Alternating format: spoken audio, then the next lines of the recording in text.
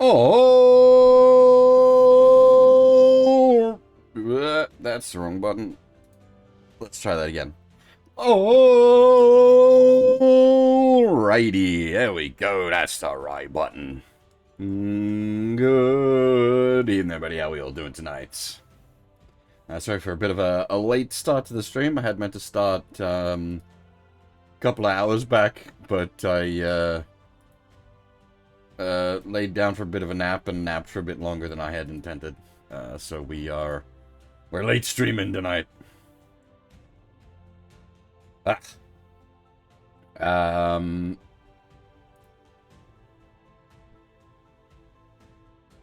I had other stuff to say. I had important stuff to say, and I've now mental blanked. Good job, me. Good job. Anyway, hey, Verv. Hey, Wiki. Hey, Ravage. Not quite a Lahar Nab. Wasn't 2,000 years, but hey.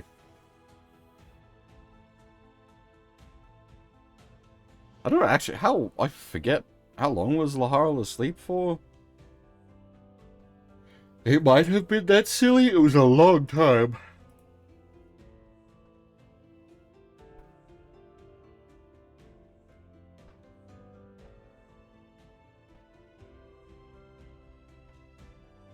No, I don't think 2,000 years is...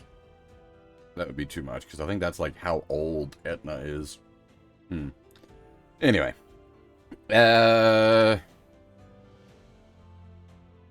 important stuff, yes. Okay, so you're not going to be able to see what I've done because there's no, like, physical representation on stream of what I've done, but I've gone in on the back end and hex edited the character files to fix the strength bug. If you remember, we picked up the Pale Blue Ioun Stone last stream, and whenever we tried to equip it on anyone, their strength went like just berserk. It'd be like 100 strength or something, like, and it was breaking things. So now we can equip the Ioun Stone, and it does nothing. And now that might be like, wow, great, it does nothing. That's what have you achieved? You achieved nothing? No. I have achieved that the strength stat now works as expected. In that all our characters are already at the max strength a Pale Blue Ioun Stone can take them to, because the max it can do is 18 strength. Not 18 percentile, just flat 18. So the Pale Blue Ioun Stone doesn't do anything for us, mechanically, but our characters are no longer glitched, which will have effects elseways. One thing it will affect, because I did a bunch of testing to make sure that it was all working, and I've changed up some stuff as a result of that. One thing it will affect, not memorize cast, the enlarge spell works now. It will correctly increase the enlarged character's strength without bugging out. So I've got on both Torishi and Wiki a couple of charges of enlarge, which we're gonna just try out anyway. I was using it just to test that the math worked, but then after I did my testing, I was like, hey, wait a minute, this would actually be useful in our current situation as well. Won't make a big difference, but it will make a difference. Maybe. We'll see. But yeah, the point there being that the character's bugged strength as a result of transferring in from Curse of the Azure Bonds, Pool of Radiance to Curse of the Azure Bonds has now been fixed. I tried some other methods that were meant to supposedly fix the strength bug. They did not work. The hex editing did. The hex editing is very hard fixing the strength bug. I think I did mention it on stream previously. I always feel bad when that happens. It's happened a couple of times to me where I'm like, lurking in a stream and not really saying anything, and then someone does like you know, like a 5 or a 10 gift sub, and I get a gift sub to a channel that I don't really watch. I'm like, I feel bad. But the Twitch systems are meant to prioritize like more regular viewers, from what I'm aware. For like when you just hand out random gift subs, it does try to give them to more active viewers, I believe.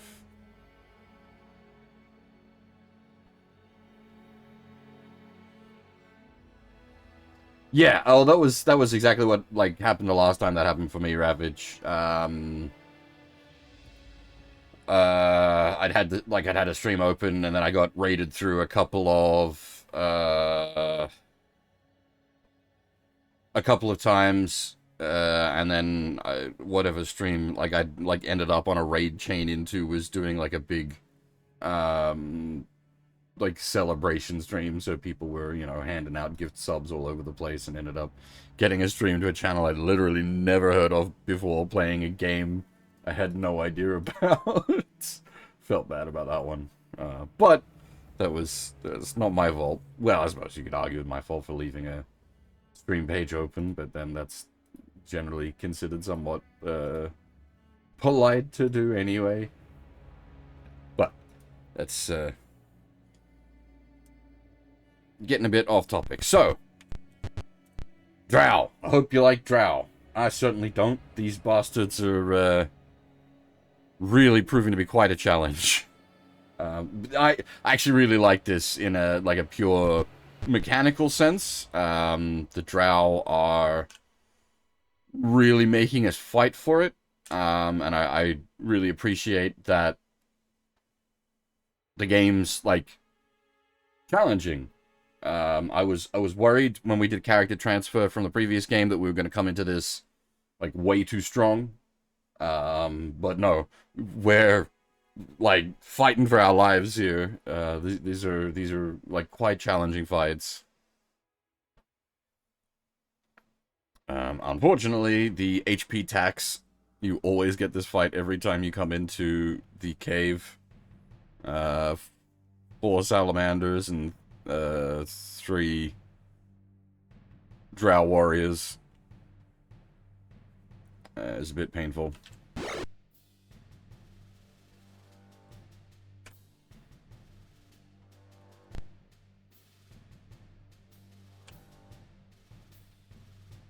Now, we do still have stinking cloud charges on people. It's not really that useful. I couldn't work it out, Furf. I was trying for a while. It's not... I think it is actually like a hard bug for the game. It's not something I can fix. I was looking around, like other people had reported it going weird with like HP values. Some people reporting it was working fine, so I just don't know on that one. I really don't know what it's doing. It's producing inconsistent results on different characters. I'm just not sure. I've a way that I could like manually math cheat it if we wanted to go that way. But I think we just won't use it.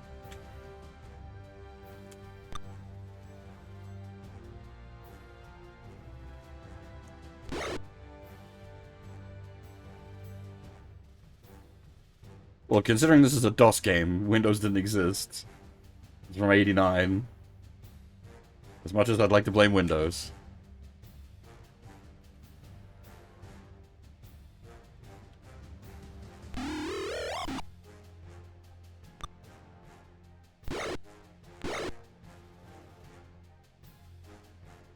Jesus, we just got fucking walloped. This is what I mean by this being like a HP tax. They just walk in here and get fucking shreked.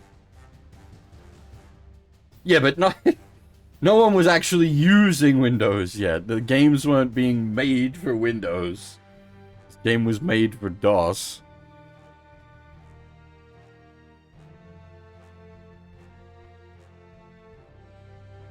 Wasn't until like 3.1 that Windows saw wide adoption.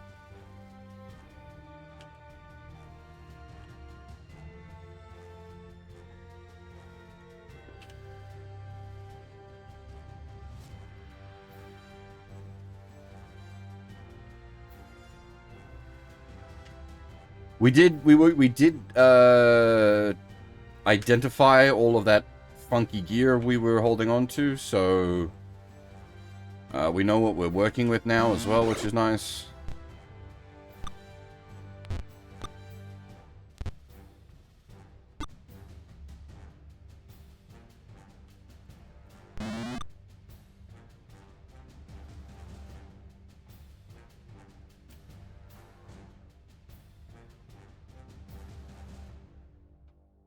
I do still have that one charge of silence, 15-foot radius. It does work, just not effectively, and like double not effectively against Drow. I was curious, I thought the Drow had like a 50% innate magic resistance. They have a 50% innate magic resistance when they're born. Every level they get additional percent magic resistance, so most of these guys we're facing probably have like 60-65% magic resistance.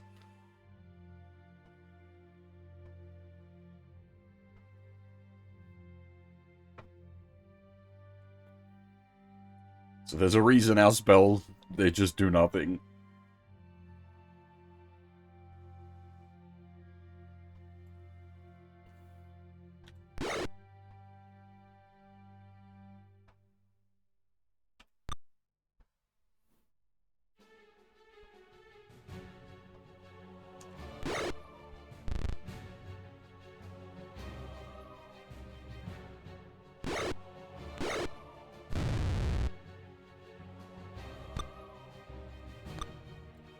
Do we have a Drow longsword on Fab now that I think about it? That would be a good idea.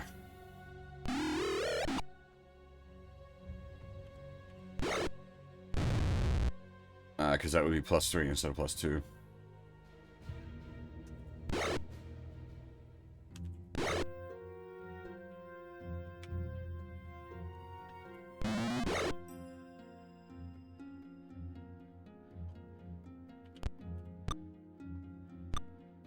It does. We already discovered that. However, while we're not in sunlight, it works.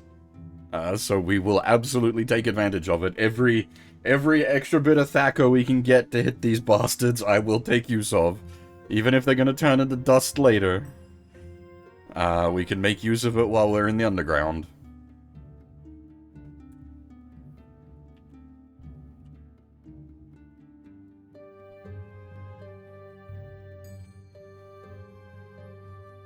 But yes, we had that happen when we tried to leave. Because I had tried to leave to go visit like the training halls to get level ups. But if you leave this area in a general sense, Akbar leaves the party. He's like, I'm just here to fight Drow, bros. If you're not here to fight Drow, I'm out. Not that, like, honestly,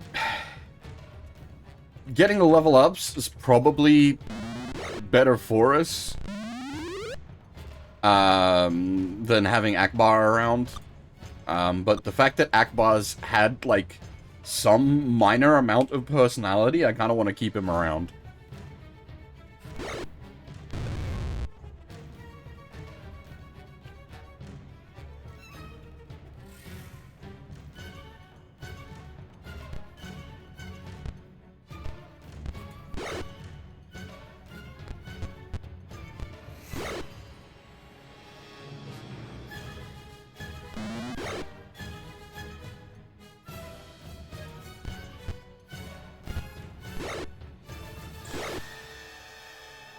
Man, we have really been health taxed. Everybody's taken just, like, not considerable damage, but just enough damage that I'm gonna have to throw some heals around and we're one square into the place. God damn it.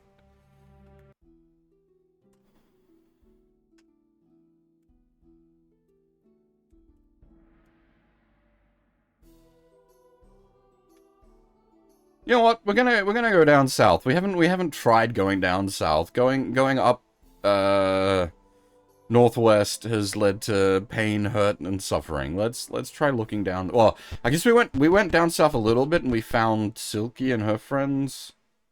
But we'll do a proper like a proper down south and see what's what. It might just be all dead ends. Healing.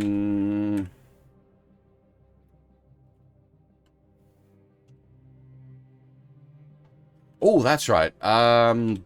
Do you have it recharged? You do. So, Bear's Paladin, he can lay on hands, and this heals for a lot. I haven't worked out exactly how much yet, but, touch thyself. We are currently down 21 HP.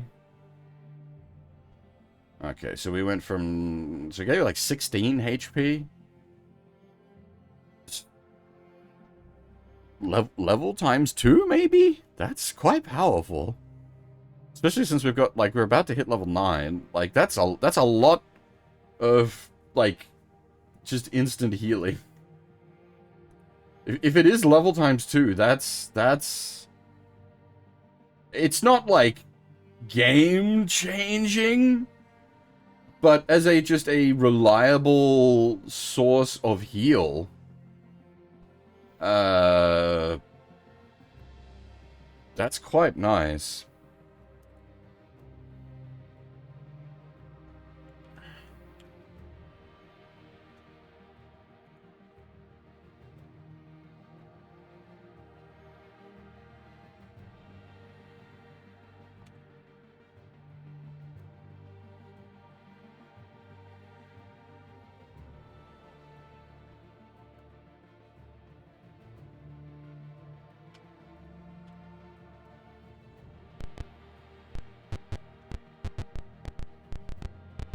This is it.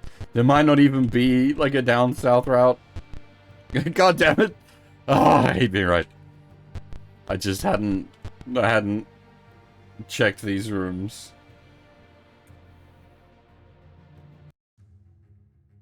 Alright, where's the casters? There is a caster, but we can punch him, so that's all good.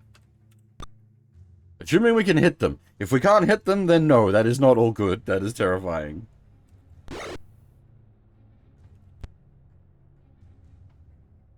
Actually, I want... Bear has the better Thaco. Get him up in the mix.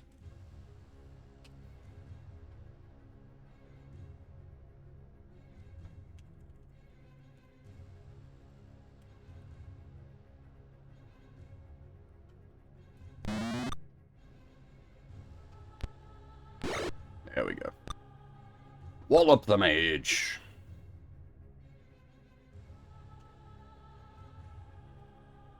Actually, you know what? After this fight... Oh, you know what? I'll try it in fight. Is it touch distance? I'm not really sure.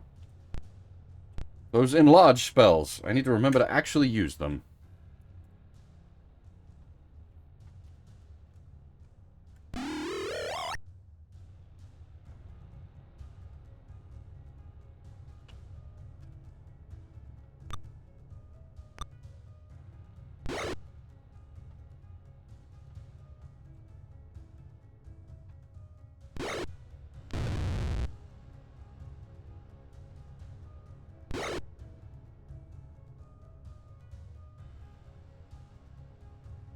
Geek the mage, yes. We are in fact playing Shadowrun. One day, I will do the Hairbrain Scheme Shadowrun games. I really do want to play those.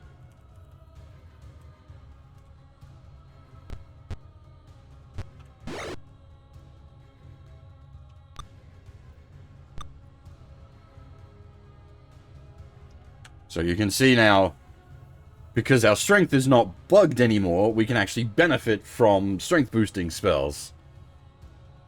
21 strength. Plus 12 damage. We're getting up to that point of like, Berserker memery, where it's like 1d12 damage for the axe, plus 100.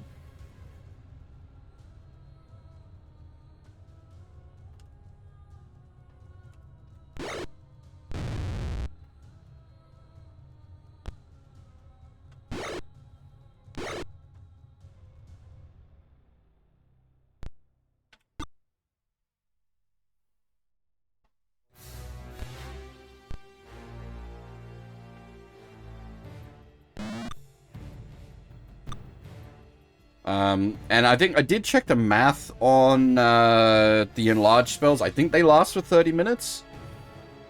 I think.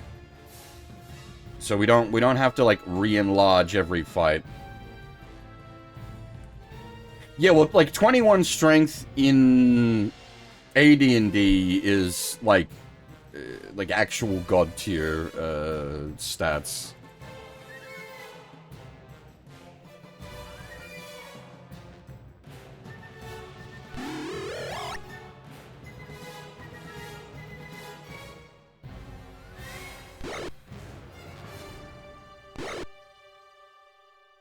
And yeah, so now I'm over as well. I don't know why only 20 instead of 21. I don't know what affects the math on it. But anyway, the point being, our two frontline boys become huge. Literally, that's what the spell does. It makes them big.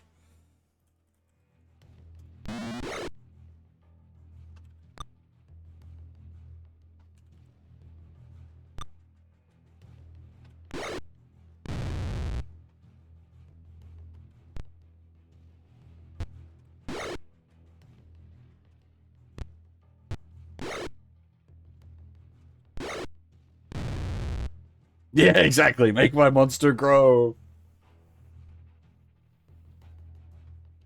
After 10,000 years, I'm finally free. It's time to conquer Earth.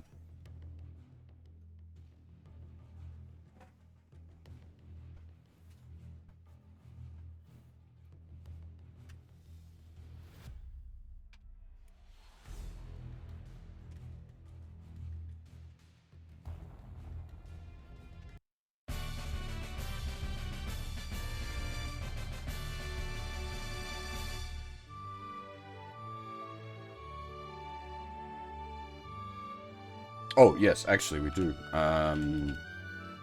Babe! Grab one of them Drow longswords. Also, Nova, you can have some extra arrows, because I've just remembered, he has like a +2 longbow that we picked up.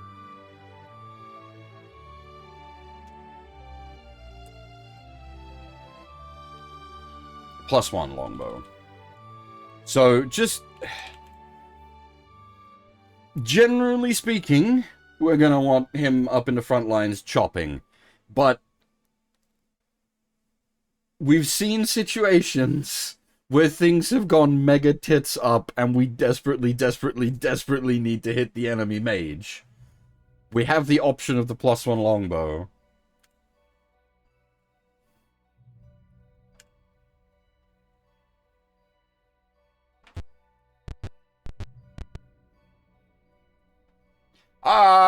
Left myself in search mode. The spells are gonna have worn off, aren't they? Watch. Oh no, not yet. Cool. Alright, well, I will have to keep an eye out, though.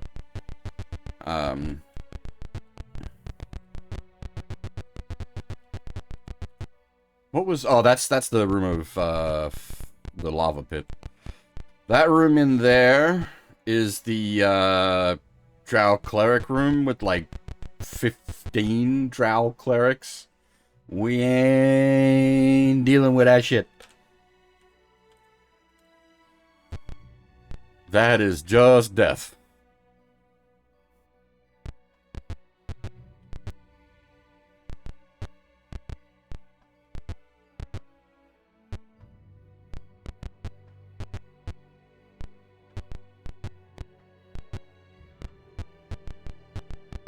Interesting.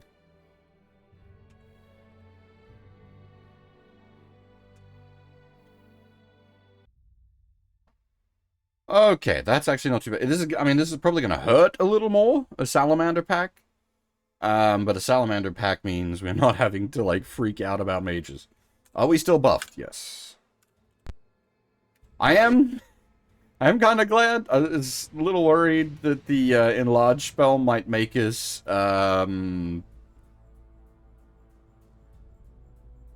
physically huge.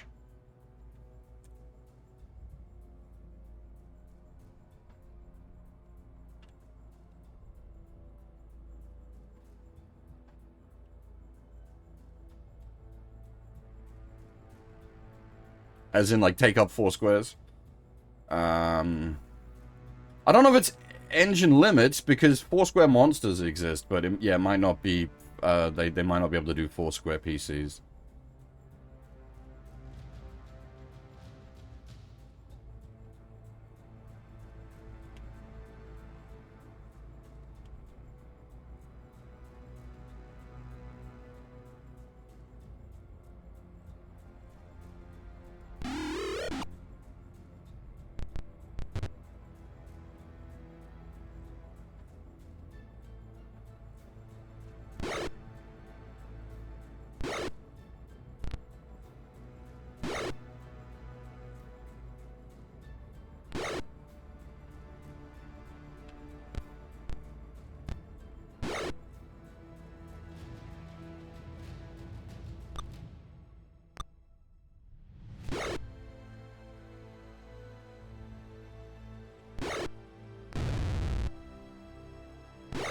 Ah, stupid. Left the enemy's threatened area and walked into a guarded square. Oh, genius.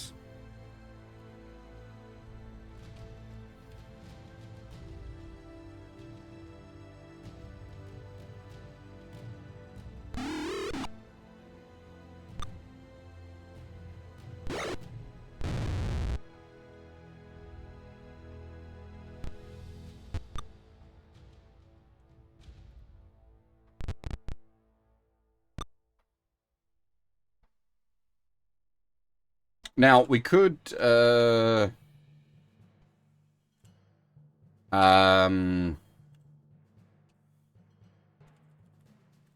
we could cast on large? Oh. Oui, oui.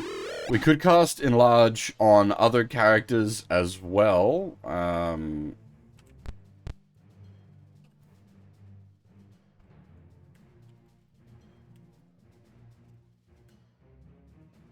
But we've only got so many charges of enlarge. I'd rather just save it for the frontline characters.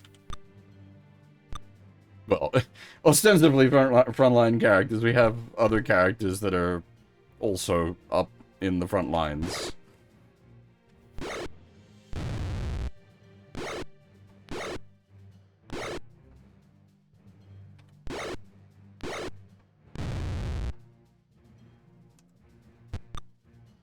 It's also like the enemies we're fighting are at the point where the extra like 4 points of damage or whatever that the enlarge is giving us is actually like pretty legit.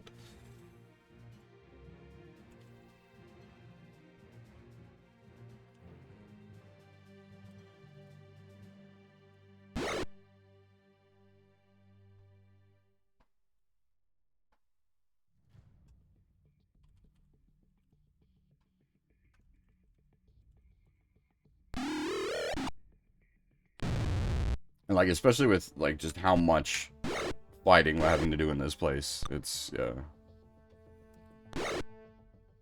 Every swing doing, 3 or 4 more damage. That starts to add up.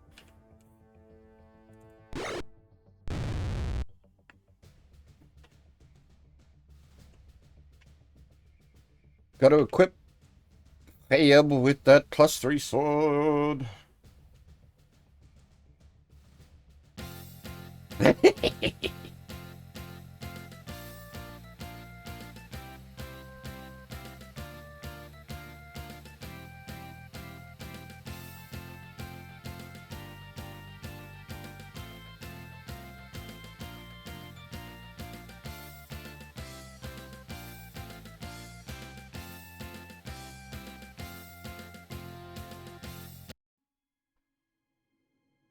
Oh, I already had a... Okay, never mind. And the other way we knew that the Drow gear was sus is it sells for 0. So even if we hadn't attempted to walk out of this area with it and it turned to dust, we knew something was up because it isn't worth anything.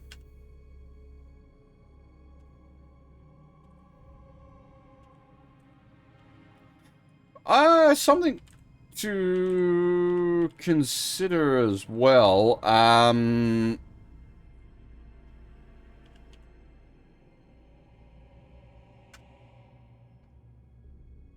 The enlarge, if it really comes to it, will let us surpass our carry limits. So we could embiggen people and turn them into pack mules for half an hour or an hour, however long the thing lasts for. If we're like deep in a dungeon and need to like haul some fucking tapestries out or something.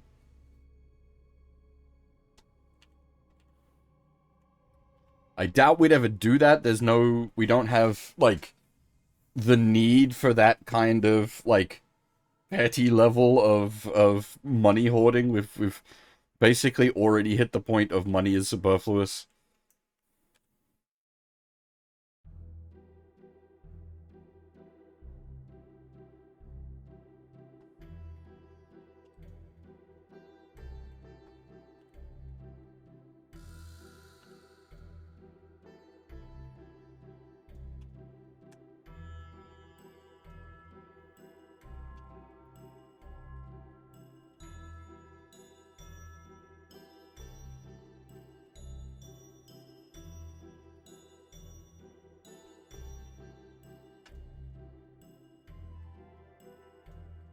I just realized I'm wondering why like Nova he got the buff second and he's shrunk first, but the duration of the spell is based on the caster's level, and I think I used Torashi to make Bear big and Wiki to make Nova big. Wiki is a lower level magic user.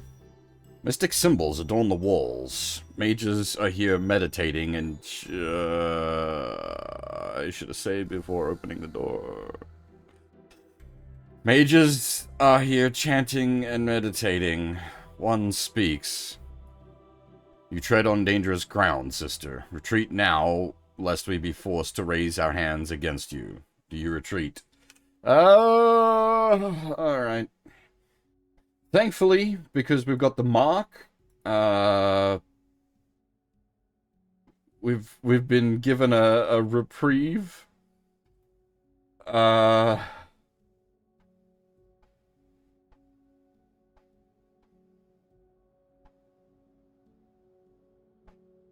What I might do...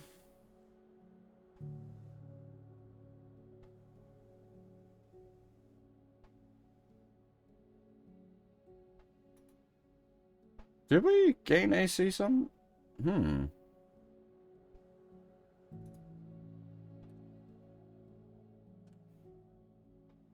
Gain AC. Oh!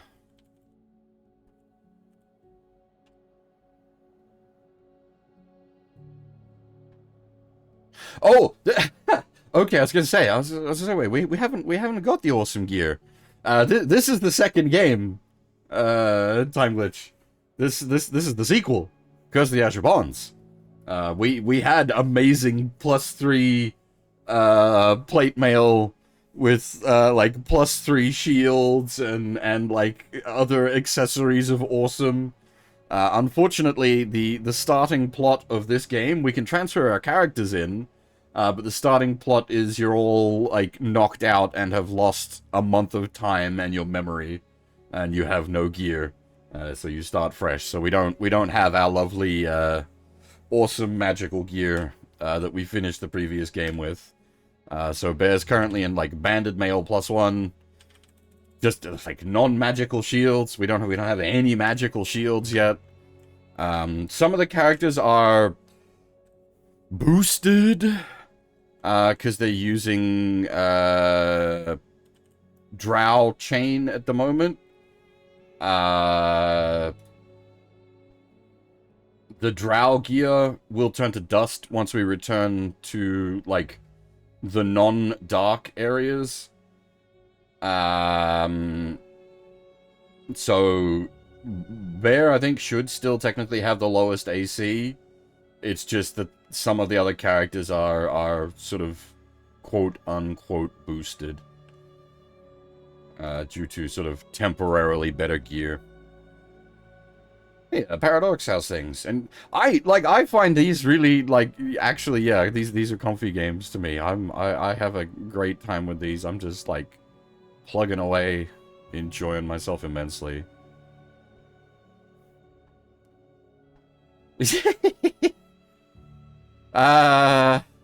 Aspirations?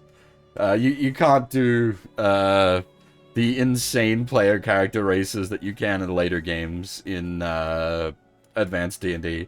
AD&D First Ed, the player races are... Oh, let me think. Human, dwarf, elf, half-elf, halfling, gnome, and I think half-orc are the officially available, like, player races in the PHB. I think some of the Splat books add additional classes. I don't think even in... That might not even be in First Ed. It might not be till Second Ed. I know Drow, for example, become a playable race in Second Ed, but not in the base books. It's an option in one of the later books.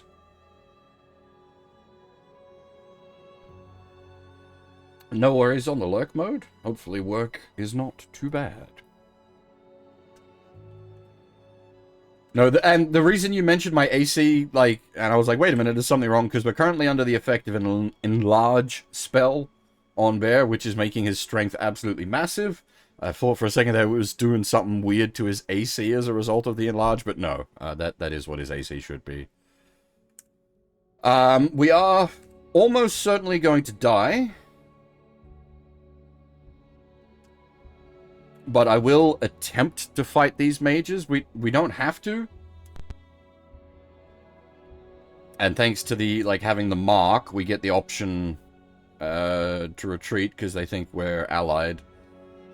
But we'll attempt to fight them. We will almost certainly die.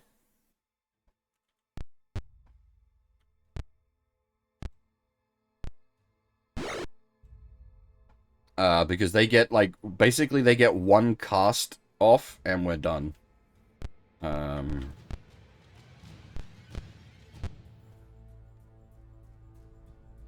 because they're Drow, and like multi-level up Drow, they're like 60-ish% plus innate magically resistant.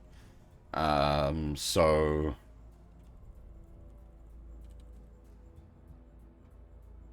our shit is just like gonna bounce off them.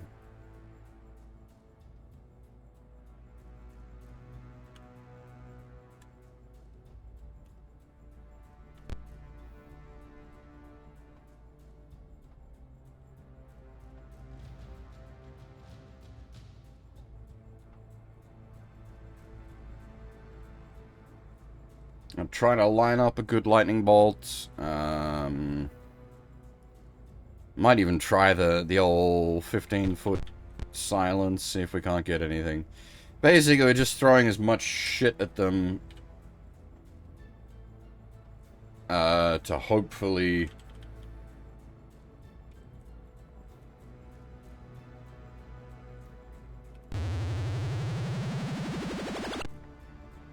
Yeah. So that hit like 6 of them with the rebound and damaged none of them.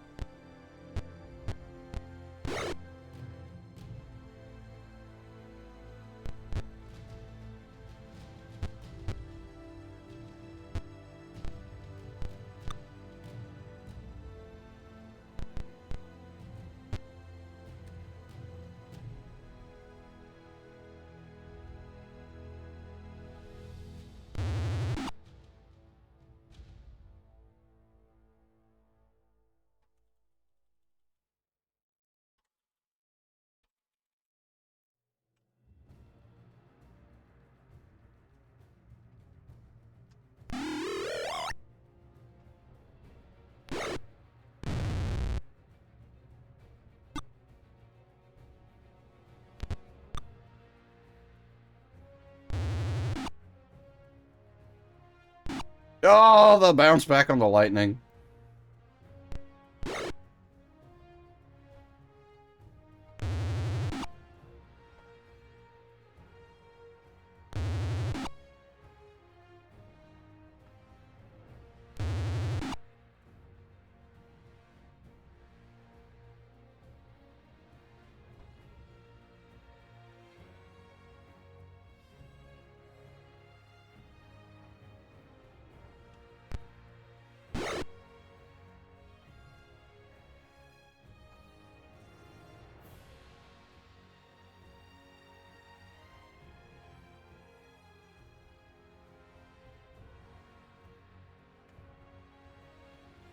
As I said, this may just not be possible.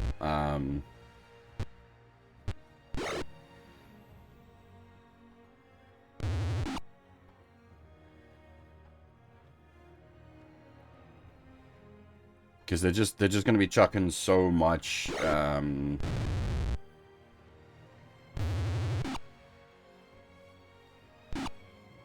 you'll note, like, they don't need to give a fuck about their own lightning bolts, because it basically isn't going to hurt them, so they can throw lightning bolts through their own dudes.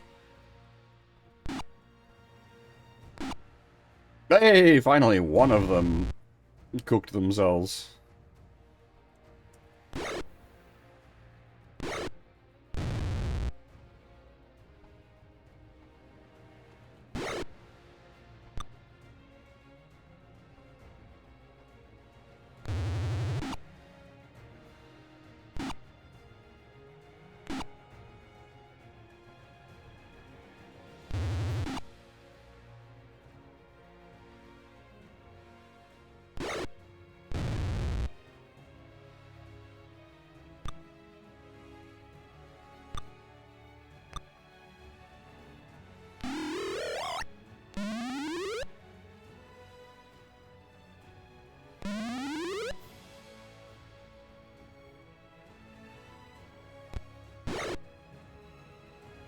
I don't even know if this is, like, worth doing as such.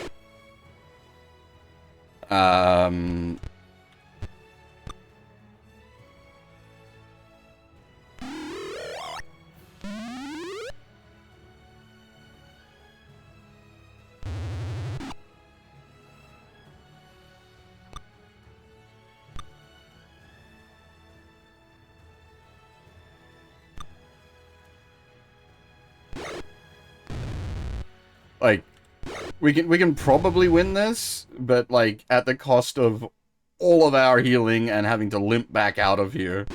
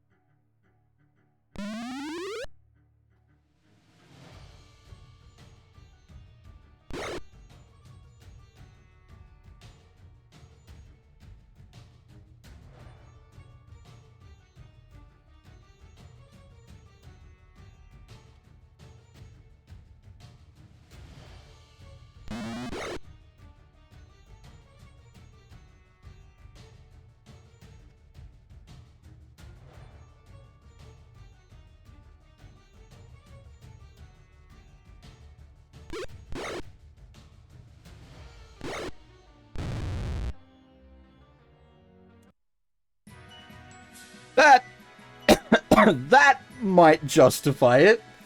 7,300 XP.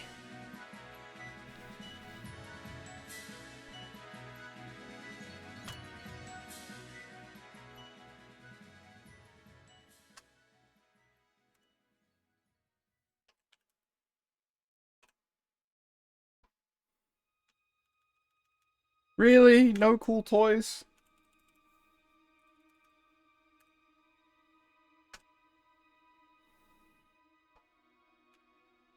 Is there... We'll have a poke through the room. Yes, enemy spellcasters. That's how it be. It hurt. It hurt a lot. room full of enemy spellcasters is just like you can't control them. There's too many of them. You're not going to be able to do it. It won't hurt.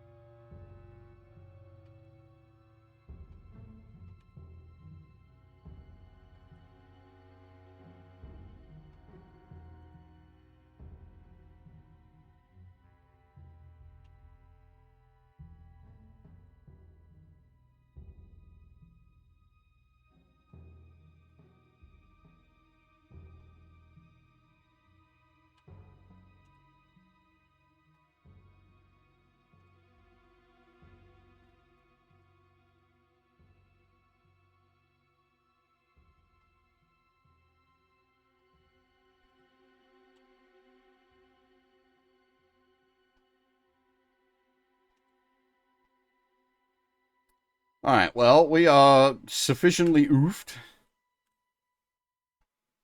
Is that even having worth our time? Oh. There does not appear to be anything. Do I put it into search mode and risk even more encounters? Is there really nothing in this room? It is just assholes.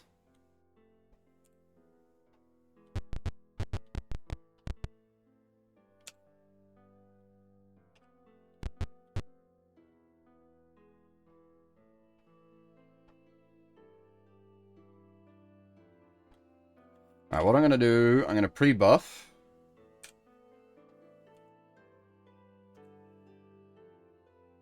And just try not to take any fights, basically.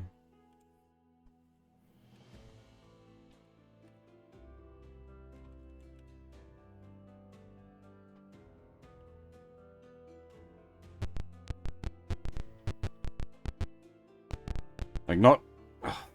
If we can just keep, like, dodging the enemy packs by running away, that works out in our favor. I don't know if it's a 100% chance to escape.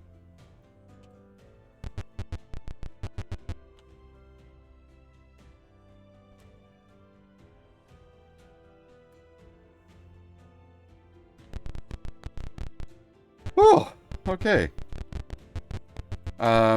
Painful is a bit of an understatement. Ow!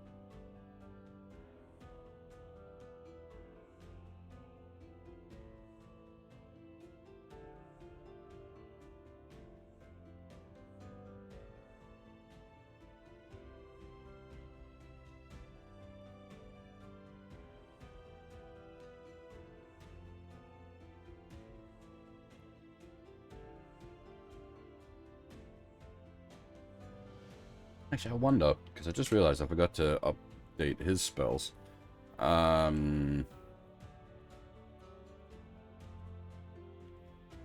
If I do a fix, which counts as a pseudo-rest, he does indeed memorize spells while we're doing the fix. Nice. Alright, I don't actually have to do them as separate things. That's good to know. I will keep that in mind.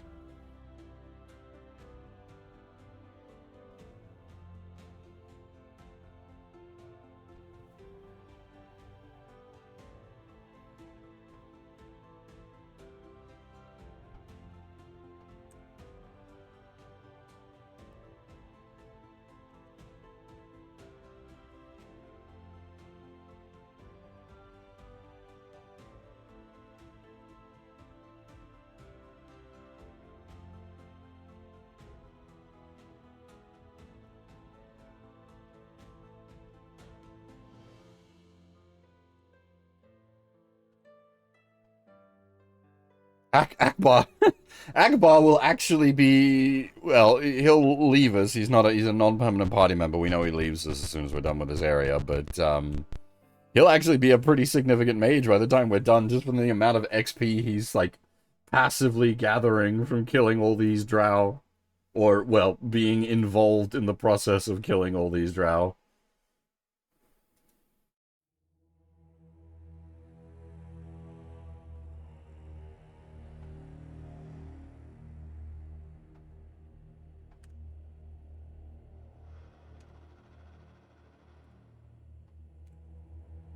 Unfortunately, once again, we got to do the tax fight.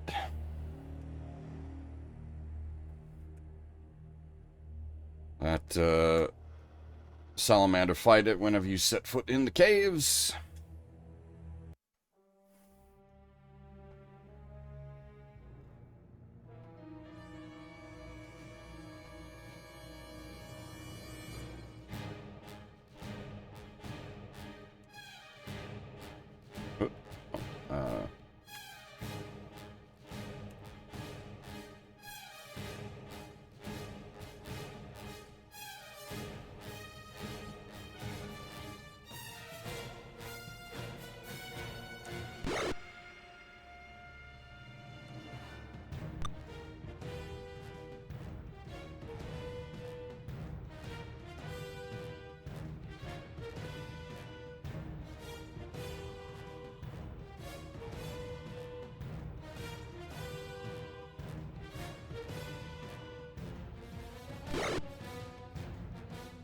I need to cast the enlargers as well, don't I?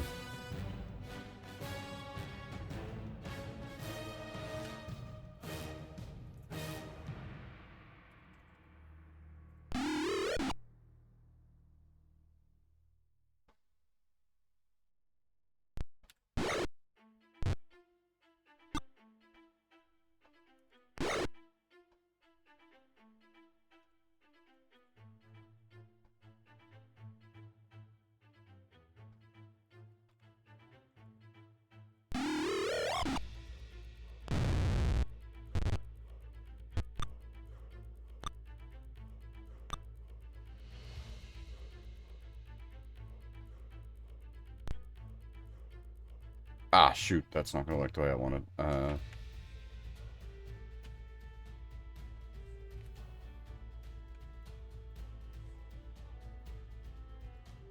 That could work.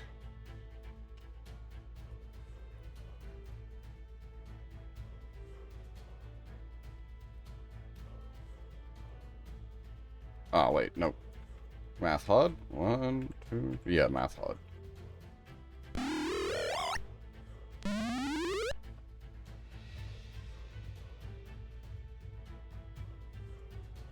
Technically, it can affect the Drow. It's just very unlikely to do so. I don't know if they get, like, their innate Drow anti-magic against it, and then if that fails, they then get to roll their regular saving throw against it, and it's like,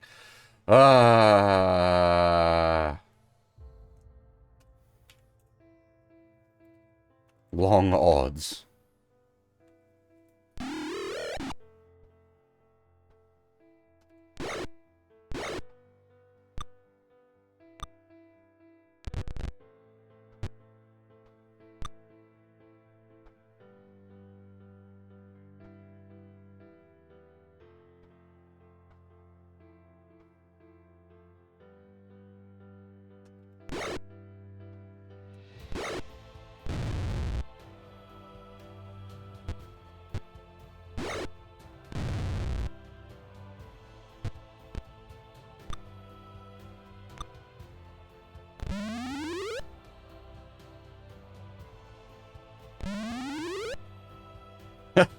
Hey, don't worry, I started really late. I planned to go to, like, post 6 a.m. anyway. I was expecting to still be going by the time you get up. Or by the time you get up for reals.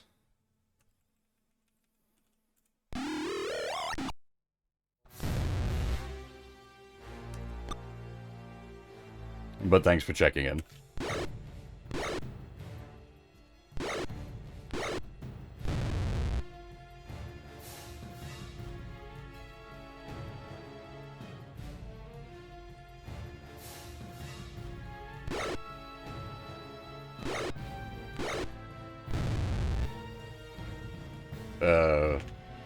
rowdy neighbors, or just, like, act of God?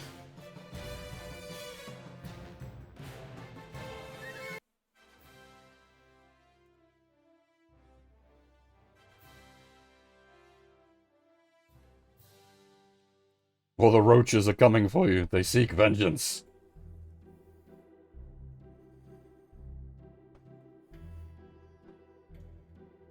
Oh god. Okay, that's actually pretty serious.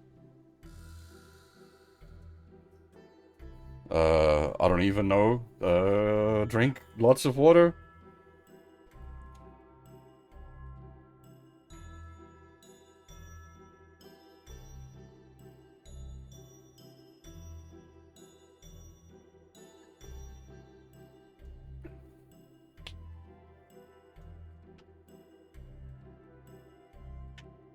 Hey, we didn't actually pay the tax that time. Nobody got hurt. Nice. We actually come in at full power. Well, we spent a few spells, but...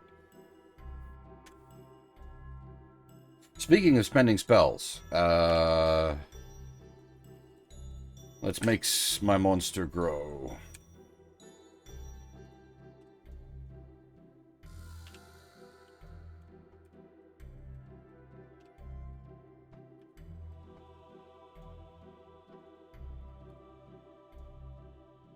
Alright, our front line is now huge.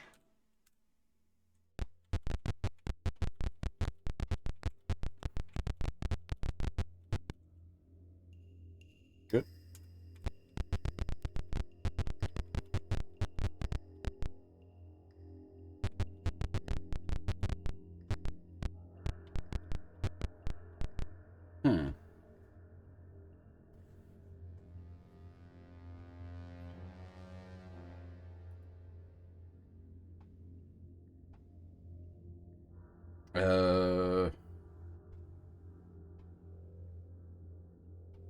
Oops. Clicked the wrong thing, sorry.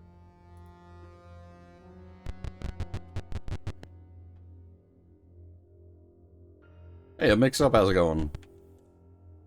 Man, holy shit, we're getting lucky. We got like 3 patrols in a row that we could just pass. Alright. We'll squash these guys, since we're huge.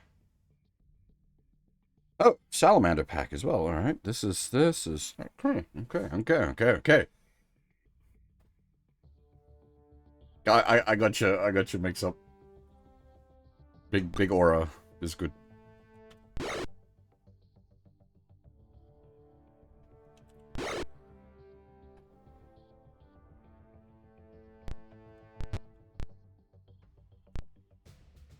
Just a little bit. It's from 1989. That's as old as I am.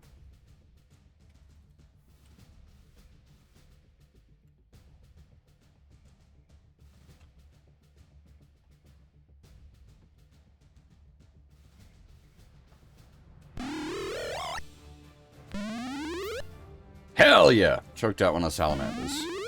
Choked out 2 of the salamanders! Damn, son!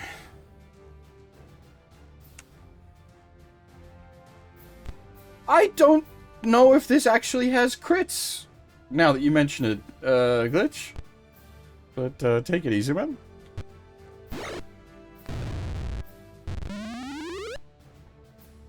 We choked out another salamander because they opted into the cloud. Holy shit. We are getting obscenely lucky right now.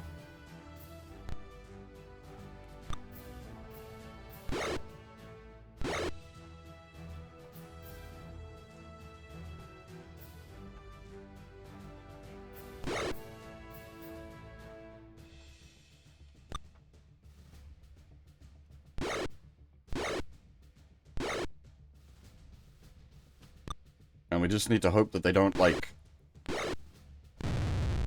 make their saving throw versus death by choking before I can get around to there and chop their heads off. This is a job that Akbar... God damn it, I'm 1 square out because I pressed... that was my own fault. He absolutely could have done that. He totally could have got around and bonked that guy.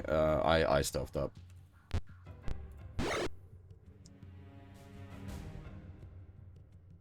Oh, that's all good mix-up. Hopefully everything's alright on your end.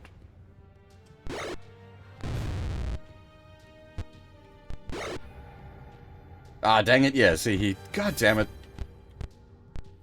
Made his... save.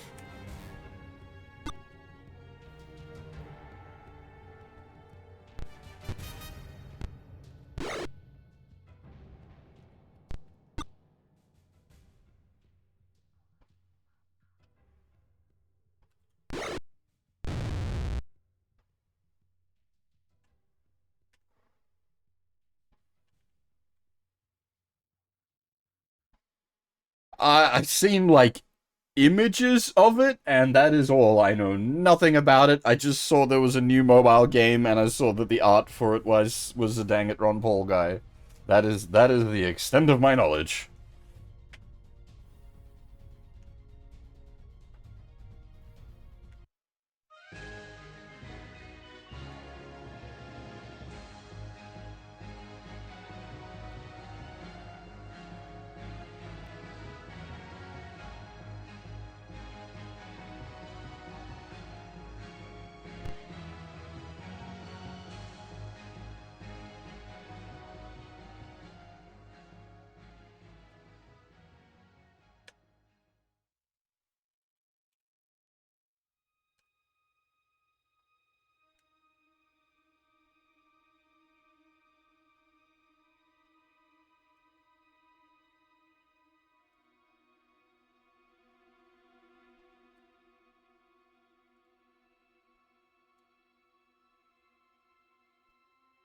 What I did see is that the new Suikoden game that got announced, it's a mobile game, and everyone's reaction was no.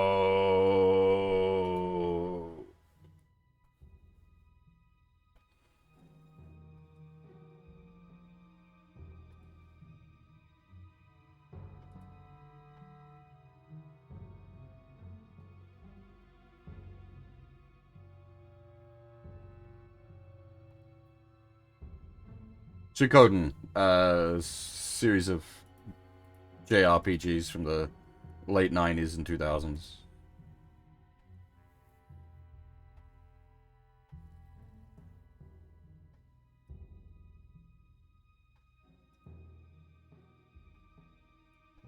Ads already? What? Oh, shit, we have... Fuck! We have been going for over an hour, god damn. When did that happen? It felt like 5 minutes.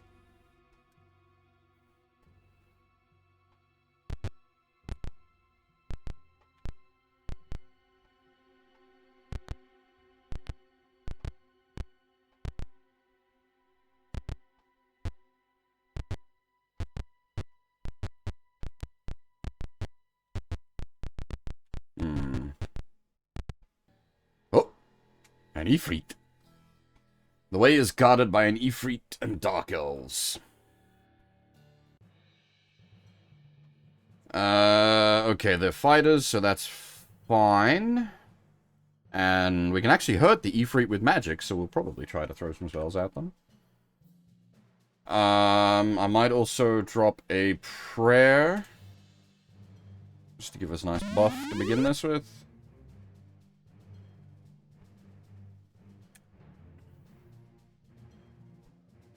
If that hits, we just turn this fight off, basically.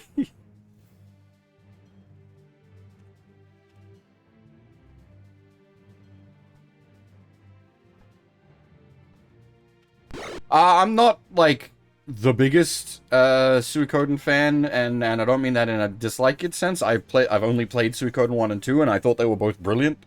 I just haven't played the rest of the series.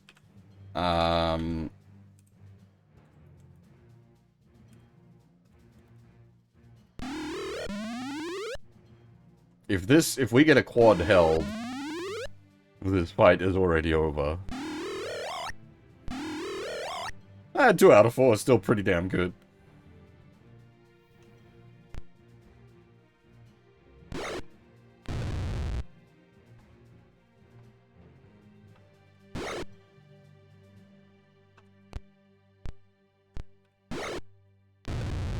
I can very easily recommend 1 and 2. I thought, as I said, I thought they were both great.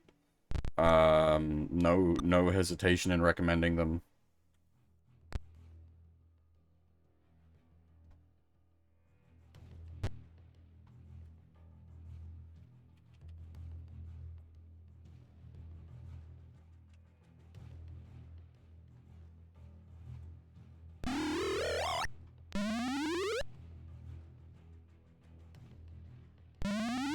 Nice! We choked out the other two. Hell yeah.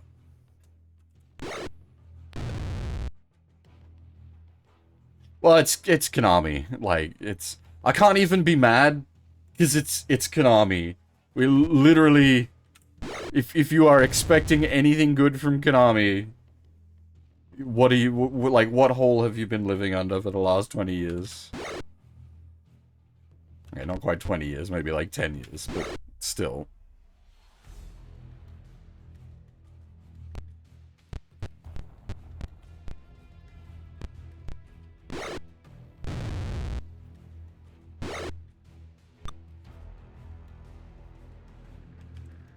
But it is still disappointing.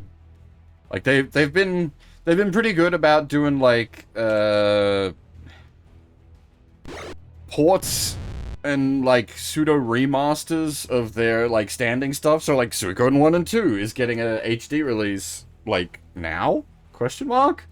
But then going along with that, and it's clearly now this, because it was like, why are they doing that? That's nice that they're doing it, but why? This is why they're wanting to do that, to use it to promote their fucking mobile game.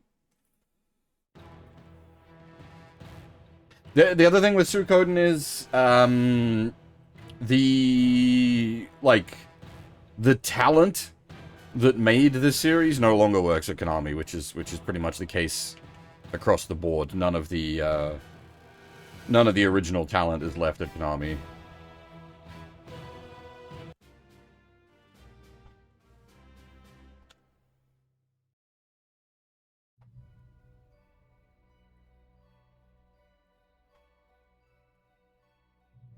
Yep, that's my problem with a lot of like gacha games that I've found interesting over the last couple of years. My response has almost universally been, I wish this just was a real game. It's like Zenless Zone Zero. I tried that out. I was like, could this just be a real game, please? And then what else did I try? Final Fantasy VII Ever Crisis. It's like, couldn't you just this is just a real game. Can you just like can we just have this as a real game? It doesn't need to be the gacha shit. And like Limbus Company, it's there's so many things where it's just like, can I just have a real complete game that doesn't need me to commit continuous time of my life?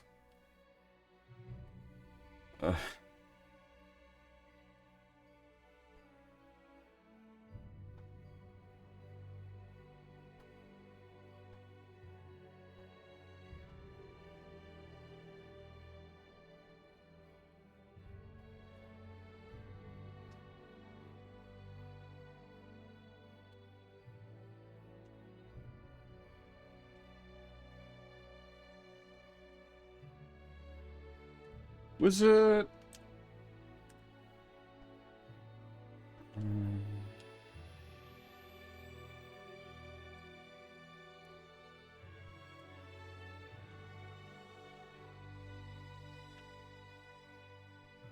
Alright.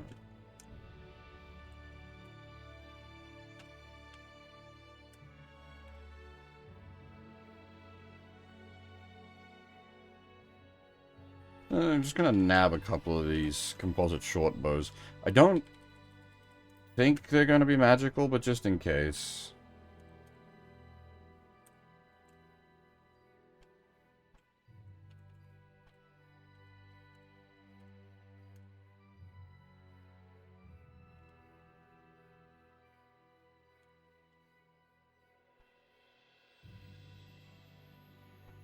A certain what, sorry?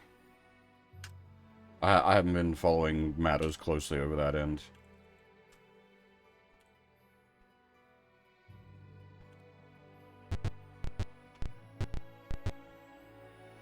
At your approach, the elves collapse the tunnel. You hear, none shall reach the divine Wait, that was a fucking... Oh, shoot, what's the Dark Elf city called? There was an entrance to the...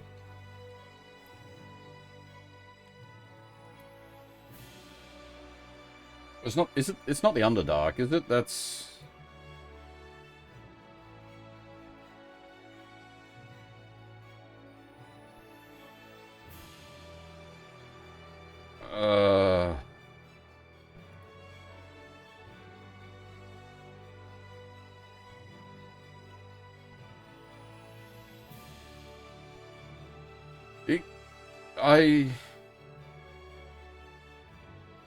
Menzo Baranzan? But this isn't... Menzo Baranzan isn't out here, right?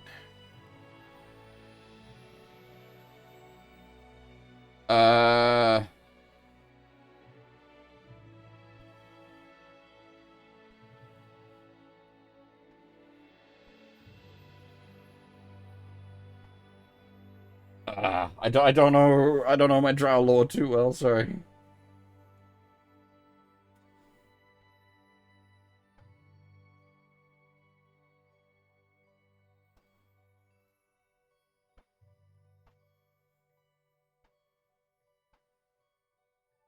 Yeah, Damiduki, how's it going? Never played D&D, but the game looks neat. It is neat. I'm having a fantastic time playing it. Honest to God. We haven't really had to do much yet, but we've got all these lovely like books, reference books and whatnot that we're using as well. I'm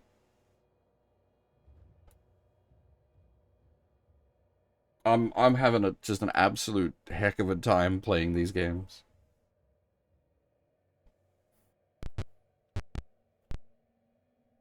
The way is blocked with rubble. You know, I feel like that should, like, stop the Drow patrols at this point, then.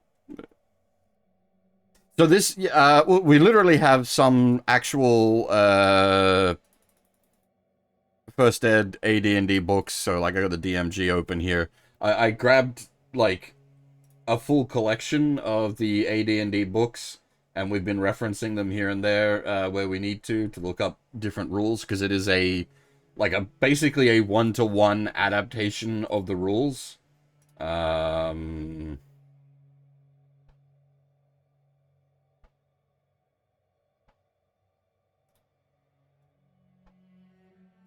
So we, like, for certain, like, magical items, for example, the description in-game has been, well, like, non-existent.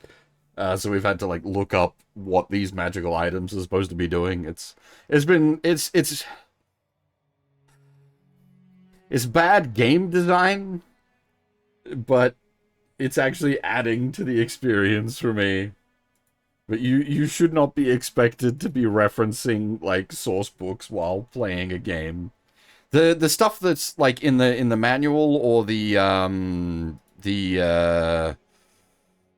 journal, that's all good, because that comes with the game. Obviously, you need to, like, own a physical copy of the game to get those, but that's fine. I have no problem with that. And the digital versions of the games these days all come with the documentation included.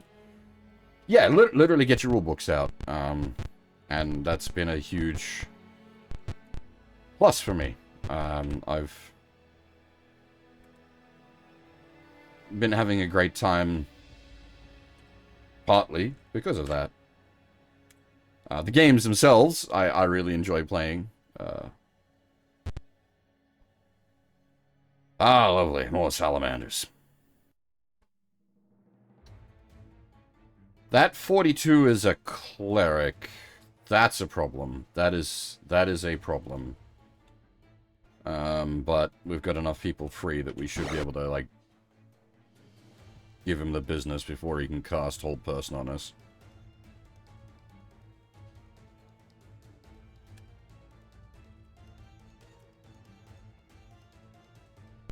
Oh, this is not... This is... You mentioned Limber's Company earlier. This is a game I would put on tier with Lobotomy Corporation. It's the kind of game that I'm, like, having an absolute blast playing, and I could never recommend it to anyone. Though, I'd say for different reasons, Lobotomy Corp is evil. This game is not evil, but it is so old and janky that I suspect, like, just most modern, gamers, would just not get along with this.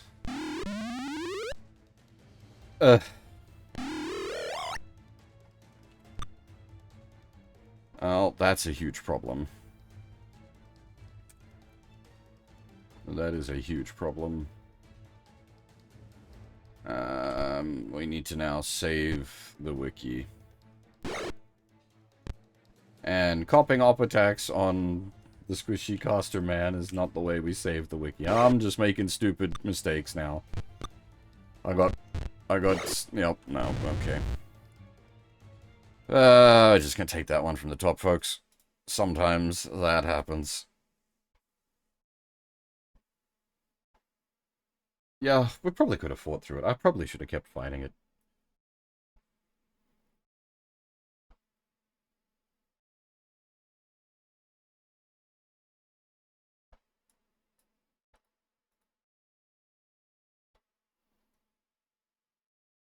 Yeah, and like, from a like a proper game design standpoint, like it's not good game design that we have to like reference source books and external material and back fu. Oh, I never saw the that was a French animation, wasn't it? Never saw that myself.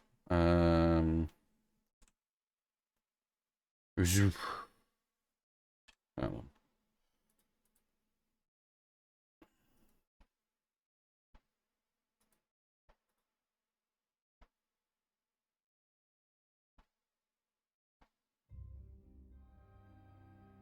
Ah, I've barely played Wagfu. I gave it a try. But I've tried a million different MMOs back in the day. Yeah, well, I was familiar, well, not really familiar with, but I knew Dofus as well, which was pre-Wagfu.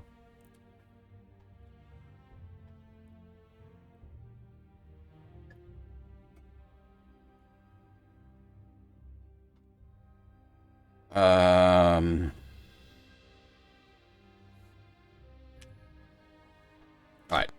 Let's try that again with less fail, please.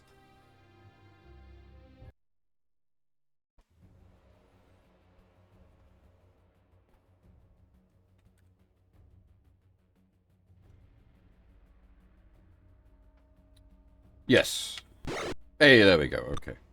All we needed to do was land a single hit on that guy, and all the,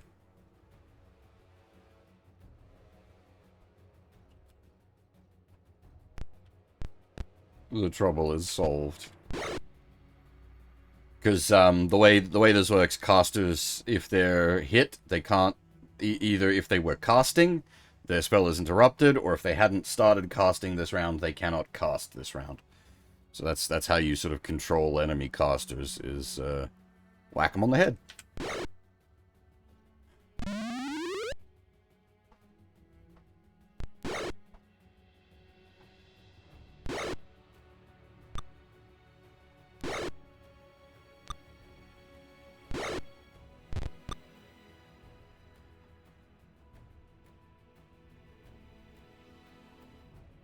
Ah, the French are mega weeps anyway.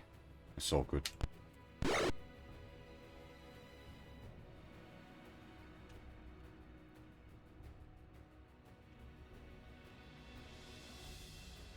I've never used TTS for that sort of thing, but I do believe many people do, and there's like tons and tons of like plugins, X-Packs, however you want to call it, that allow you to sort of like play many different board games,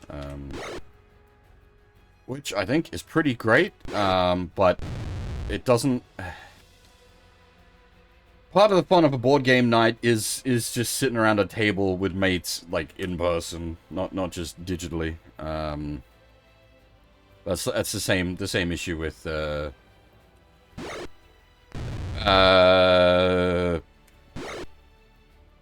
like any sort of digital tools for doing like tabletop RPGs and whatnot. It just it's not the same as playing in person. But I'm very glad that the options are there as such.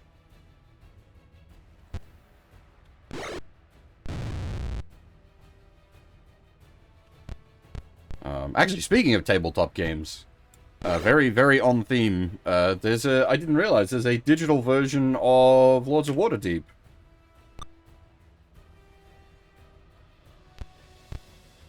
Which I own a physical copy of the board game. But there's an actual like full-on legit Steam, I think Steam and iOS, but Steam release of Lords of Waterdeep.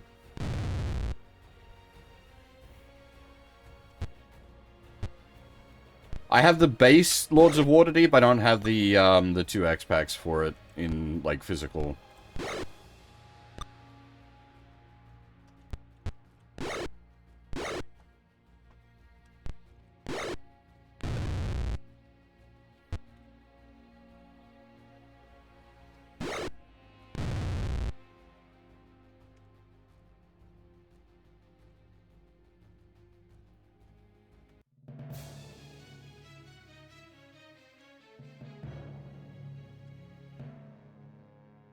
There's another thing, like, this game, no mouse control.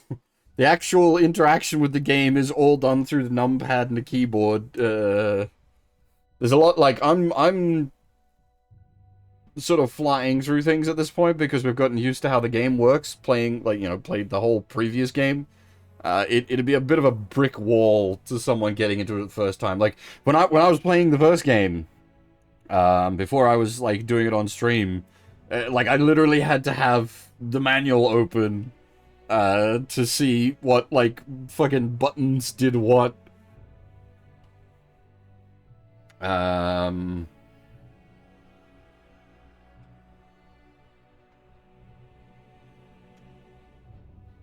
dreamlike voice in your head says, "Great danger lies before you. Be fully prepared." Is this a DOS game? Yes! Amongst many other systems. There's a PC-98 version of this game.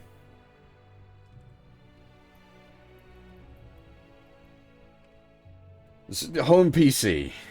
From '89. So, like, yeah, DOS, PC-98, Amiga, Apple II, Atari, Commodore 64. The version in particular that we're playing is the DOS version. I should probably also explain now that I think about it. The music is done through an additional tool called the Gold Box Companion. These games, as a collection, are referred to as the Gold Box games. It's the Gold Box engine. And we're using a program called the Gold Box Companion, which is what's giving us the music, and it's also giving us that top menu with all the character information on it, and the map menu that's on the side. Those aren't natively part of the games. The screen in sort of the middle is the actual game window, and then we've also got our collection of books down on the bottom left as well. Yeah, bottom right. Sorry, brain. Hey, Kuro, how's it going? You're up at a weird time, man.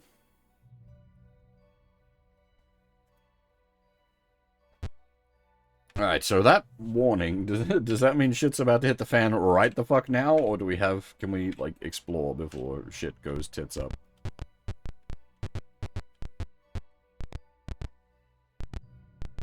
Yes, mix up. Yes. As I was saying before, like, this is,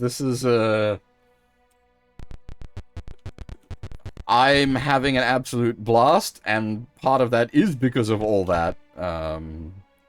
You should have seen, like, so this what? This is the sequel. The previous game, Pool of Radiance, when we finished that, we were able to export the characters at the end of that game and transfer them into this game. Oh boy, that took some work. Jesus Christ. That took a lot of screwing around. And then, like, just today, I had to go in and hex edit the character save files because there's a weird bit of data corruption that occurs from importing the saves that can cause the character stats to break under certain conditions, which I have now fixed by literally hex editing the save files.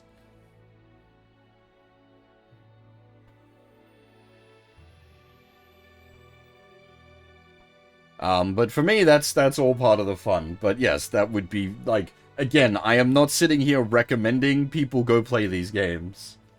And not because they're bad, but the amount of fucking around to get to where I'm at is probably beyond most people's willing levels of effort to play a video game.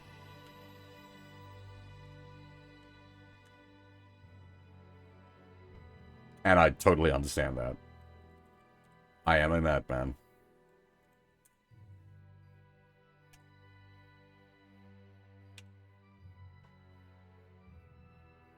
Hexadecimal, it's a, lots of computer stuff is stored in hex values, which is base 16 math, represented from 0 to 9, and then A, B, C, D, E, F. And you can look at those values and change them, and it'll tell the program to do different things.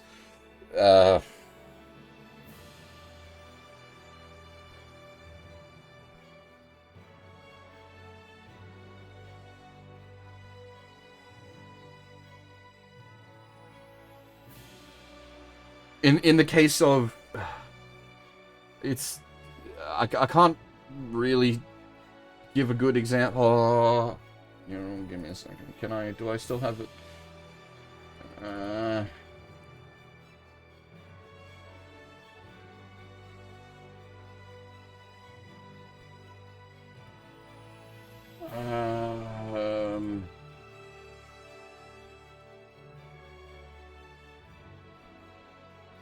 Hang on. I can do this. I can do this. We can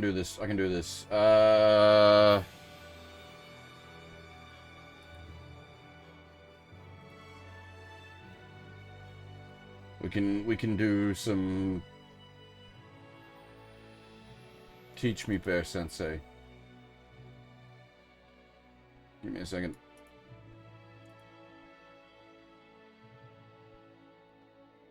Yeah, here we go. Okay.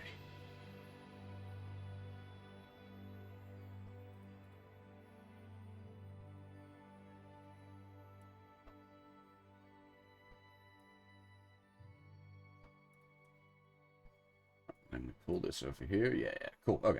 So this is the character file for the character Bear at basically the last save we made. It's probably not the best example now that I think about it, actually, because it doesn't stand out as much. But you can see at address range 10, there's like 12, 12, 12, 12, 12, 12, 12, 12, 12, 12, 12, 12, 12, 12, 12, so 64, 64. That's hex values. 12 in hex is equivalent to 18 in decimal. So if we come over to, oh well, now I've changed it because we've got spells cast on him, so this is not a good example now either. Damn it.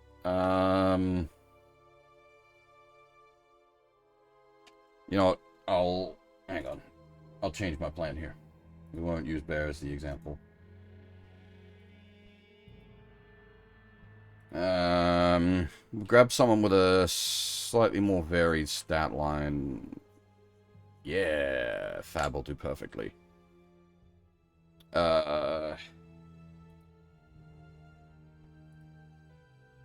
It's character 3. A.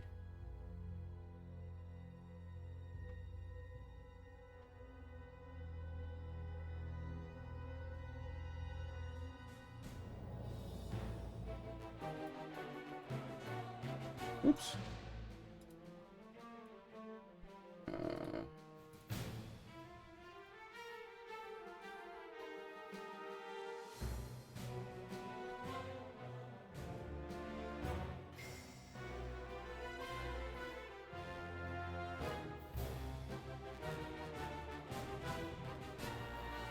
All right, here we go. So we have Chayeb. Bring up the Chayeb. Serve as a better example for what we're working with. So, all right, on the second line, the address range 10, you can see like 12, 12, 10, 10, 10, 10, 10, 11, 13, 14, 14, 10, 11, 63, 63. So these directly correspond with Fab's stat line. So the strength 18, that's the 12s. So you've got the two values, I believe, the first value is their unmodified, like their raw stat, and then the second value is its current stat. So that's with like buffs and like being changed by like accessories and magical items and whatnot. So you can see in the case of Fab here, we've got the 18 strength, and then we've got the 16 int, because it's hex. A one in the first column represents 16, and then the 0 in the second column represents a 0. So you've got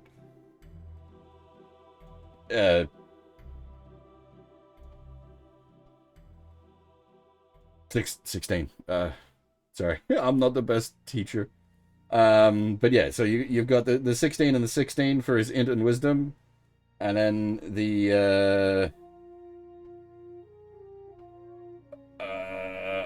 11 and 13 for the dex, because his dex is currently buffed by the braces of dexterity that he's got equipped. The 14 for the constitution, because technically his base constitution was 19, but it went up to 20 over the events of Pool of Radiance. And then by transferring it into this game, it thinks the base value is 20, so it's just set his base value of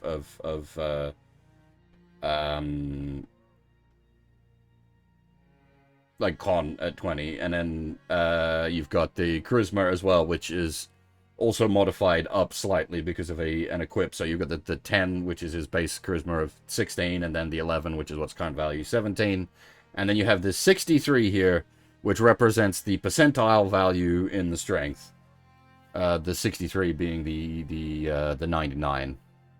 If he had the full 0, which is the 100 percentile on the strength, it'd be 64.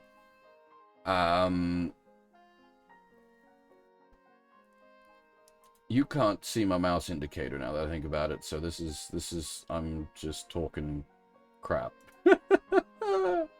Lovely. Hopefully you get what I'm getting at here. But if you specifically, what happened if you see like the address range 10 on the or 10-0, which is the 12 here, which is their base strength value.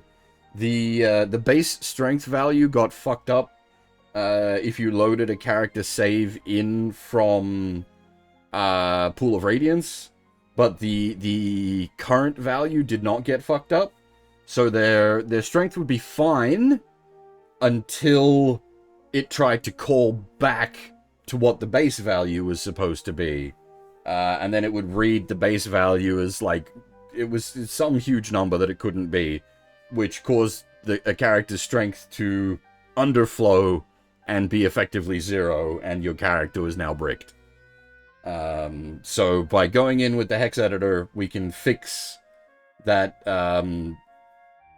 address 10-0 like base strength value to what it's supposed to be, so that the game functions as intended.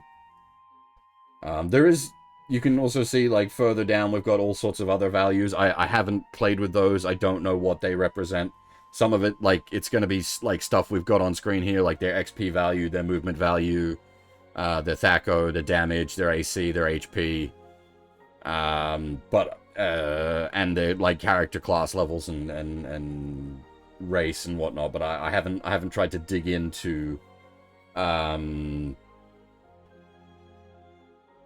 what those are supposed to be. I don't want to be sitting here playing with a hex editor. It's just we had to fix the bug. But thankfully, this is all leading back to what we're doing at the moment. Anyway, thankfully, by fixing that strength bug, we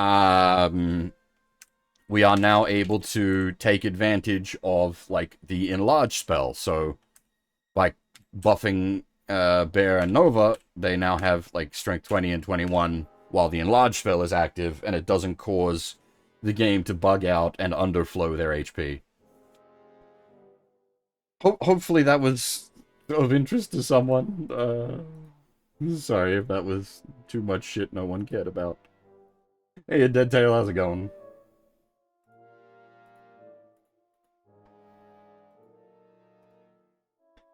Alright, let's see what's behind this here door. A fucking bone dragon! Held in the center of this room is the huge skeletal form of a Dracolich. I am Crimdrak, mortals. You have reached the heart of my domain. It pleases me to let you live. Do you surrender? No, fuck you, buddy.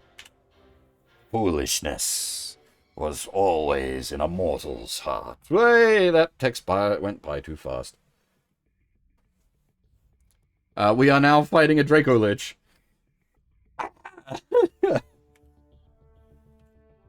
Suddenly. I'm gonna assume turn undead don't work. You aren't going to be immune to magic, however, so we can throw spells at you.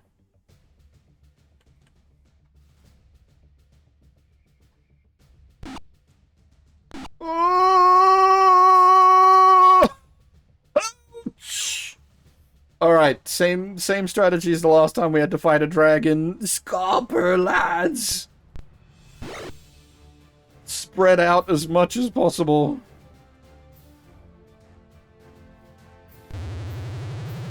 Oh. That did nothing to him.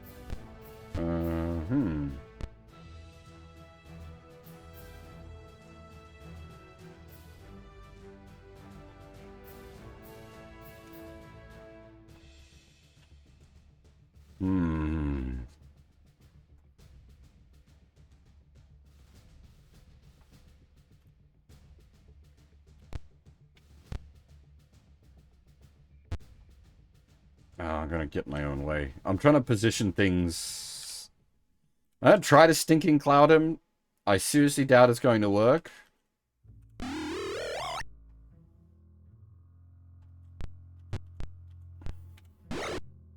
Alright, we want people on, like, just not stacked up, basically. Everyone needs to be spread everywhere so they don't cop fire breath.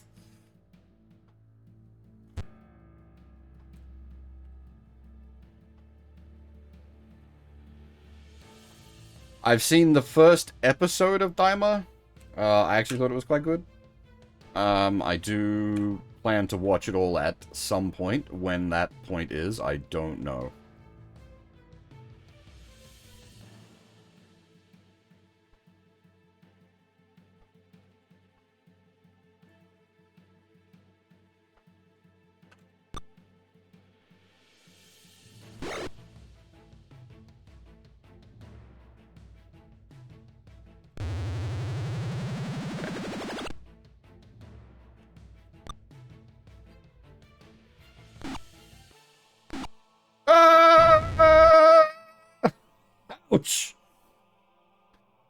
mega dead.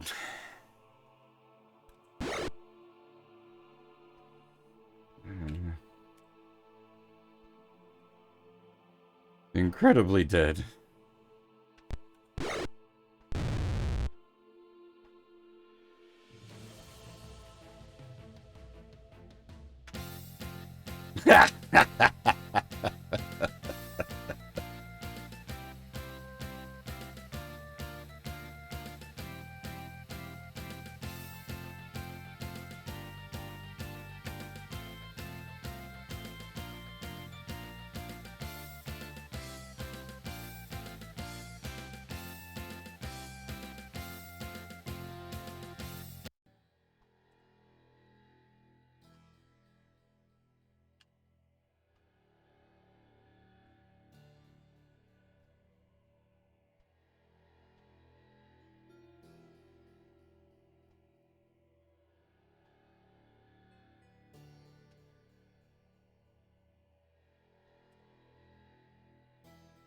Ow.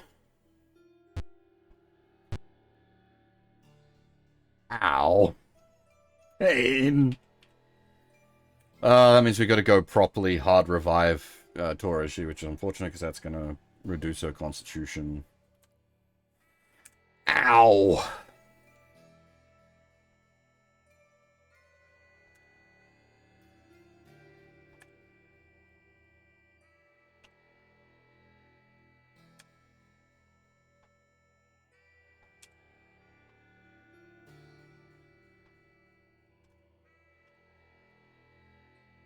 Well, from what I'm aware, a lot of, like, the way Toriyama approached Dragon Ball, it just sort of, like, as it took his fancy. He didn't, like, have, like, a, you know, big, deep plot written out and prepared ahead of time.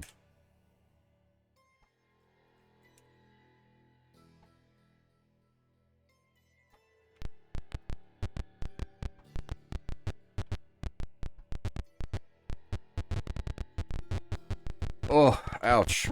Actual dead people. Again, I really appreciate that... Oh, really? Oh god, that's actually a huge problem as well. This is very awkward. Alright, they do have to play by line of sight rules, so what we're gonna do is... This is going to be very boring. But we're going to draw them into us. I'm not running down a corridor at them, letting them just chuck magic at me.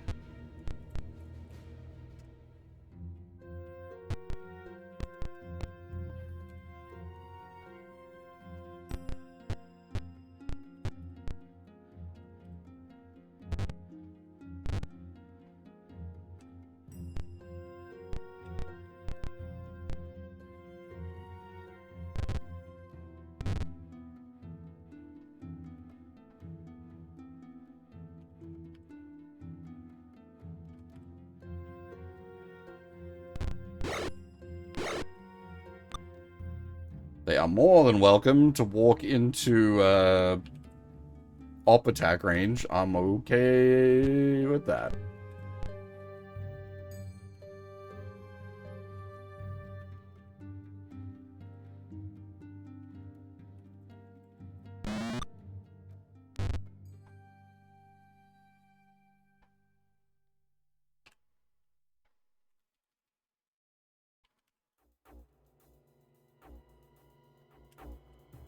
I was just saying, like, I appreciate the, like, the challenge that this dungeon has provided.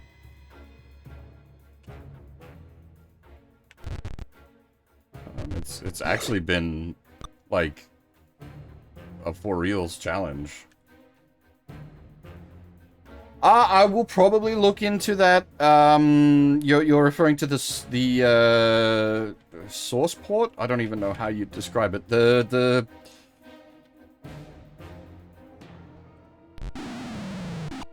oh. Lovely.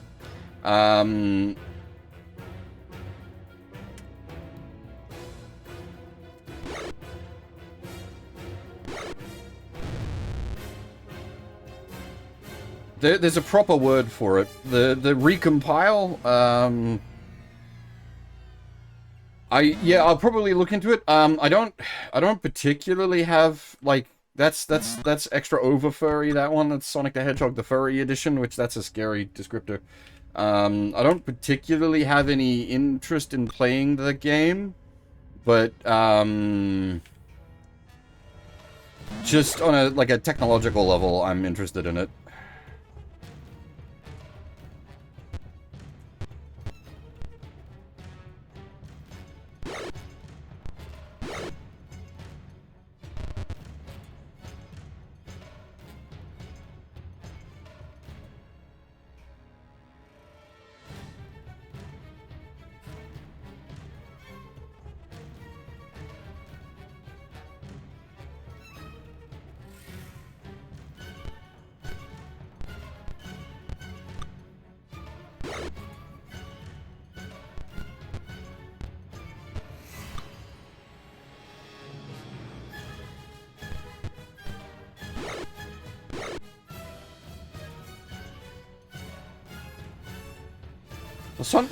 Sonic's already, like, pseudo-furry territory, and then you make him actual furry.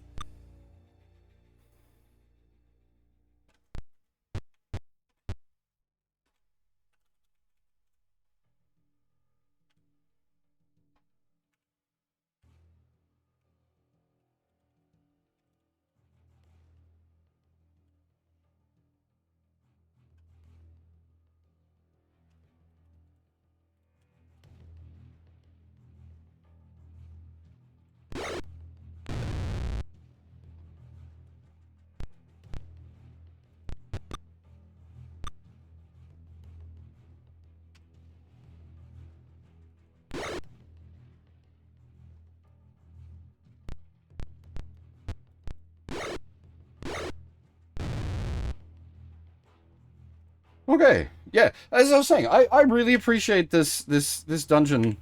It's been a bit of a bugger, but like I really appreciate that it's actually proving like quite the challenge.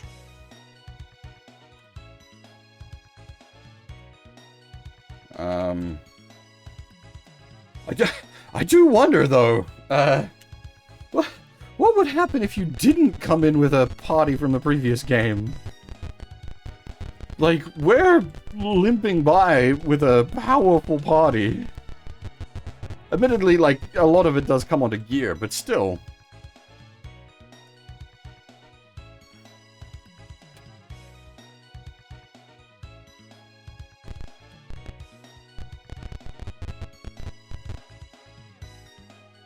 I believe the normal Sonic stages of Unleashed are meant to be quite good.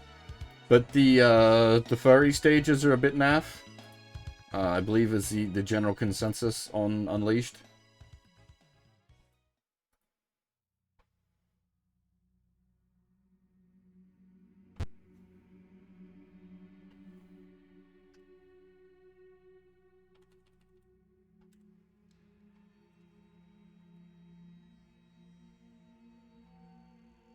And this is part of why we need cash money, is for the rare case where someone actually dies.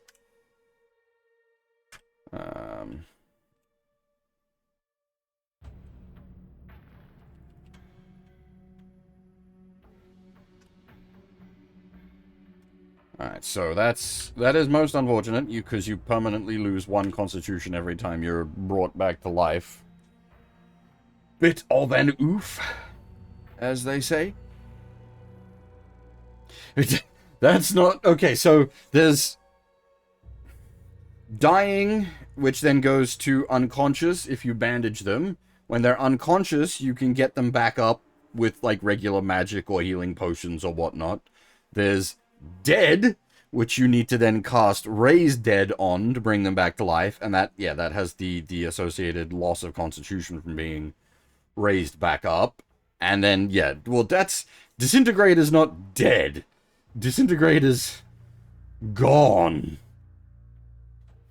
Existence removed. I don't actually know if this does disintegration.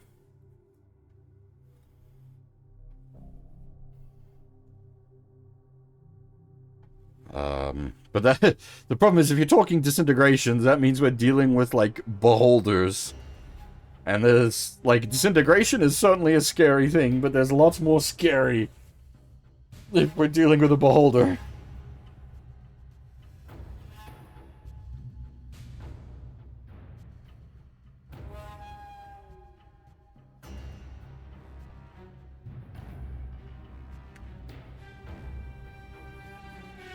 That may have fucked with encumbrance, because that's going to send the platinum everywhere.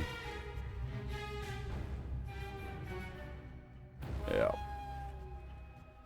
Wiki and Reshi are both massively over-encumbered. Oh, wait. Hang on. We've got so many gems, holy shit, when I get around to trading these gems in.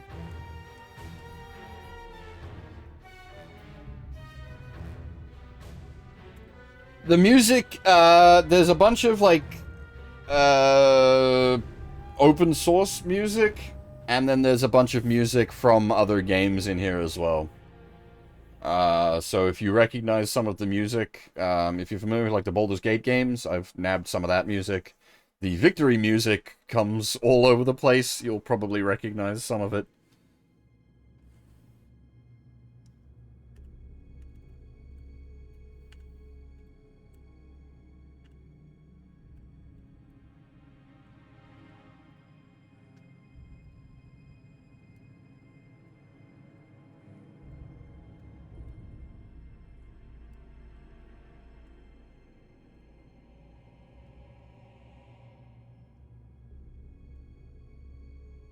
You did indeed.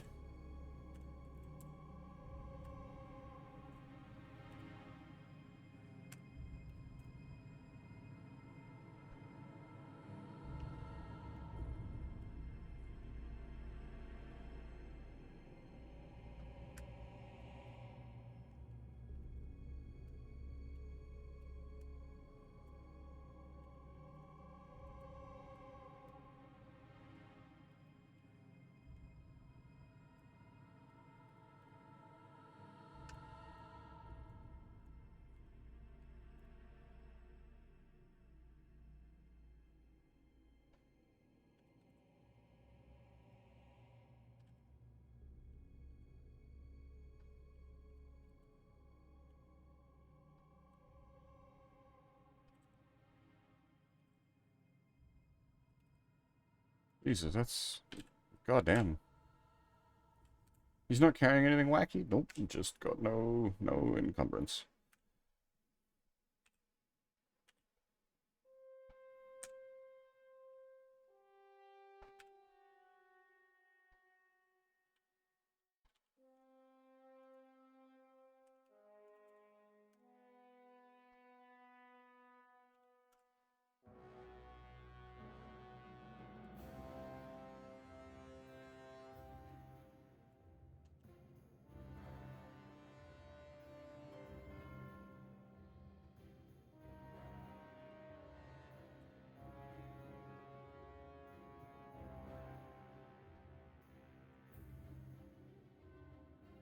Just doing some mass menu management, bear with me.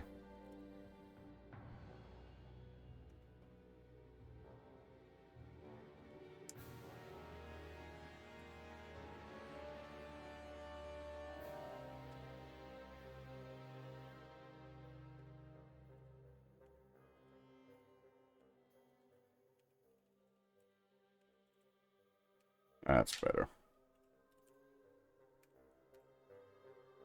Okay. Just we've got too much money. This has been a fairly consistent problem in these games.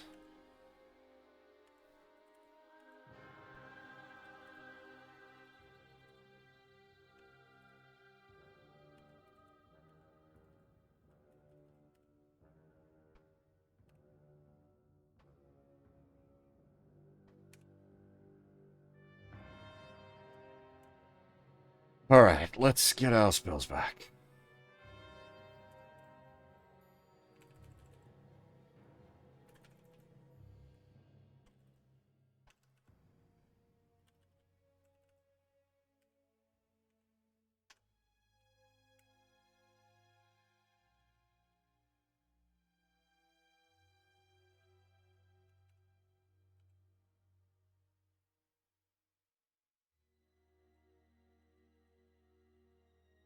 Unfortunately, strength doesn't actually buff our strength because it doesn't let you go above the maximum. So oddly, the second level spell is less powerful than the first level spell.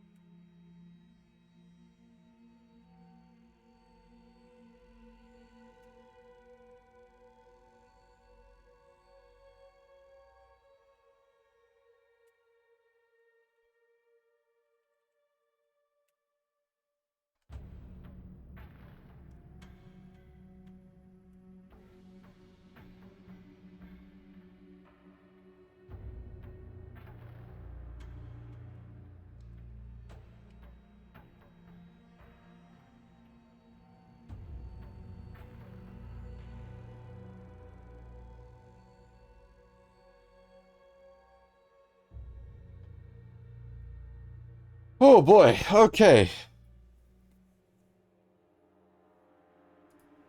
That was a spicy boss battle. Actually, do we... I didn't even think to check. Do we have a... I doubt we have a, like, a bestiary entry for Drake. Oh, we do have Draco Lich. Fucking rank 10 monster. A reported creation of the Cult of the Dragon. A Draco Lich is a powerful undead dragon. It has powers from both types of creatures. A Draco Lich's attacks includes a breath weapon and a paralyzing touch. Oh, I'm almost glad we just got barbecued instead of having to deal with paralysis. Fuck.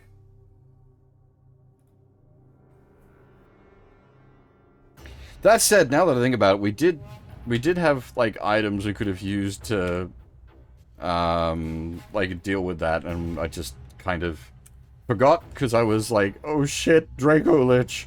But where is it? Somewhere in here.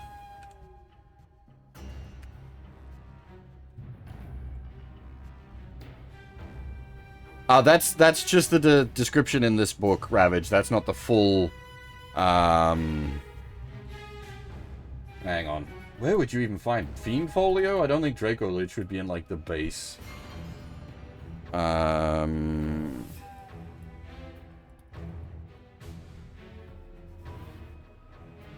Is it even in this? Draco Lich.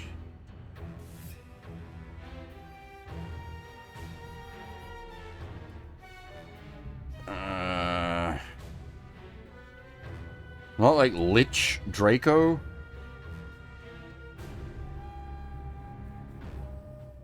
Maybe it might be in the regular monster manual. Or it could be a completely custom beastie for this scenario.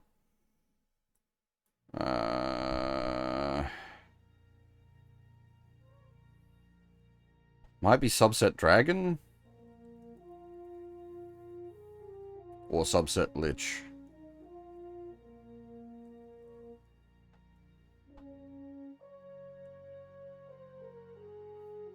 Okay.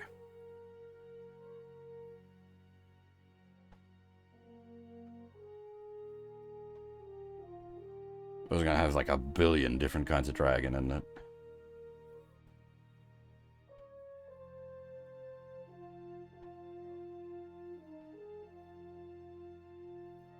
Alright, black dragons, brass dragons, bronze dragons, general chromatic dragons, copper dragon, green dragon, platinum dragon, red dragon, white dragon, silver dragon. Okay, no dragon lich. So let's try lich dragon.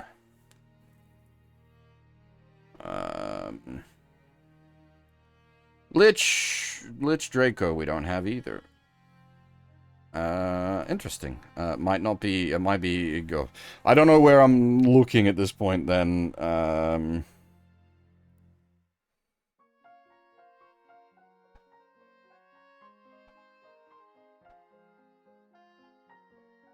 Like, dragon subset oriental is not gonna, like, bone dragon. Lich, it's not even bone dragon, it's a lich dragon. That's,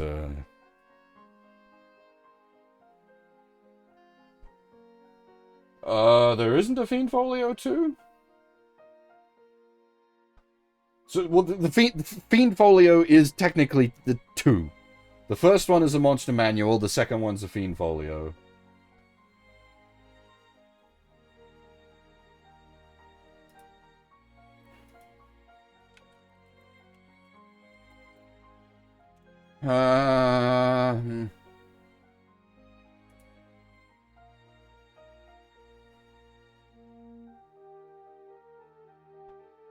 Okay, yeah, I'm finding stuff for second edition. It might be that it might be second edition. I have mentioned before, like the differences between first and second edition.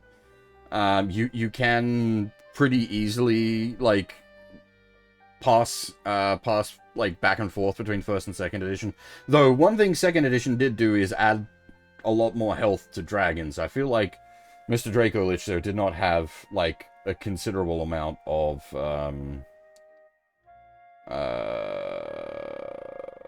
HP, so he felt like he was a 1E.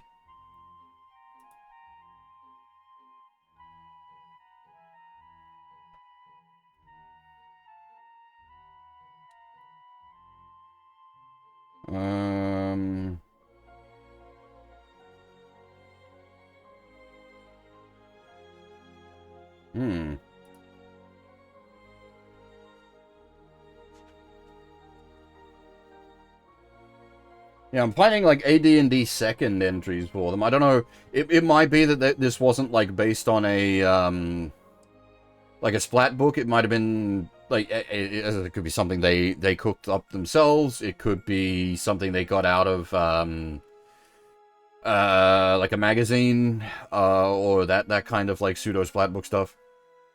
That's a good point. I should probably take a break. Run the ads while I'm on a break, and then that'll turn off the stream ads for... Wait, no, there shouldn't be... Hang on, no, what? There shouldn't be ads. In that way, there should only be pre-roll ads. Unless I hit the ad button. What? What? No, something's fucked up if you're seeing ads. Oh, okay, yeah, that's pre-roll ads. Okay, that's unfortunate. Yeah, I don't think there was a Draco Lich. So we did do our quote unquote research correctly. There is no Draco Lich. We couldn't find the Draco Lich because it's not in those books. It is a 2E thing. No, okay, so the pre-roll ads, I can disable the pre-roll ads by manually running ads, and it'll turn off the pre-roll ads for an hour, which is why I do the ad rolls when I'm on a break. Like I don't run the ads because I'm trying to make money off of them. It gets me like 2 cents. I don't care. But by manually rolling the ads while I'm on a break, it disables the pre-roll ads for an hour, which I much prefer people not having to sit through pre-roll ads. But basically, I try to do things that hit you guys with as little ads as possible.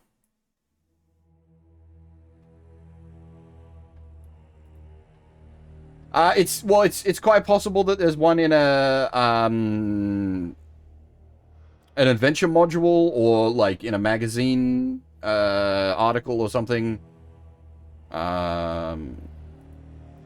But at least like the information I'm getting here, I've got Draco Lich from 2nd, 3rd, 4th, and 5th, but no 1st.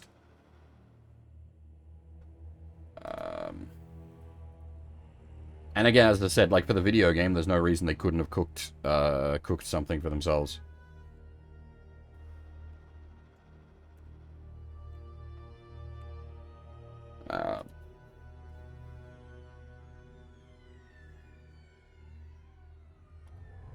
Alright, yes, as I was saying, I'm going to take a break here. We have been going for nearly 2.5 hours, so it is indeed time for me to take a break. And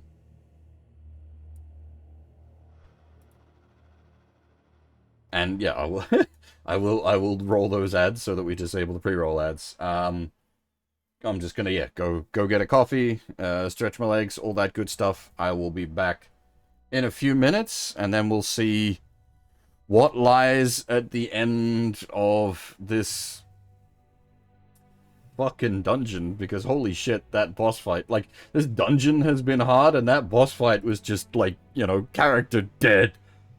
Hard dead. Oof. It's basically the equivalent of the final boss of the previous game. Was a dungeon boss in this game. Alright, anyway, I will be right back.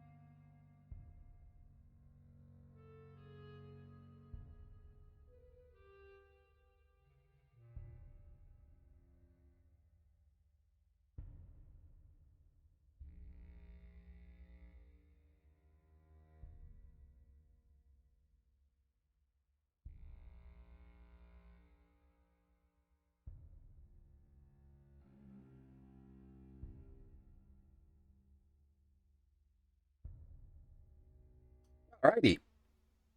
I am back. Got a fresh cup of coffee. And I'm ready to go.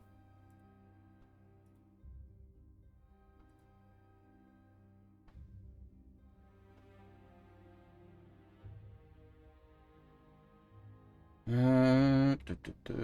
me a second, sorry.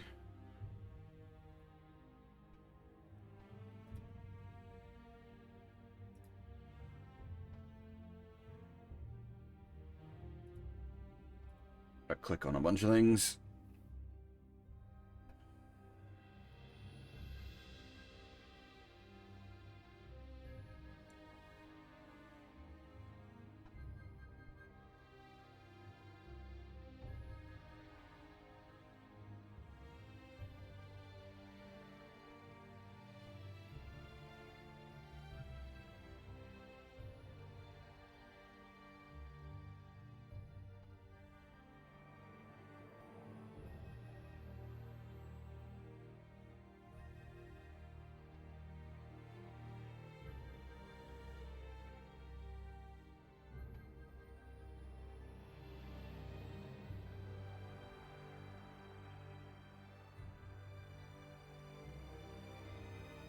Okay.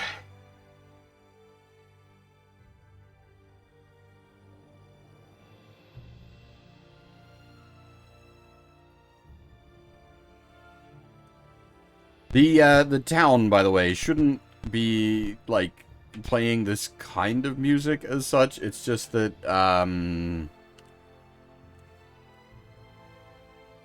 it's pulling from the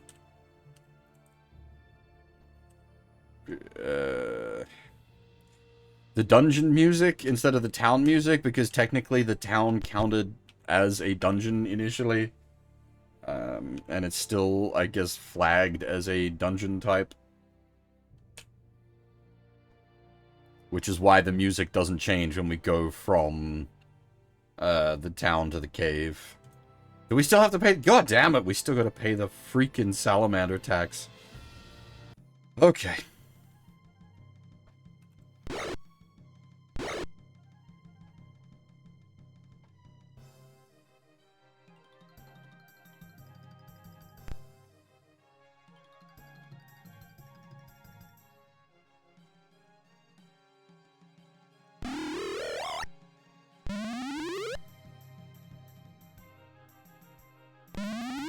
Nice. Actually choked one of them out. Very nice.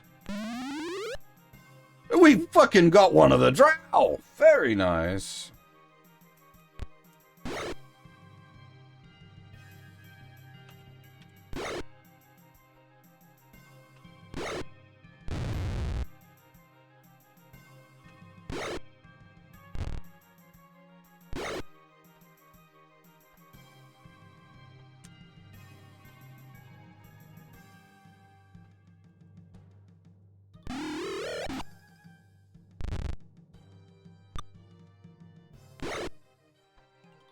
We are getting taxed pretty hard this time, though.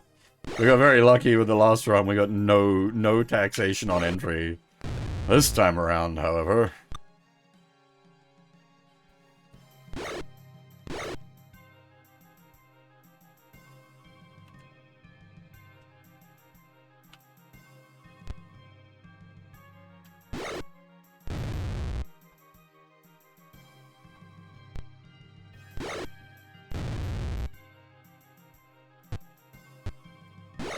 Might be easy to forget, but Tora, does actually have fighter levels. She does have a 1/2 attack rating. Occasionally she will get that additional attack.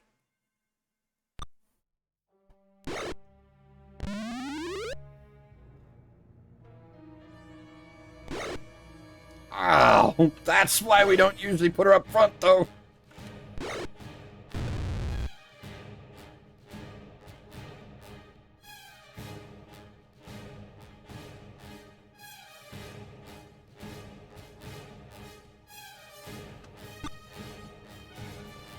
Ugh, we're kind of stuck as well.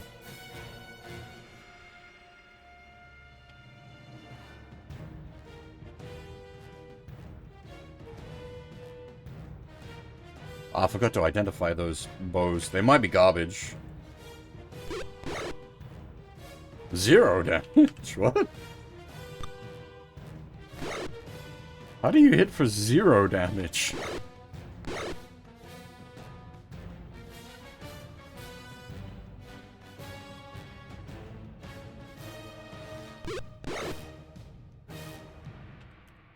Interesting. We got some sort of, like, innate damage resistance?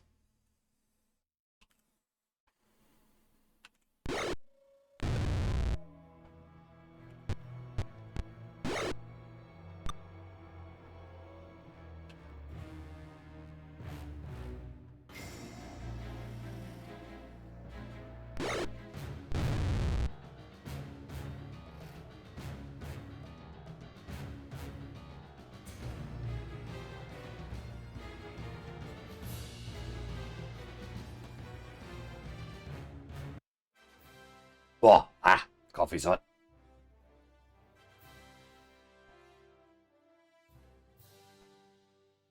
That's a fair point. I don't think that would be the case with salamanders, but maybe. You could be right. Oh, it might. They might have something, and because the arrows aren't plus anything, they're just regular arrows. That might be why they're doing nothing. Because I was gonna say that, like, the +1 bow should do the trick, but yeah, it's probably that it's plus nothing arrows.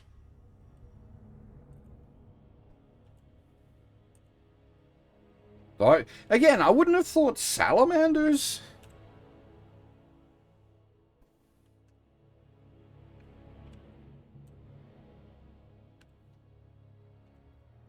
But no mind.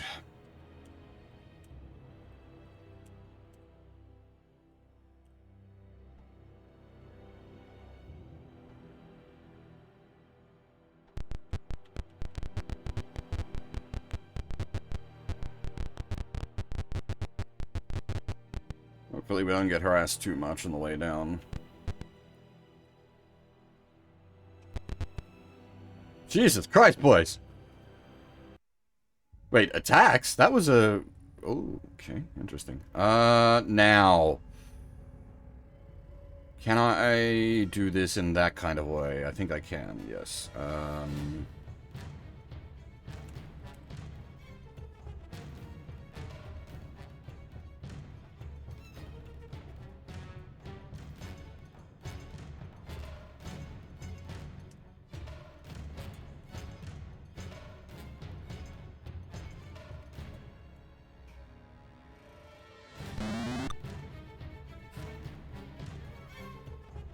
What I'm gonna do is I'm gonna scooch up there and then bash the cleric. Yeah, alright, that's not too bad.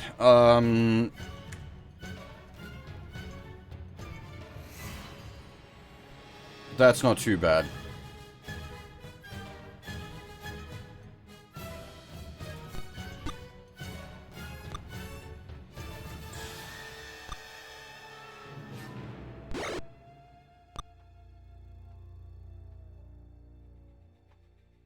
Of all the possible outcomes, Bear eating 10 damage with a lightning bolt is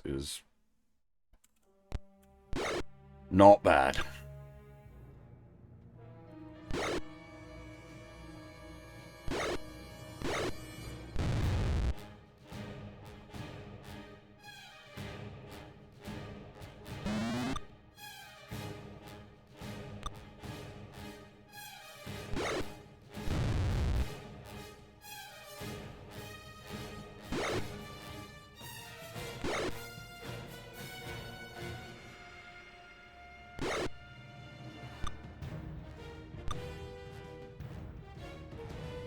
No worries, mix up, take it easy, man.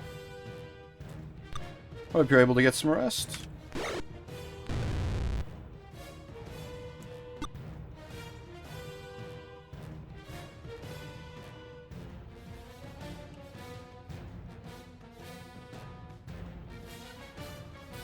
I would like some magic shields, please.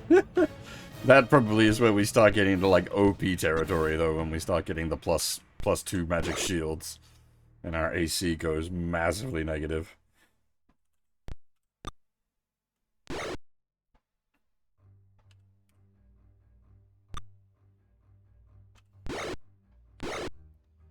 Because that was about the point where we started becoming, like, stupid OP in the previous game, was when we started getting the magic shields.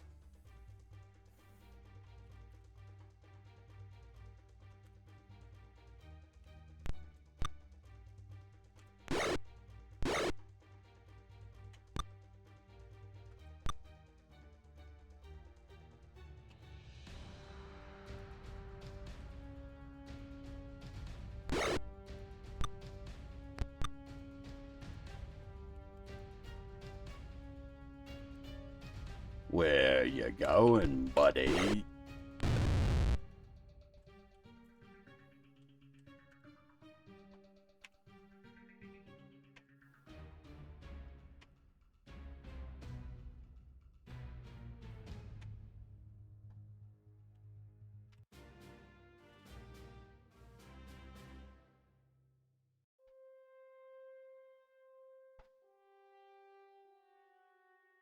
Actually, I'm curious.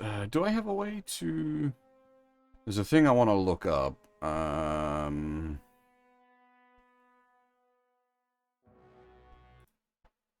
That does break that to do that, but that's fine. I have to click this button, and then I just do... I'm gonna need to... Hang on. Breaking things. I know the music's gone. Give me a second. I'll fix that momentarily.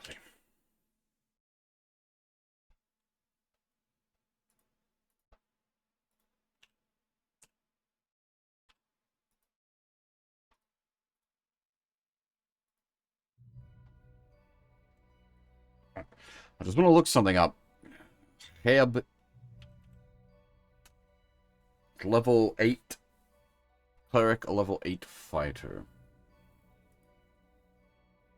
Become a level 9 cleric needs 225,000 XP, and a level 9 fighter is 250,000 XP. Okay. That is about right. And then the Reshi. Level 8 fighter, level 9 magic user. So level 9 fighter, what did I say? I just said it then, didn't I? 250,000, and then... level 10 magic user, that's going to be huge. 250, that's about the same, actually. Pretty much spot on, actually. That's a bit unfortunate, but her next level up is not until 250,000 XP. But at 250,000 XP, she will hit level 9 fighter, level 10 magic user.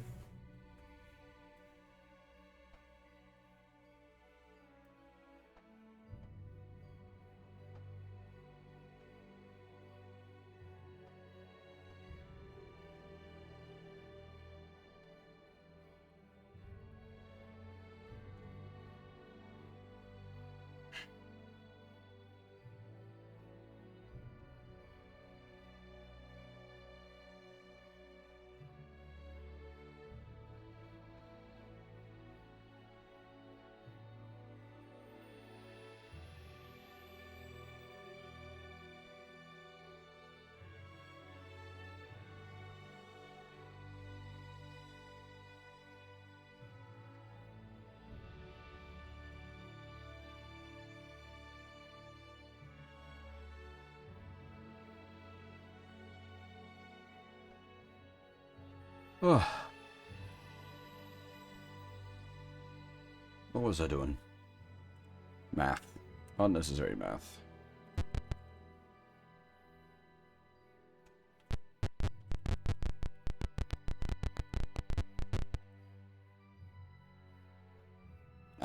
And they're attacking from down a hole as well.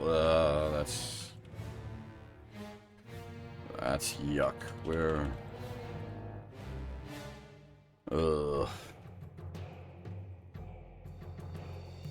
This is a really, really unfortunate positioning. We're gonna pop something nasty.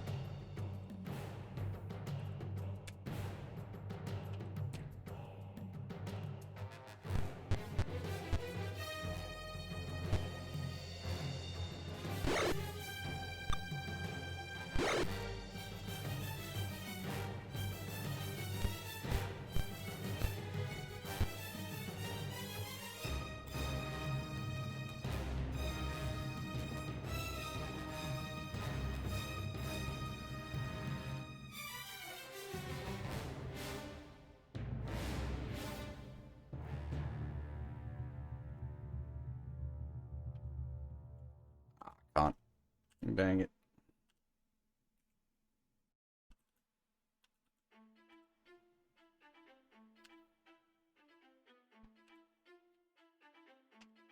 Or was just you're not allowed to use ranged weapons in melee. That's rules from later, or if it's... Well, it does matter. It does matter very badly, but... Oh, there's the whole person, and we all die.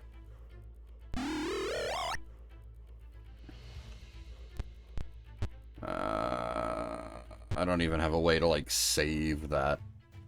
He's just done.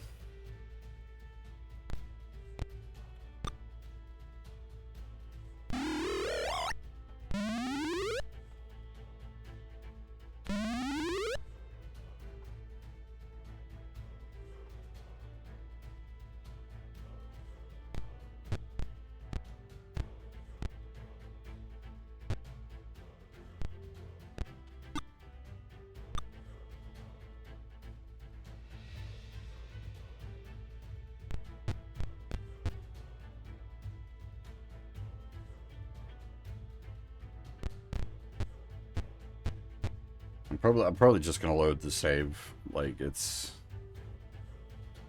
Which is cooked. Like, it's recoverable from here. But it just means, like, going out, healing, and coming back in again. It's just waste time to try to recover it.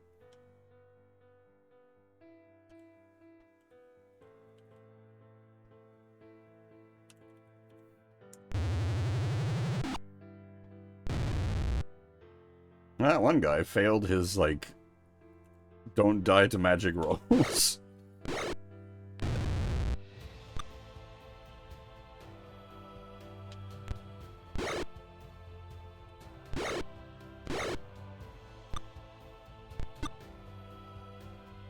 Holy shit.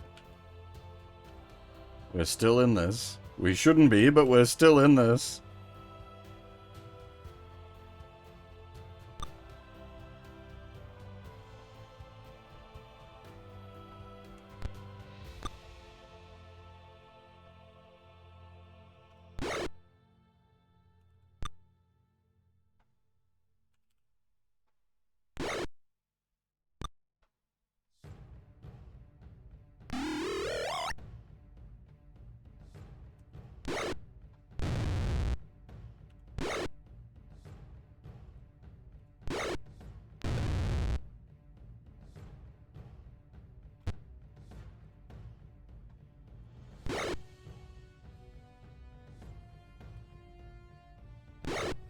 Damn it!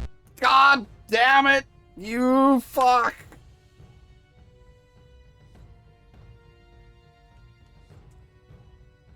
Uh...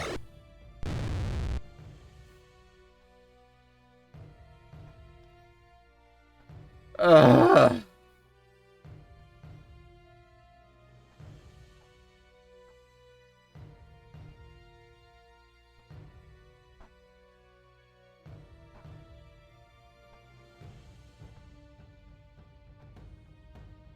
Uh...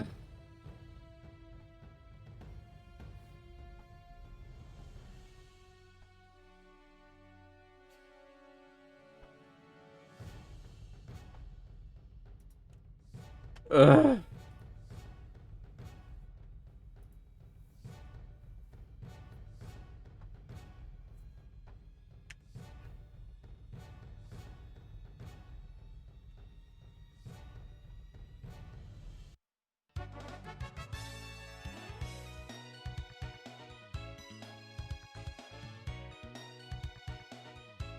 Hey, Ryu, how's it going?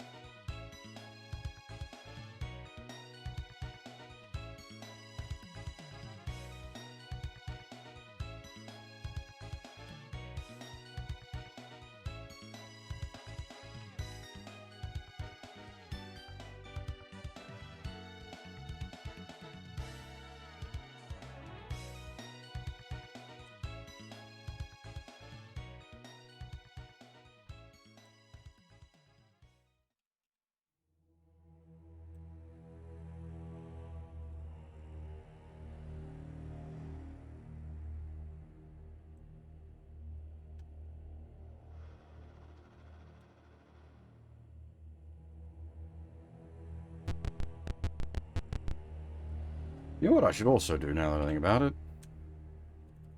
Get those goddamn buffs up.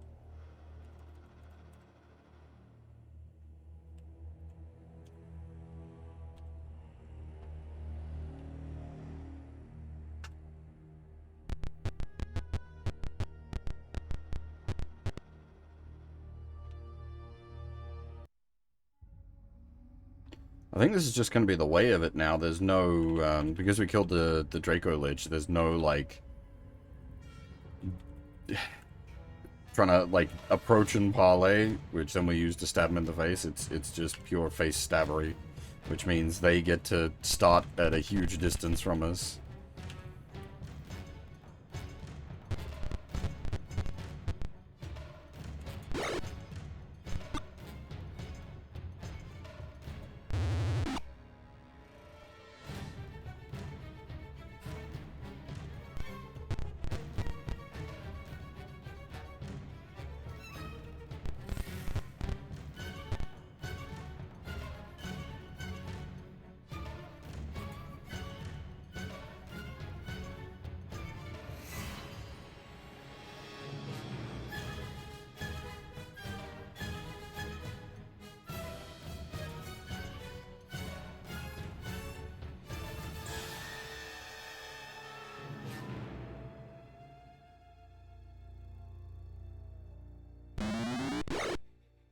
Hey!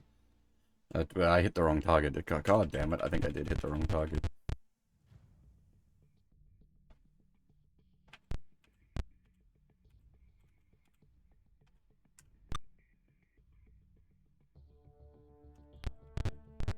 The mage had already done his thing.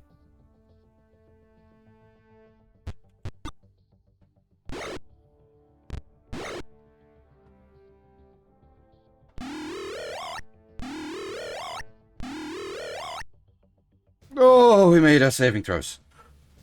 Boy!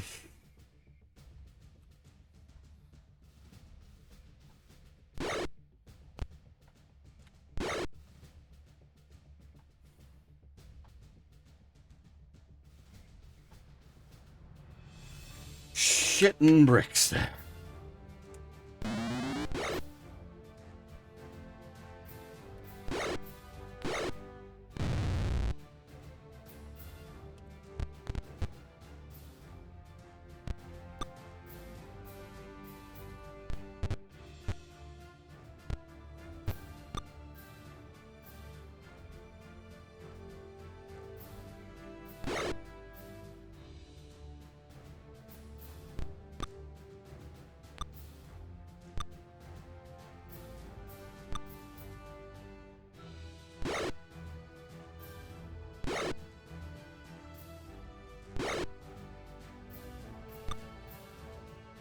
Should have attacked the mage. That was a mistake.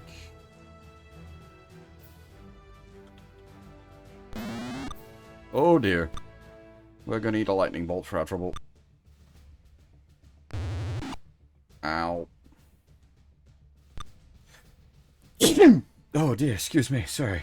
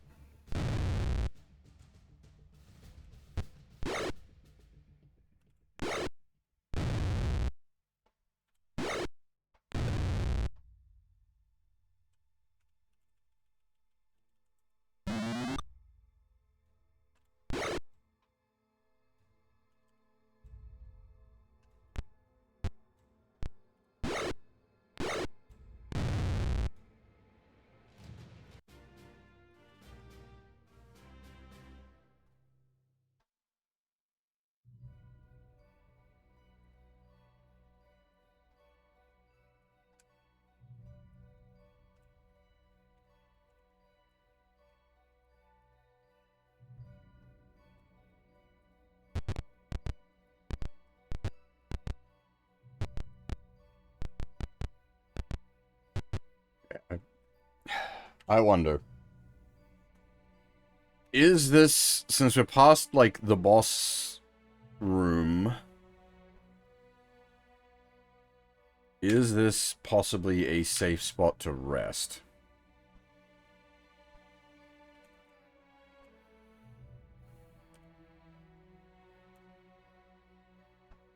Well, this is specifically past the boss room having depopulated it.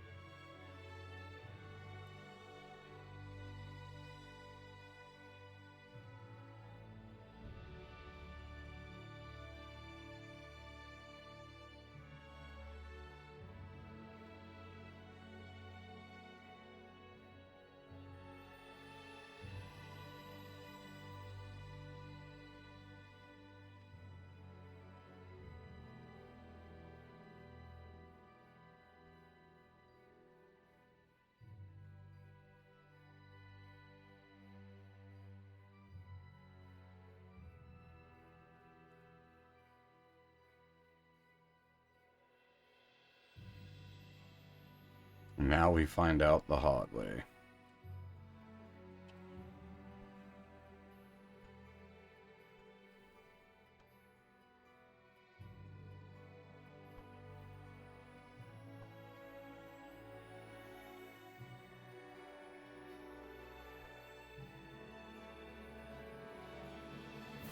Good. Okay, cool. I had a feeling it might be a safe spot out here, but I wasn't certain.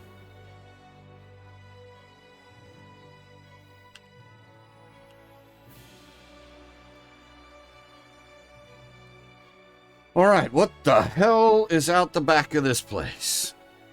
You're headed up into the Wizard's Tower. You come out into the courtyard of a 5-story tower. Stonework has been mystically protected, so is flawless and beautiful. Surrounding the tower are high mountains. An impressive robed figure approaches you. I am Dracandros. I am glad you have finally arrived. Time is short, and you must play your part.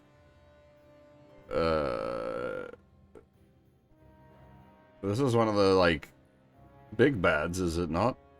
We can parley? Freeze where you stand. I've no time for this. The bonds paralyze you. A dark elf restrains Akbar with a spell. You are suddenly on the roof of the tower amidst a huge host of black dragons.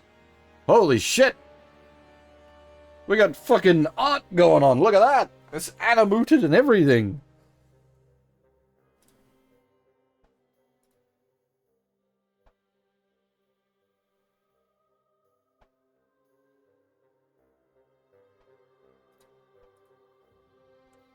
One of the dragons disengages himself from the pack. Attack the dragons as Elminster told you to. Wait, what?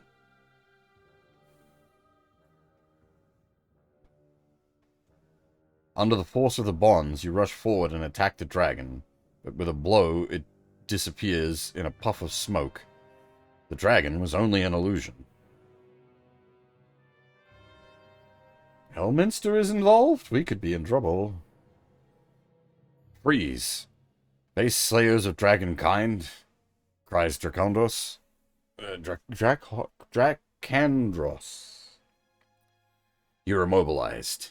He then turns to the assembled dragons and gives a speech. You record it as journal entry 15. I think it's been a while since we looked up a journal entry, just because we've been fighting so hard in these fucking Drow caves. Journal entry 15. There, great ones. You can see they are part of Elminster's plot to destroy all dragonkind in retaliation for the dragonflight. You may have these assassins as a sign of my good faith in warning you. You can see on their arms the signs of Tyranthraxis, the enslaver of dragons. The sign marks them as the servant of the enslaver, as well as being pawns of Elminster. One dragon, however, says, "You have not convinced me. I see the glowing bond on these... I see the glowing bonds on these mortals. I have heard that similar bonds were used to control a warrior that attacked..." What the fuck? Miss Tan... Miss Teen Arpedranclus Hydraco? I think you control these mortals with the glowing bonds. Free them, and then we may judge their actions. Dracandros says, but if I free them, they will attack you. The dragon says, the few of them against the many of us? We are not afraid. Or is it you who are afraid of them? You should not be, for if you lie, you should be afraid of me. With that, a drop of smoking acid escapes from the dragon's mouth past his evil, toothy grin. Dracandros recoils from the dragon and turns to the party. He speaks a meaningless phrase, and his symbol slowly disappears. The party is free of another bond. He's trying some, like, 4D chess here.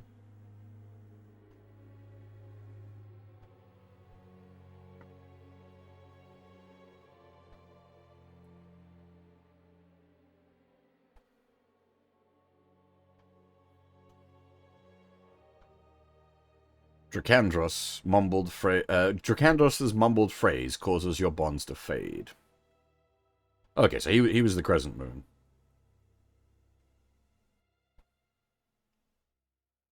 With the bonds gone, what do you do? Attack dragons, attack wizard, flee, parley with the dragons.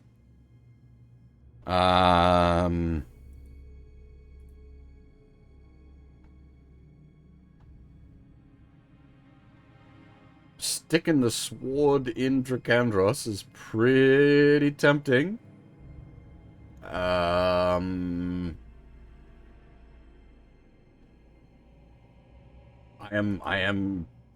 What?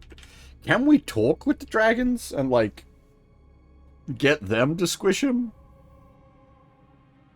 That would be kind of cool. Parley with the dragons.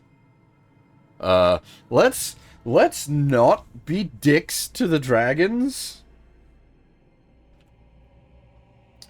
You have convinced us that there is no plot against dragonkind.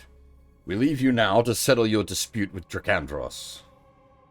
Troops, defend me! The patrol rushes forward while Dracandros flees down the stairs. Well, okay. Alright. Alright.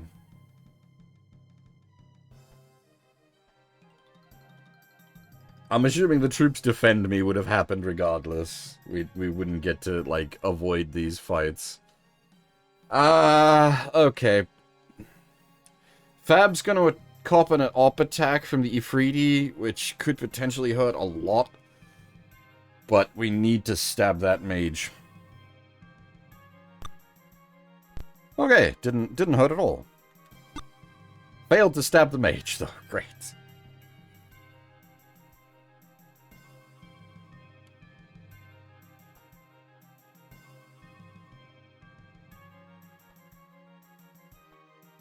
Okay, take a shot at the mage.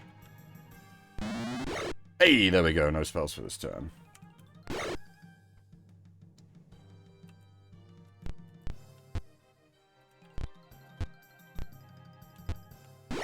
You know what? I forgot to do re-enlarge after napping. I don't think I'm going to try to do that mid-combat, but...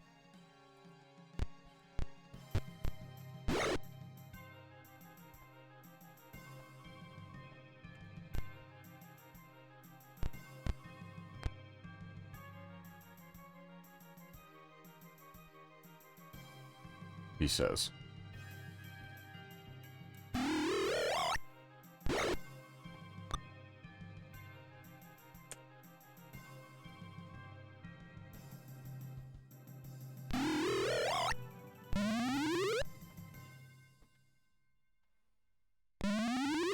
Oh, shit, we actually managed to affect one of the Dark Elves. Nice.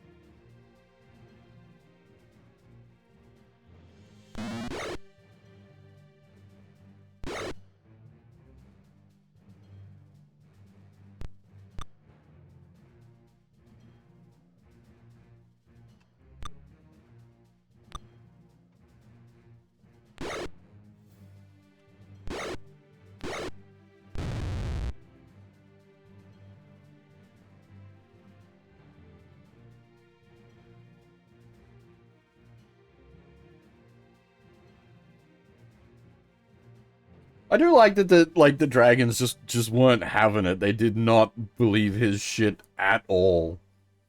It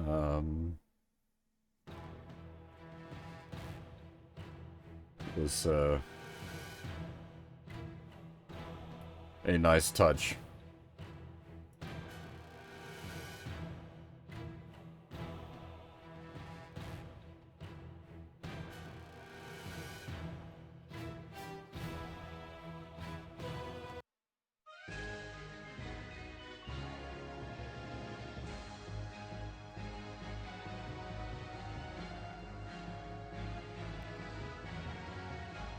Who is carrying the 6 gold? Looks like you can hold the roof well enough to rest safely. Oh, nice, okay.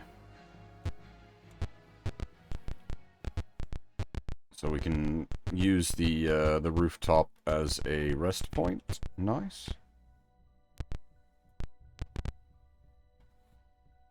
We don't need to rest right now, but we will definitely keep that in mind.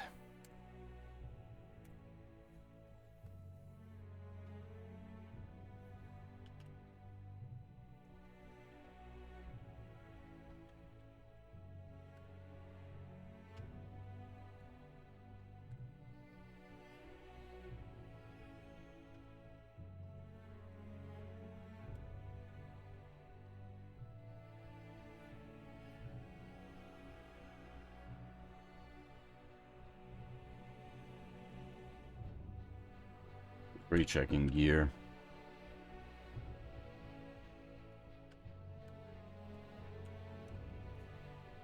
So that's, yeah, we have a scroll of protection from Dragon Breath and a scroll of protection from Paralysis. So those would have actually been useful against the Draco Lich. I completely forgot we had them. I was so flustered by Draco Lich.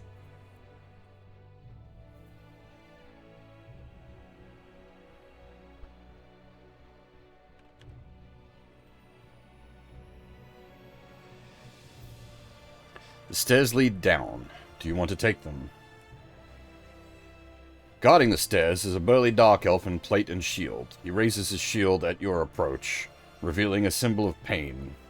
As everyone writhes in agony, he wordlessly attacks. Ho! 108 HP! What in fuck's name are you?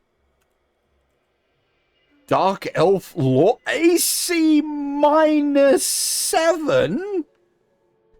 Excuse me?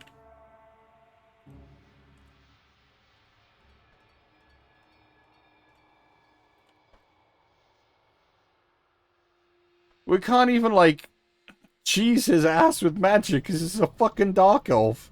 A Dark Elf Lord, he's probably, like, super high level Dark Elf. We've got, like, probably, like, 70+% magic resistance.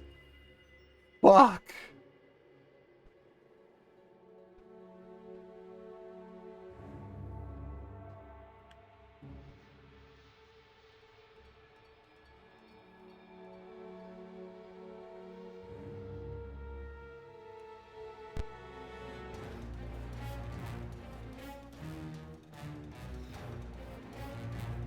We are still huge, right? Yes. That actually helps our AC, I think. Our AC. Our THACO. -7! Jesus Christ! No one's gonna be able to hit this guy.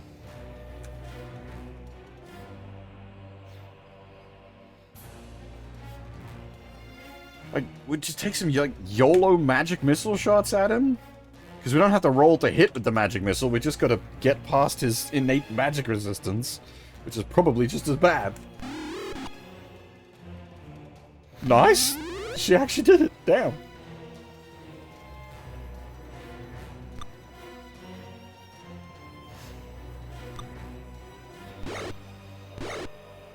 Oh, ouch.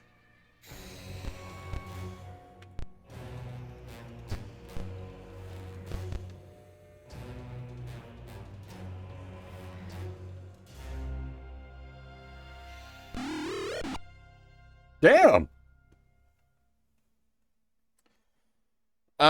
Yeah, unfortunately we don't have Prot Evil learnt, but that would actually be helpful here, yes.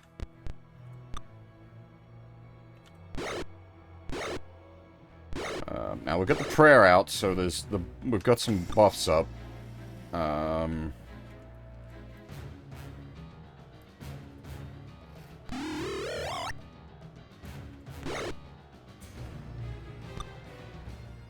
We just basically need to wallop him.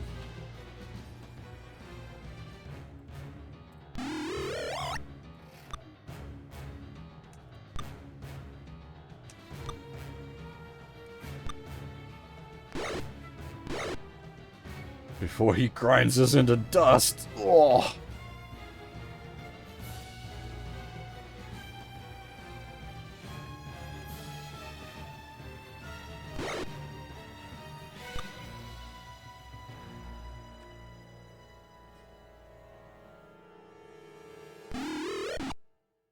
We're getting some lucky hits with the magic missiles, at least. You know what? I might,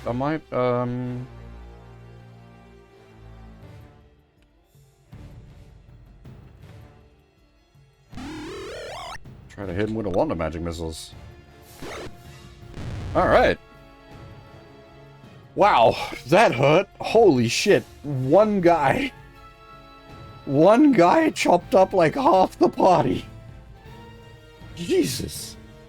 Again, imagine if he had backup.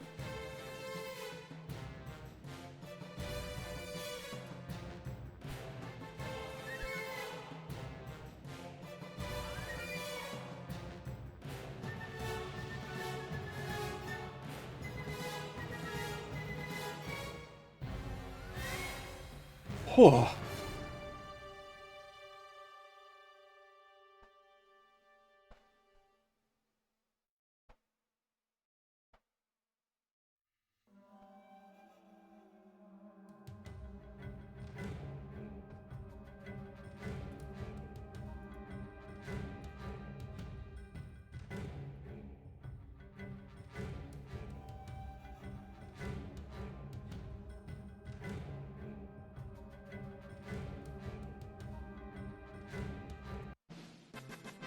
Not worth all that much. I suppose 1500 XP by himself.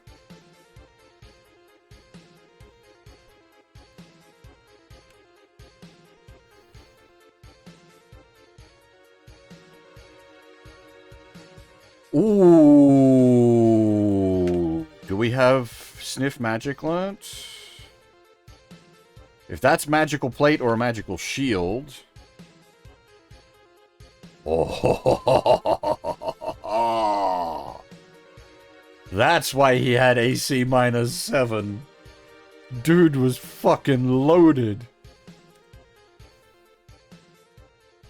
And now we're attacked by salamanders. No break, just immediately salamanders. Okay, less scary than big nasty Drow Lord though.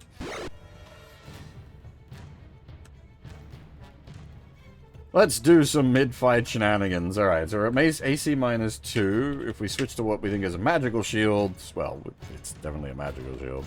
AC -4, so that's a +2 shield. Already amazing. So we're at -4 AC. Take off the banded, put on the plates.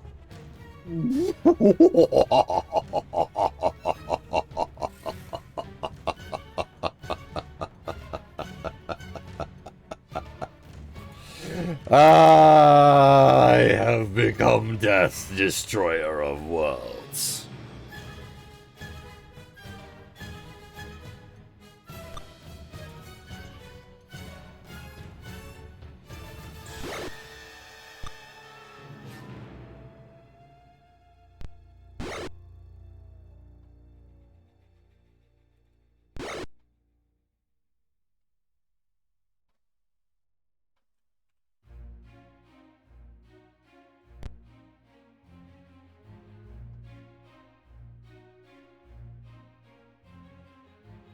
Positioning's awkward.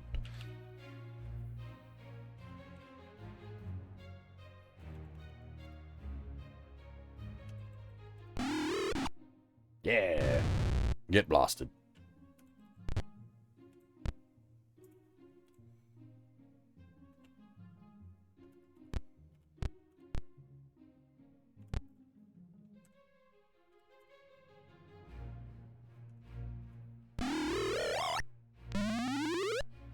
Hell yeah.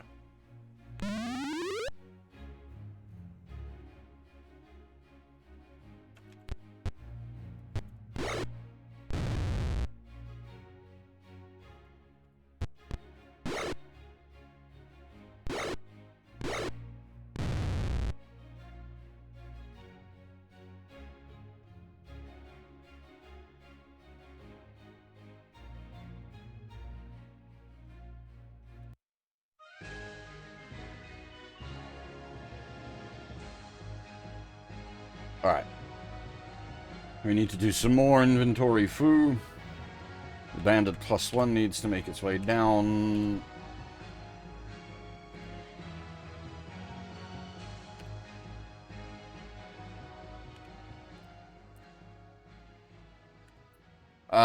Now, is the bandit +1 going to be better than the Drow chain? AC -3.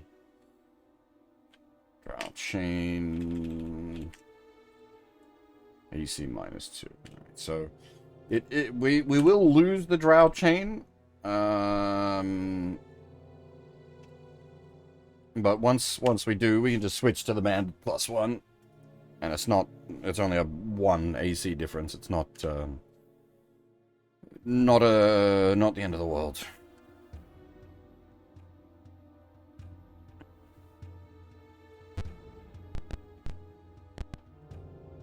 An Ifrit leads a band of dark elves against you. I should have healed. I'm stupid. There's a caster in the... we're gonna back off.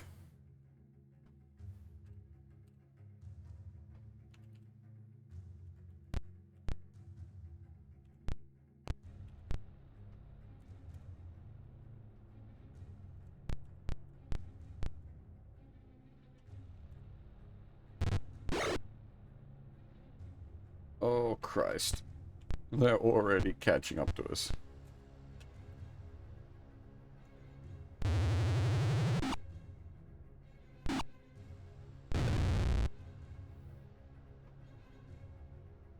Great.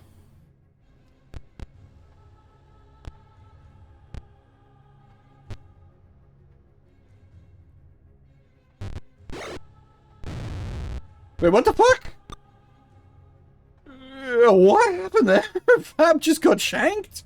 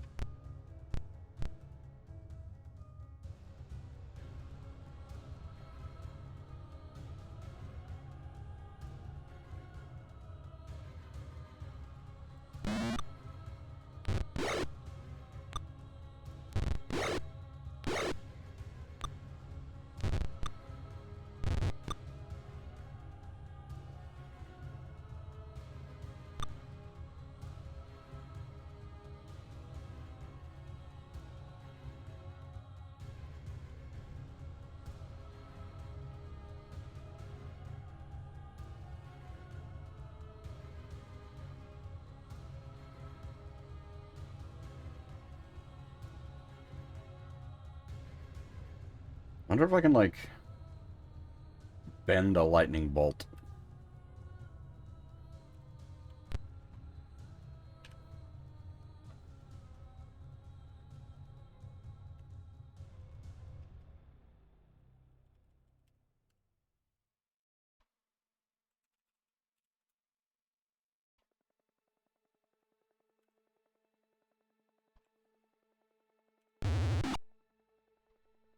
Ah. Yeah, about... Well, I actually hit the guy, so I really can't complain.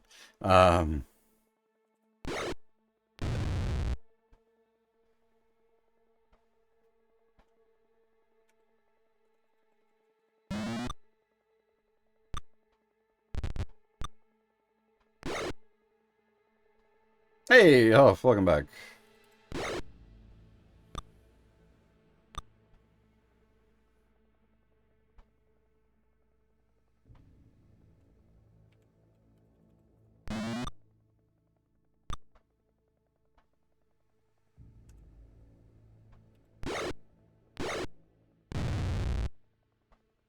We are still dealing with the Drow. They are a problem.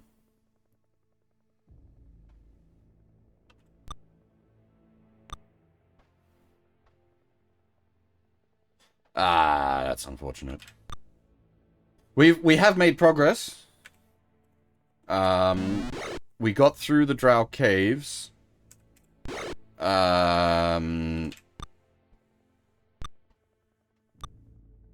And there was a Draco Lich at the back of the caves, which was terrifying and caused a lot of pain.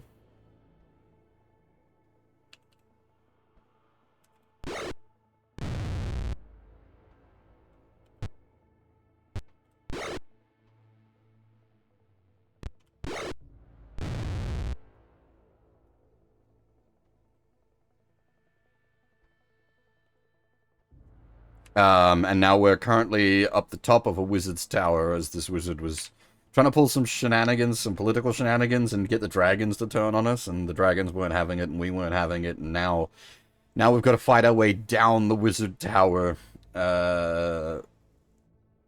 which is full of his dark elf buddies.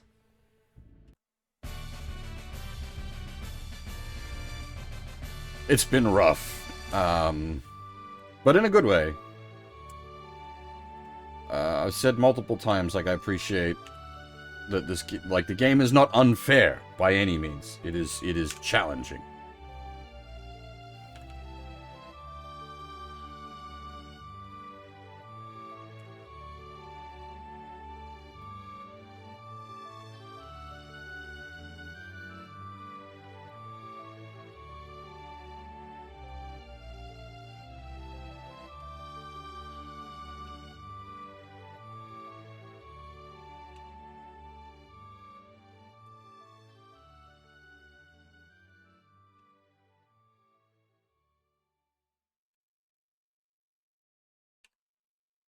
Yes, I've said multiple times, I was concerned with us loading a party in from the previous game, given like how decked on XP we were coming into this game.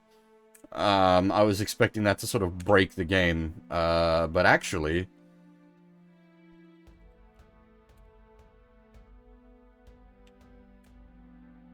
they've sort of made this game quite well. I mean, they strip your gear off you at the start of the game, so that's a good start. You're not allowed to bring your gear across, so that makes balancing things much better that way, because you're not coming in with, like, just absolutely insane plus a million gear. What I do wonder is, like, what happens if you created a fresh party? Jesus, that would be brutal. I know you don't start at, like, level 1, but you start at, like, level 5 or something, I think, with a fresh party. Whereas we were coming in at, like, level 8.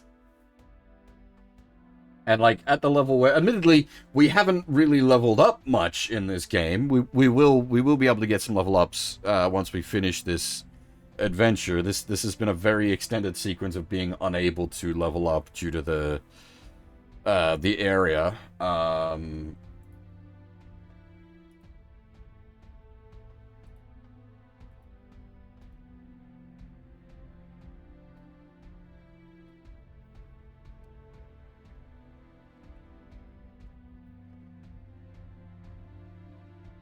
But it's like, what's the word I'm looking for? They've because it's a sequel, but it's a sequel in the same game engine. They've understood the game engine. A sign over the eerie black door says, "Trial of the Sphere. One challenger only. Does anyone wish to enter?" Which door? But you know what? No, we're not gonna. We're gonna go back up top for a moment. Yes, we're gonna go back up top. It's safe up top. We're gonna rest up and recuperate after getting brutalized. I was gonna say they understand their game better. And so like the reason the Drow have been so challenging is every fight is effectively like fighting another adventuring party. There's usually like 3 to 4 fighter types and then a cleric and a mage. And it's the cleric and the mage that makes things dangerous if you're unable to interrupt them. If you can interrupt their casting, then you're right. It's basically a mad scramble to interrupt their casting. And I might be like, well, then 4 fighters is pointless. But no, the 4 fighters are also threatening because they protect the 2 casters, working much like an adventuring party. And like they do enough damage and are hard enough to kill themselves that they're not a non-threatening issue. The other thing is, Drow are innately magic resistant. 50% minimum, and I'm thinking they're probably sitting around like 65% magic resist on average. Which means any spell you chuck at them has a 65% chance to just fizzle. And even if you do succeed, they still get to make their normal saving throws and such. So, trying to magic them is fool's errand.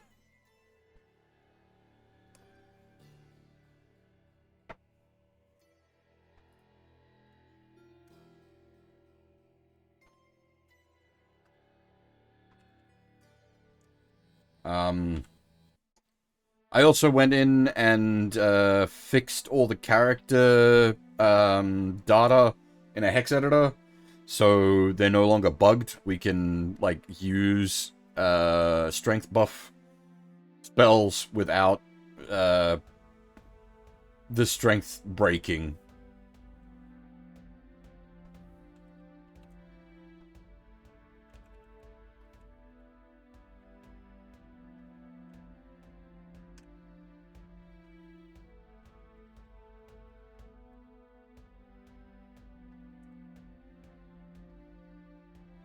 Which is why we are learning and using enlarge on the magic uses, because it makes the boys big.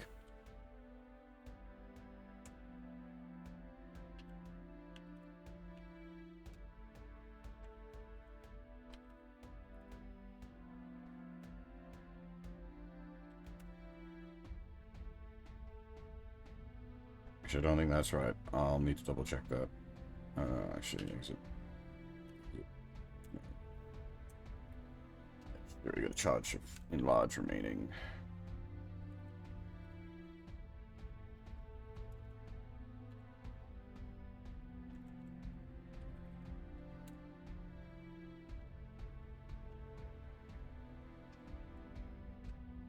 And Akbar is still with us.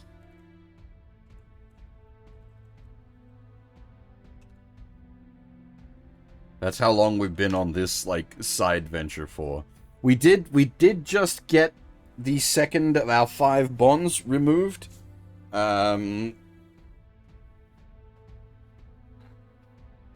So, like, well, because we're still in that area. He's still dealing with the Drow. Like, we're still in the, so on the map down there, you see the Hap. We're still at Hap. We've been here nearly 2 full streams.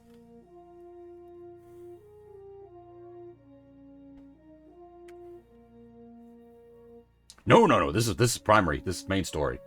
That's why I was saying we got one of our 5 bonds removed. But it's been effectively 3 dungeons back to back.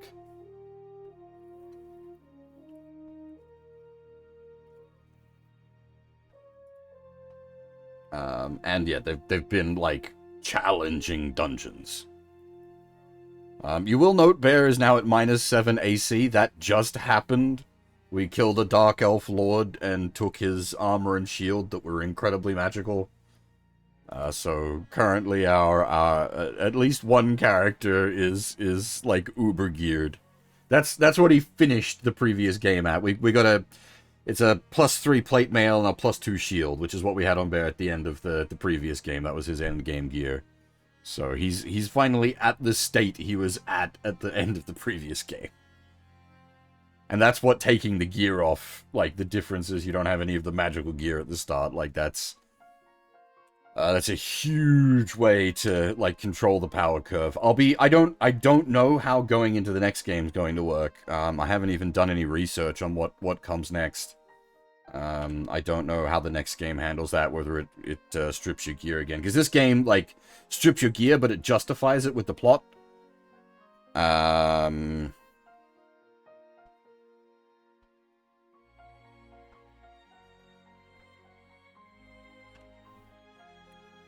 Possibly, you certainly can.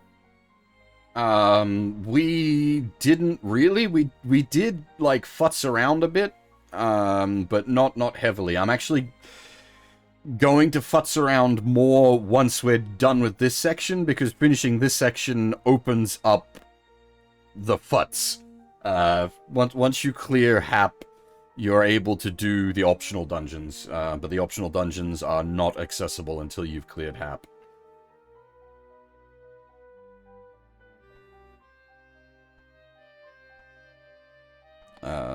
So we'll be going on a grand side quest tour.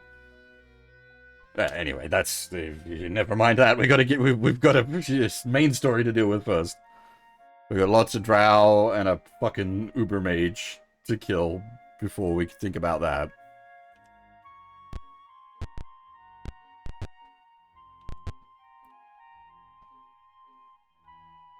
Which one is the Trial of the Spheres?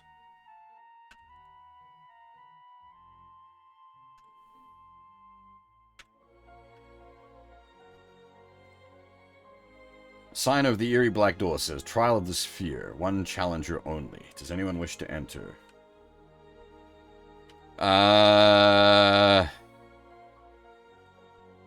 Is this what I think it is? You pass into a dim room occupied by a young mage dressed in red and holding a silvery rod. Between the two of you is a floating dead... Yup! It's the Sphere of Annihilation challenge. I don't remember where I first encountered this.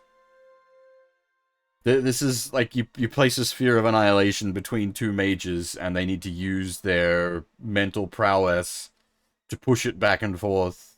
And I mean, it's a fucking Sphere of Annihilation. Whoever loses permanently.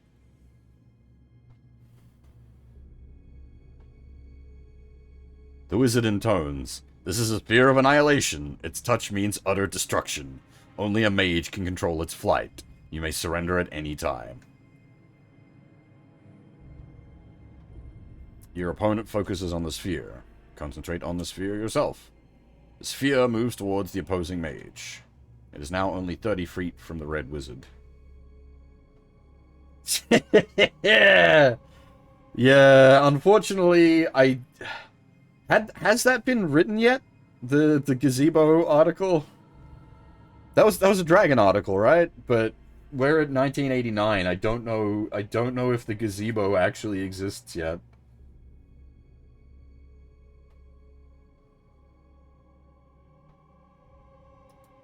Insane statements made by madmen.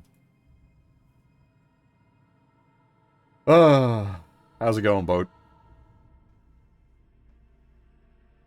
87, it does exist. Nice, there you go.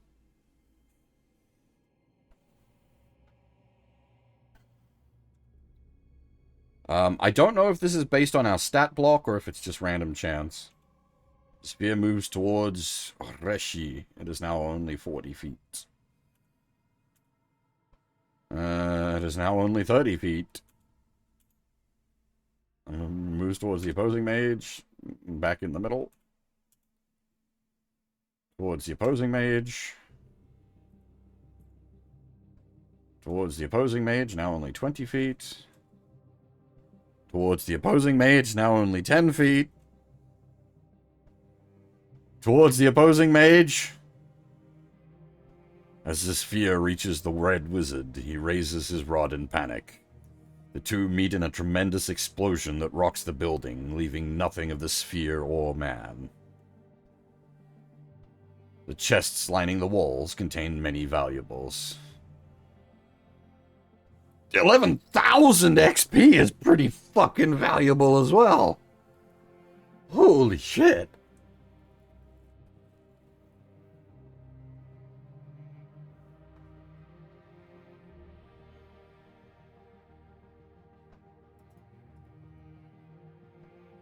Well, you say that. We'll find out what the actual treasure is. It might be some good stuff.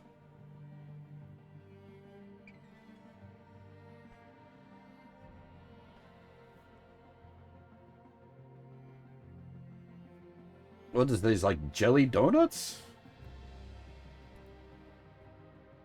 Actual jelly donuts, not rice balls?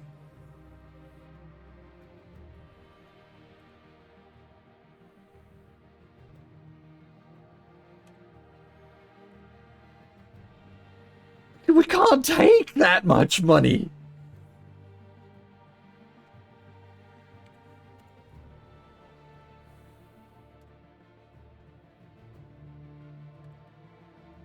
Light crossbow, magic user, scroll, longsword. So that's gonna almost certainly be magical crap.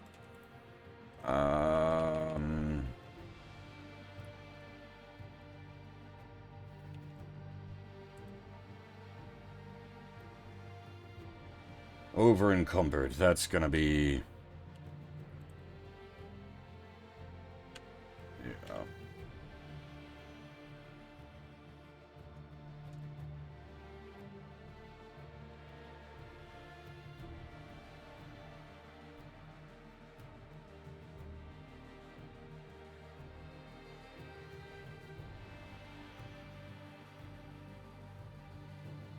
There's a regular ass shield. That doesn't need to be here.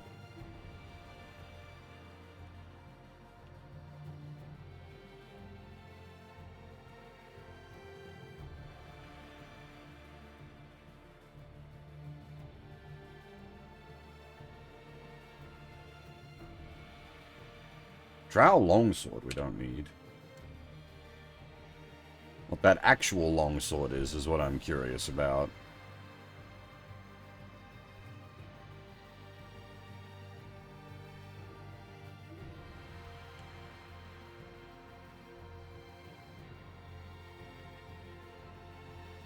We're just gonna leave this absolute fuck ton of money behind.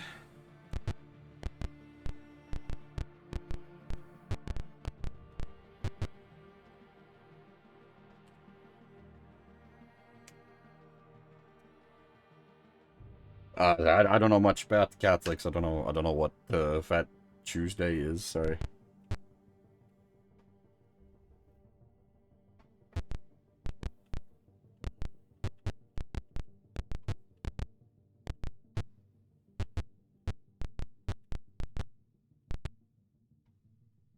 You're assaulted by a reptilian stench. You see massive chains attached to the wall with huge but empty collars.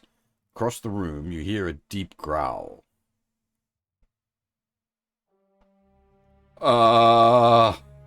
Did we fuck up? Did we hear there be dragons?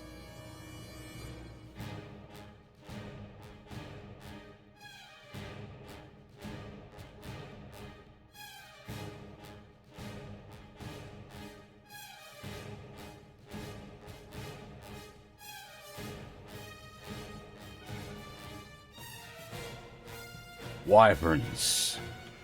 Oh. I'd almost prefer dragons. Wyverns have the poison tail. Ugh, yuck.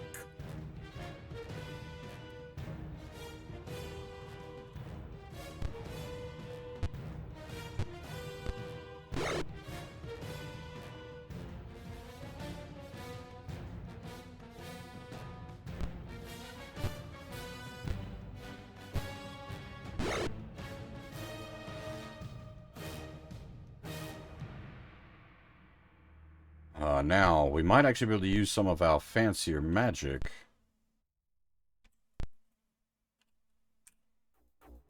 Like hold monster.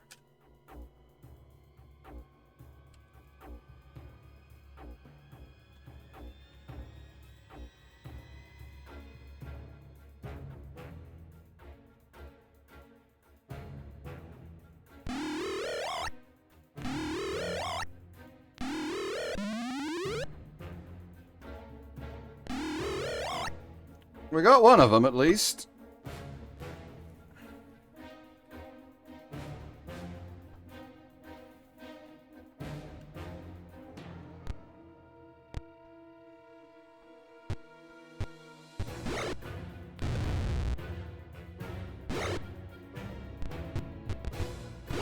Hey! Getting a bit out of control. The battle lines are already scattered.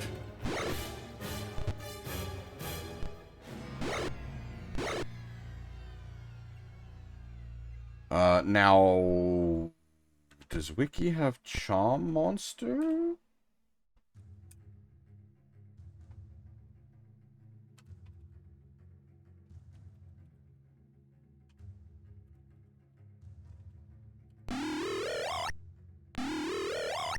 Damn it.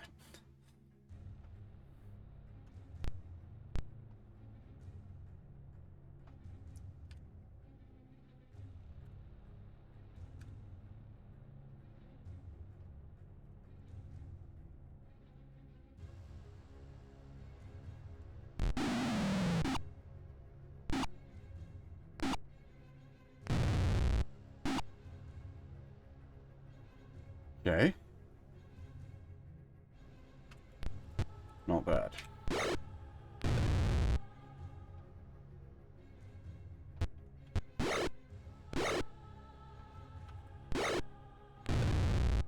Yeah, it was actually a decent viable. It helps that they're not immune to magic.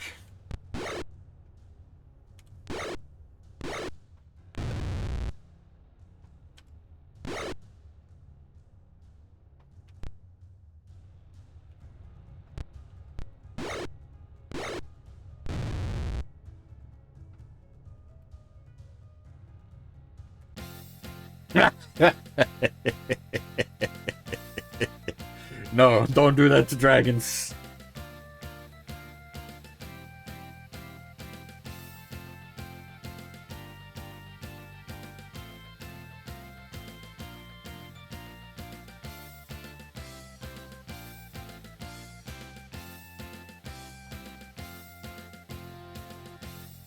Oh dear. Every time. I was the one that put it there as victory music, and every time it catches me.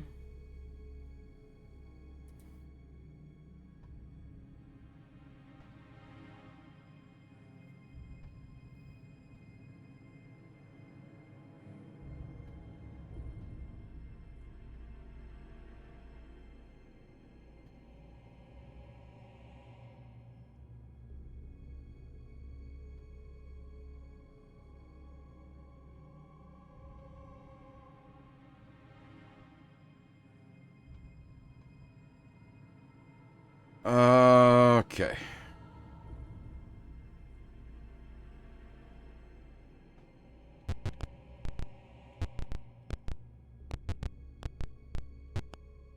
Oh! A party of Dark Elves approaches.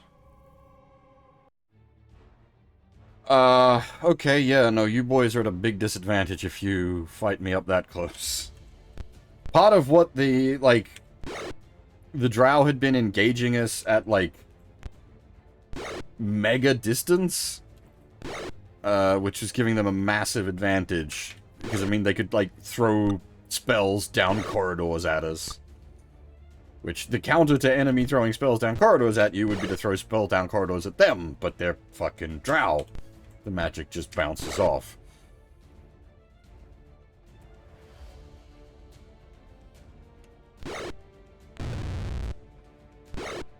There was a real big shit fight as well in the caves. We broke into a mage barracks, and it was just like lightning bolts flying everywhere, and they didn't give a shit about friendly fire because their guys were basically unaffected, so they were just like tossing all these lightning bolts. The whole room was like a fucking lightning pit.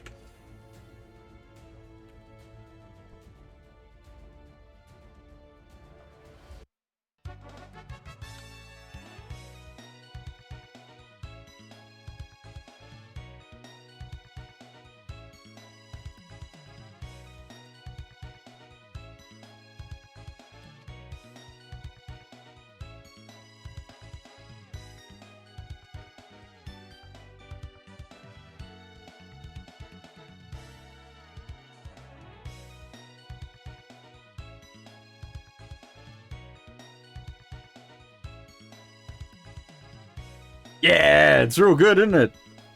Such a nice little touch. Poor Akbar does not get rendered properly because he's not a real party member. He's just Shadow.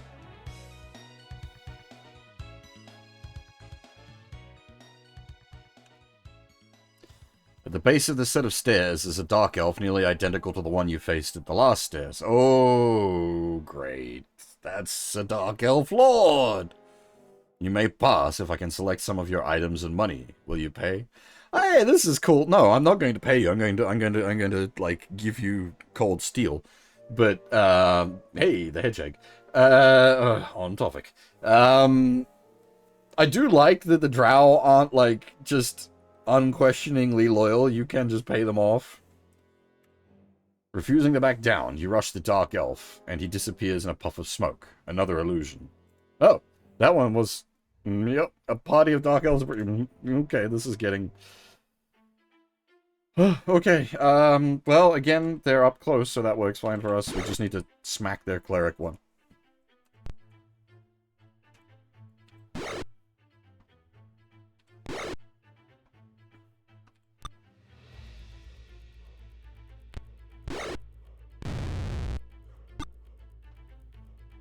Like, it doesn't mean that they're non-threatening. The fighters can still dish out a lot of pain to us. It's just that, in this, like, cramped fight, we're able to control their casters, which means, we win. Just at what cost?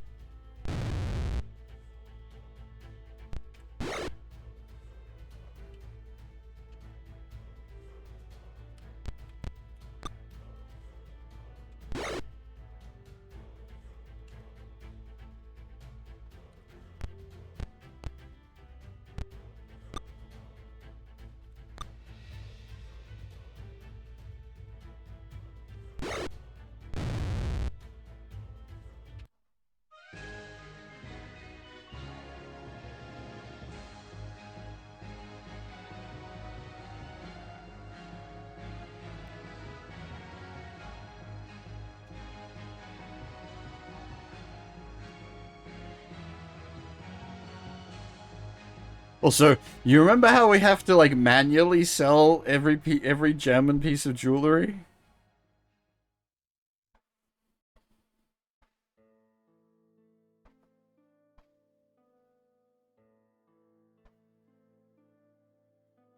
Because the Dark Elves, they don't drop money, they drop gems and jewelry, which is much better for us.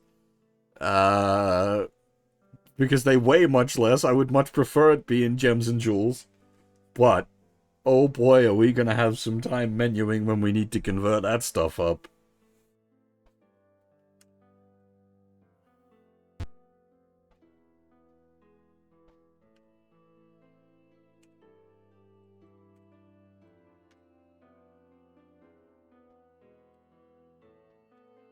Ah, I should throw out the buffs, actually. Embiggenate!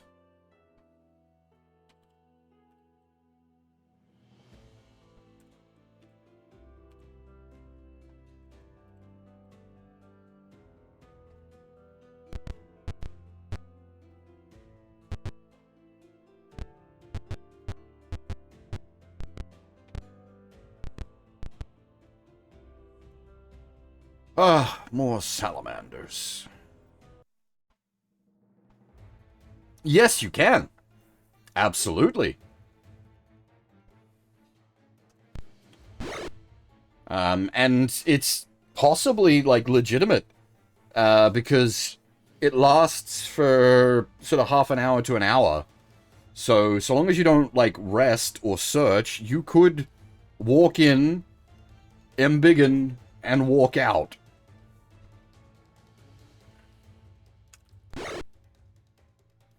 Because, look, it sets Nova to 20 and Bear to 21 as far as strength goes. Which does massively up their encumbrance.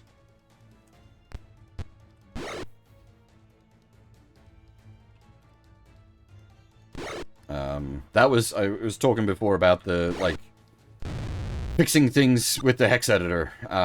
That is part of what that does, is the strength is no longer bugged, so we're able to use strength buffs without the strength stat then underflowing and going into negatives.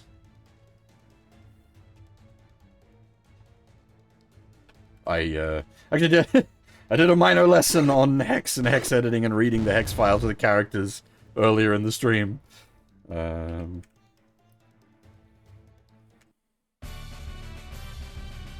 Unsurprisingly, the viewer count went down.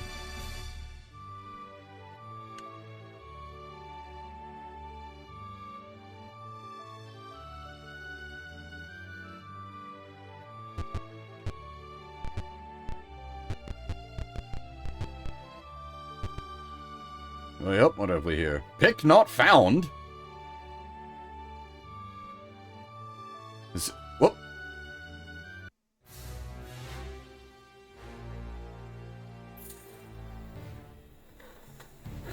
Owl bears!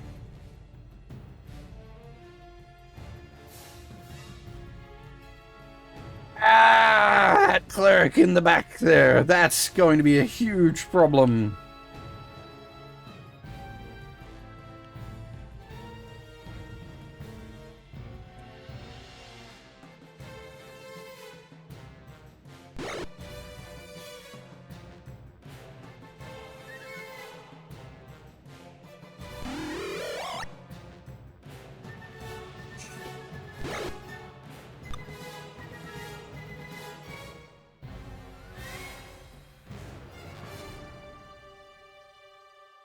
We're gonna just have to throw out some YOLO magic. Because if he gets that cast of Hold Person off, we're done.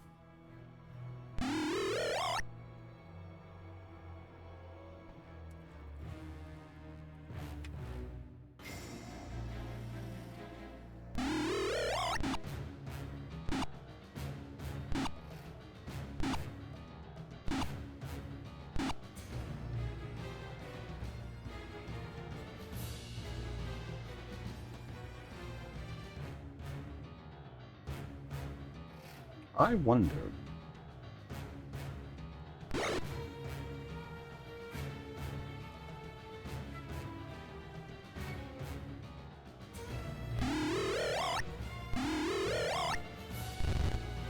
What does it work? I hope the spell isn't busted. We've never seen it actually work.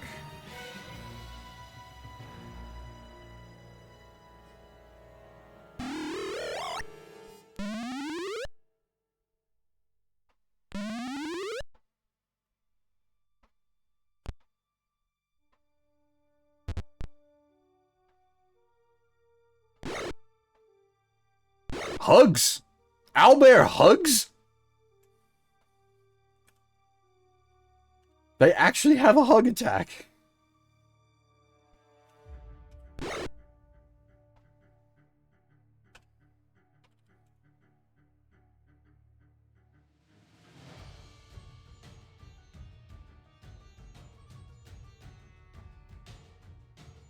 What? Oh, is it... He's...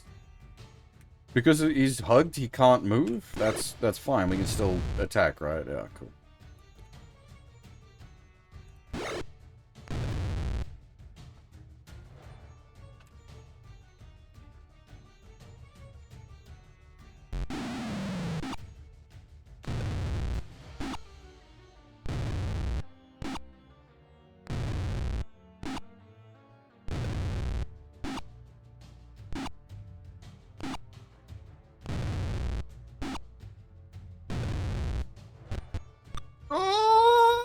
Oh, shit!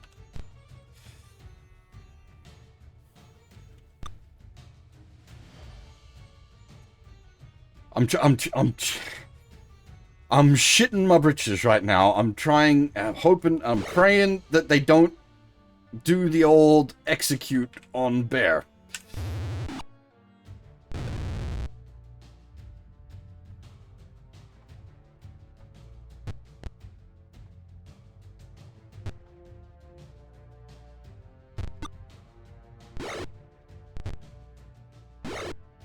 Oh,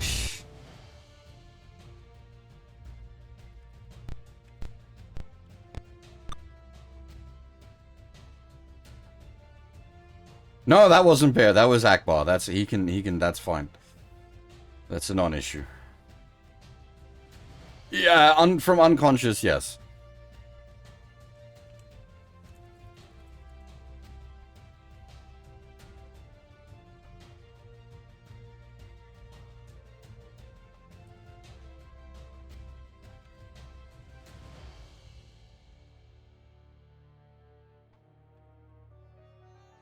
Might be able to hit a magic missile.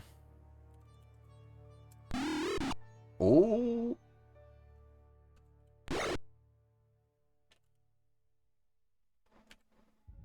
How?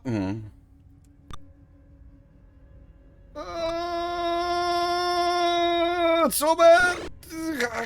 No. Everything is awful. Okay. Ah.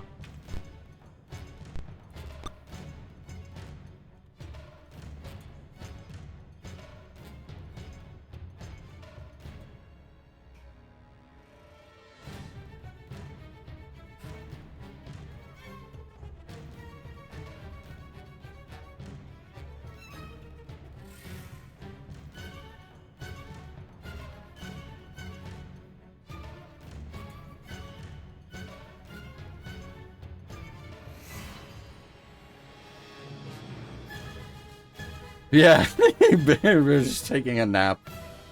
Fucking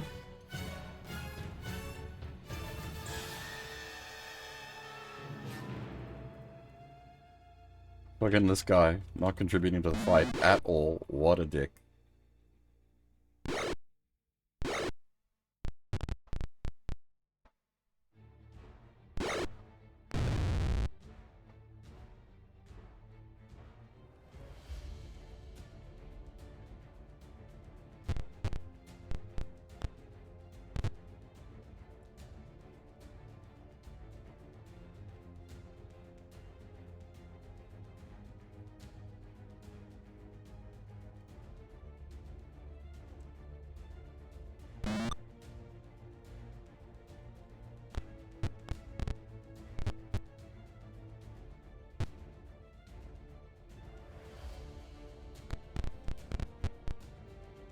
Question is, can he even get off the back of the stage?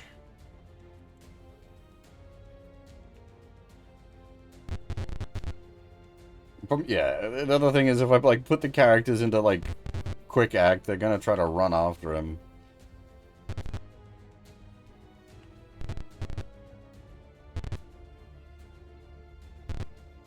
Thank God it got off the back of the stage. Oh my God!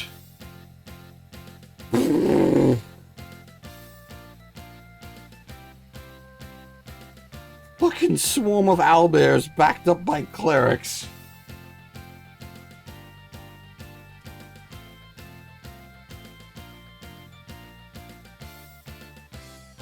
Yes, but it's not very intelligent, half. You really don't want to do that unless you're very confident about your situation. It is likely to, like, toss fireballs in stupid places, send characters in really weird directions, just... usually, I use it to just, like, force end turns where it's not actually going to do anything.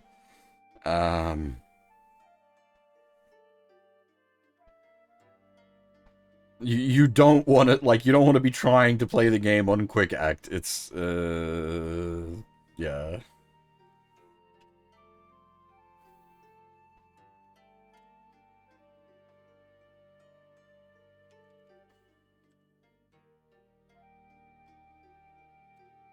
That might be an interesting challenge. Finish the game only using auto combat.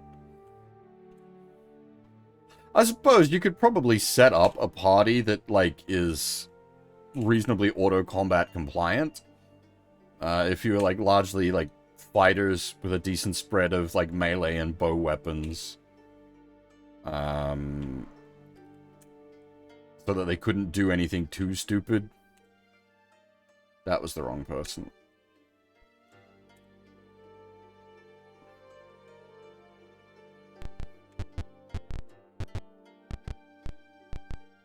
Yeah, thinking about it, you could make a party, like, somewhat retard-proof.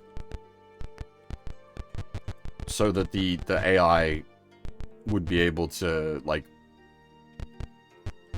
not kill you.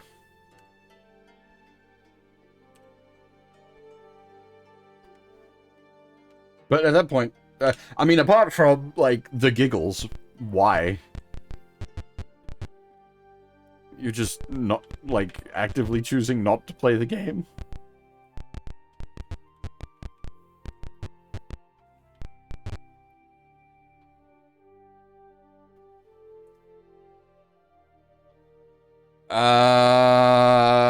Okay.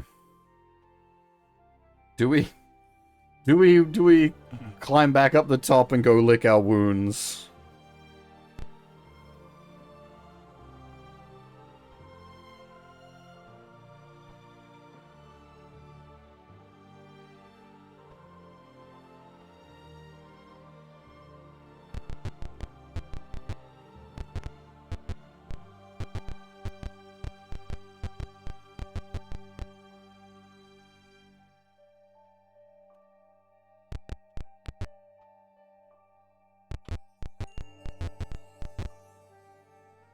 Correct.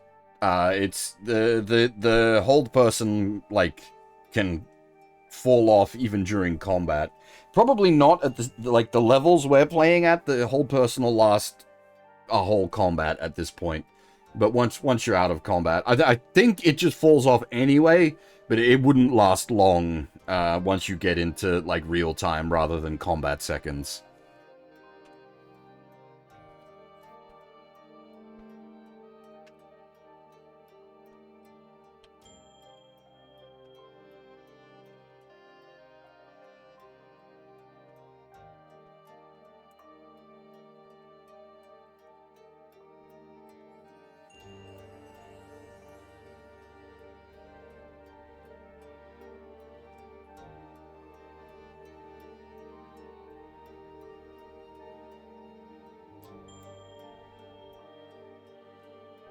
Charm Monster really hasn't done much work for us. We've tried it a bunch of times and it just has not,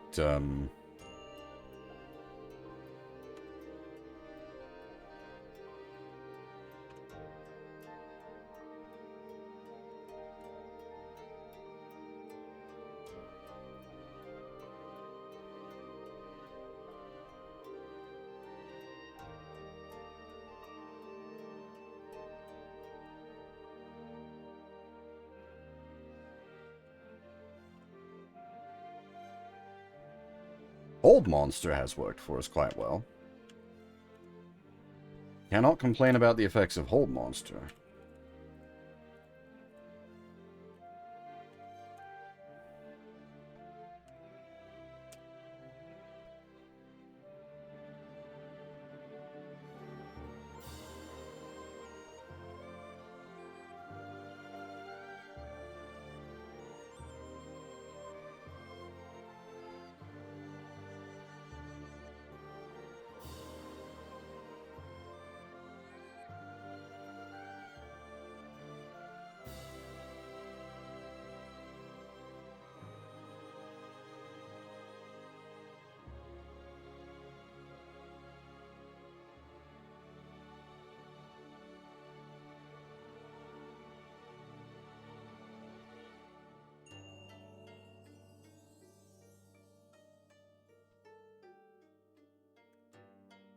Why, we've got the Oriental Adventures soundtrack running at the moment. It's just part of the music that's all in there.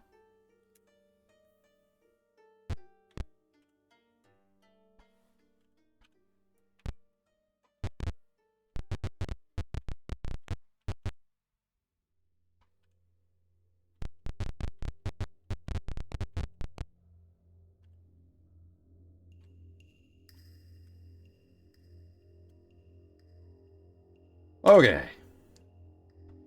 Stairs going down. On the floor is a folded piece of paper with the title, Avoiding Tower Traps. Do you pick it up and read it? Huh. I'm sure this isn't just meant to, fuck us over.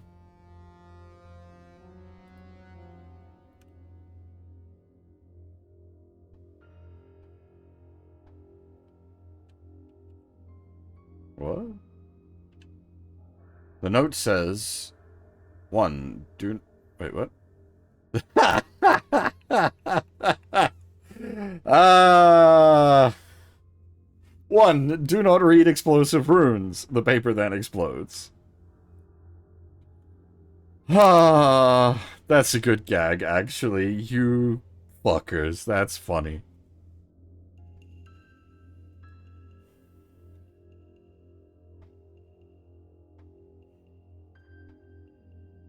Akbar is just straight dying.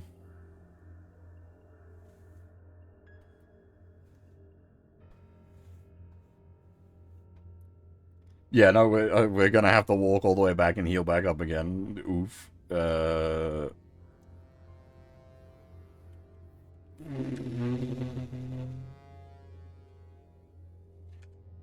I can't even be mad. That was fucking funny. Just actually... Jesus Christ. That was legitimately a clever trap. Piece of paper on how to avoid traps. Tip 1. Do not read explosive runes. The explosive rune explodes. Shit, that's good.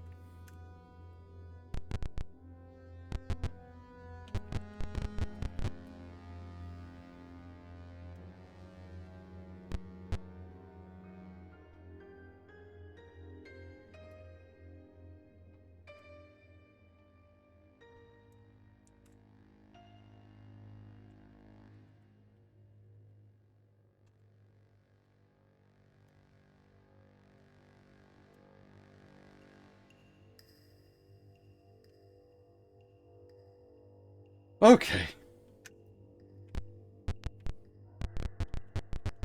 Fucking... Which bloody drow has a sense of humor?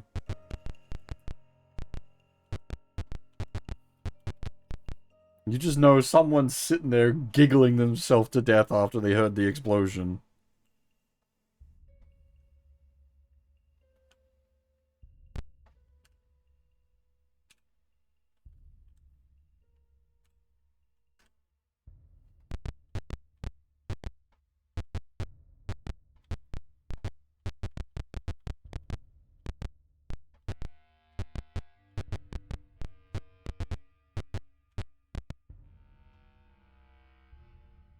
Pick not found.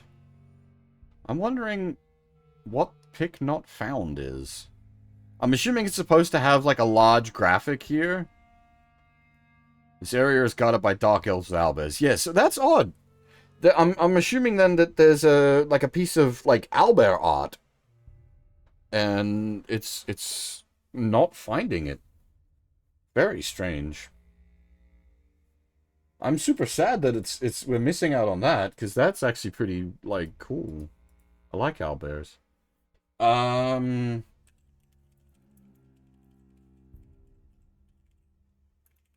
wonder if anyone's like... Yeah, there's like no way I'm gonna be able to find exactly what I'm looking for.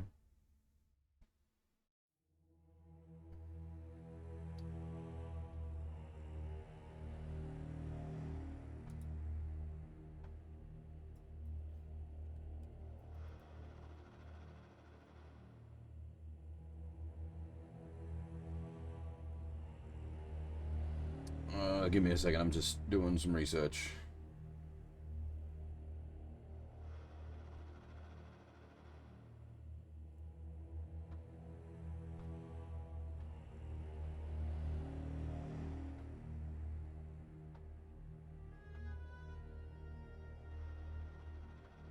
Okay, yeah, well, that's...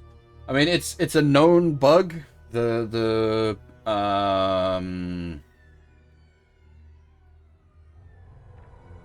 There's just not a fix for it, I guess.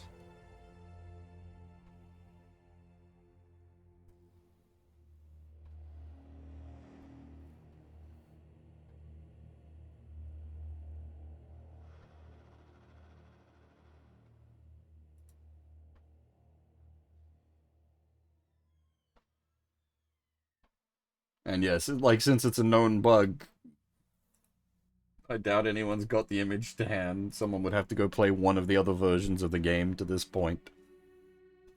And fish the art out.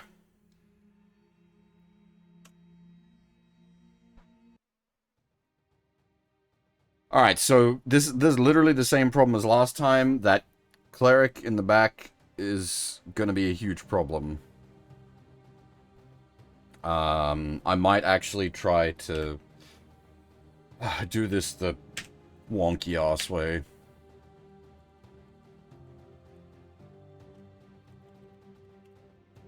Try to plink him. Those are indeed owlbears. A whole mess of them.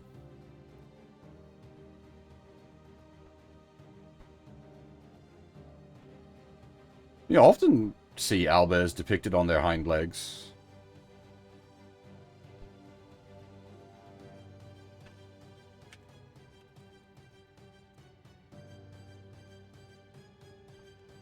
Oh, that's right. I don't know if we're not allowed to use ranged weapons in melee.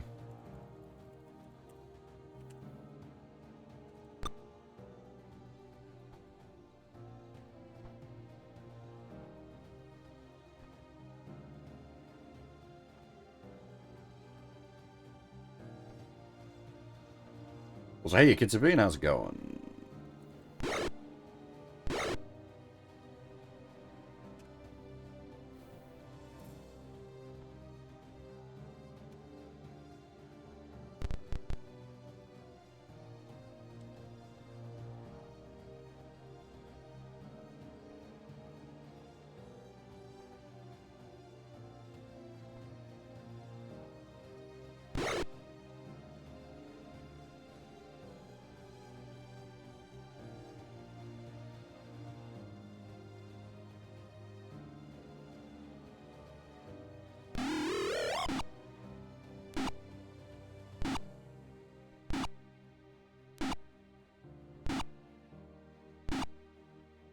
We hit the fucking fighter, but not the actual cleric. God damn it.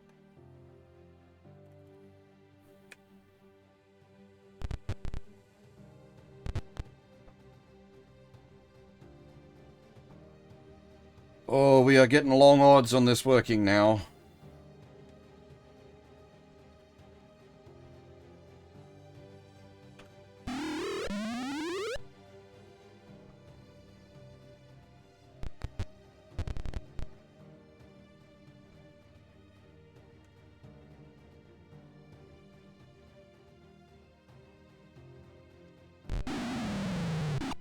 Osha!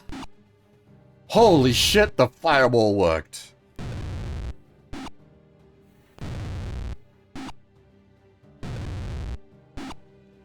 Potentially, Kitsubane?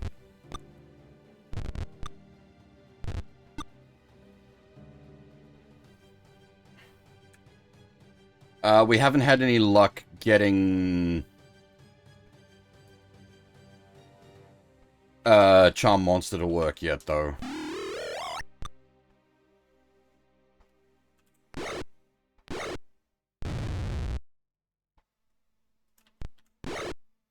Okay, we need to murder the fucking cleric.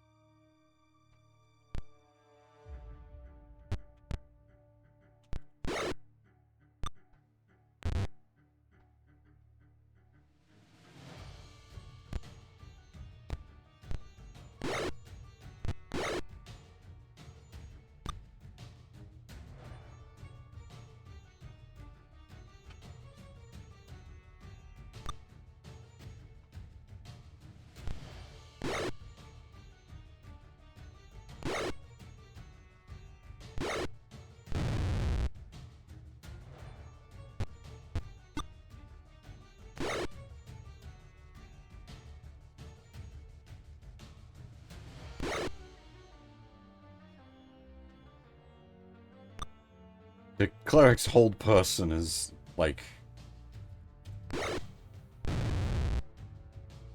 It's brutal.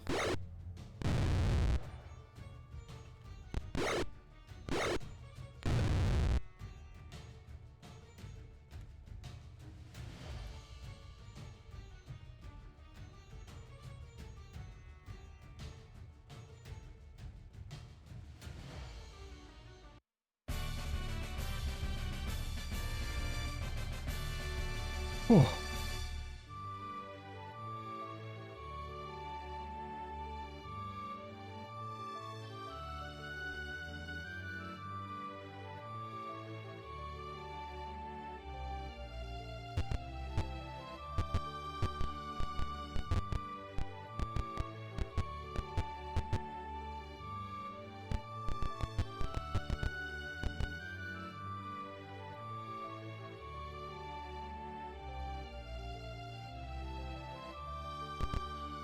You have found a mystical laboratory. In the center is a murky, shallow pool which smells of rotting vegetation. Do you go forward? The pool looks to be several feet deep, though you cannot see the bottom. Do you reach into the... Oh, this can't end well. Rooting around in the muck, you find a leathery ellipsoid about the size of a head. It is warm and pulses faintly. Do you take it? Yes?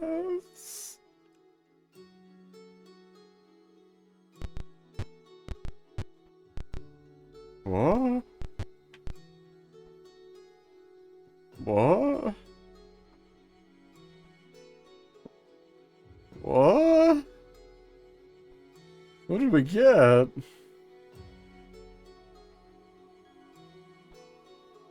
We got it. God damn it. Off.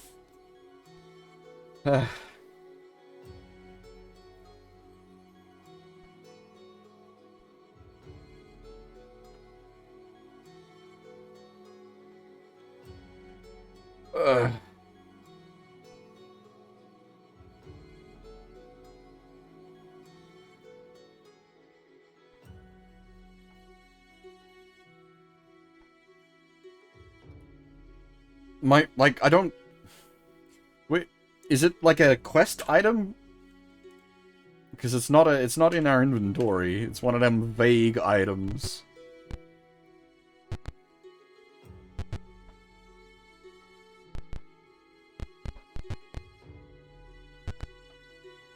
You have entered a very elegant bedroom. Red silk tapestries adorn the walls. The room is disarranged as if someone quickly packed. Do you want to take the time to loot? Sounds like that goes badly, but why not? 2,300 XP is not bad. The platinum's just going to be too heavy to carry. We'll take the jewels and gems. Unidentified potion. Oh, and a Freedy. Question is, does he have caster? He does have a caster backup. Oh, that's brutal. I was like, I'll scooch, but that's copping like so much op attacks that I'll just die.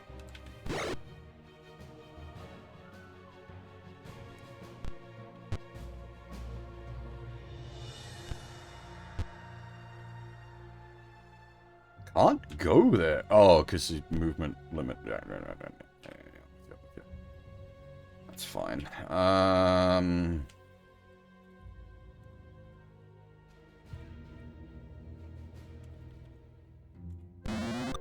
Shit. This is, we're gonna cop one op attack, but it's an op attack from the Ifriti. Pain. Alright, mage stabbed.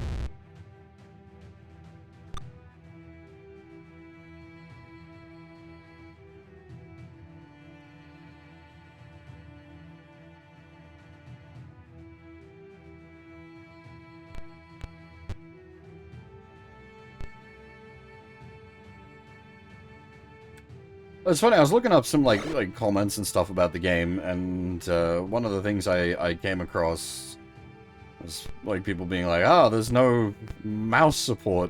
I didn't even, like, think about mouse support for this game. It doesn't need it. It's so well designed, like, without that in mind. As for moisten, I am out of coffee, but I do have water.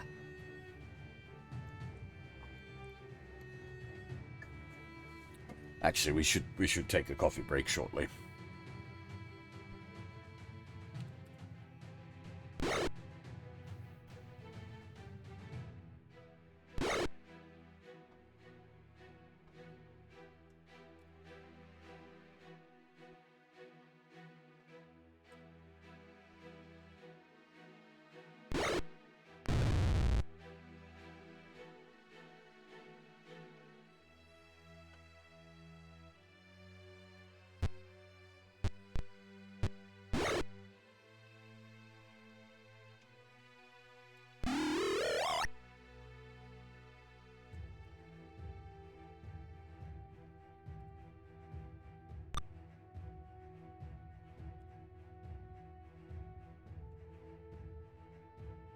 Like, once you get into the flow of the game, it drives quite nicely.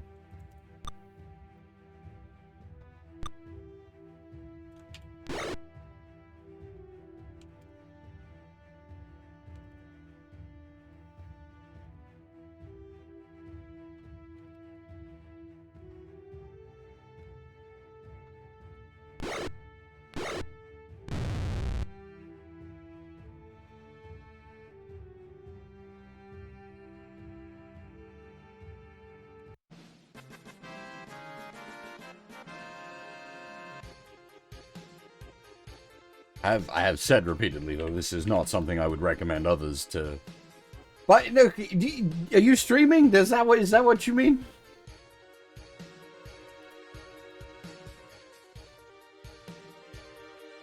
Because I was, like, totally... Okay. I was totally thrown off yesterday when I saw you were streaming. I was like, what?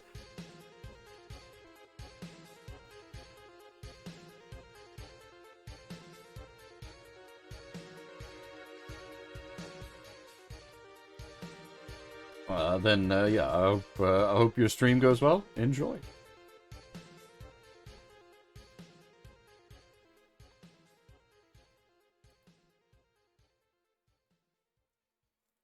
Yeah, no, that's all good. I I didn't realize until I went to finish stream yesterday. I was like, wait, half is streaming? What the fuck?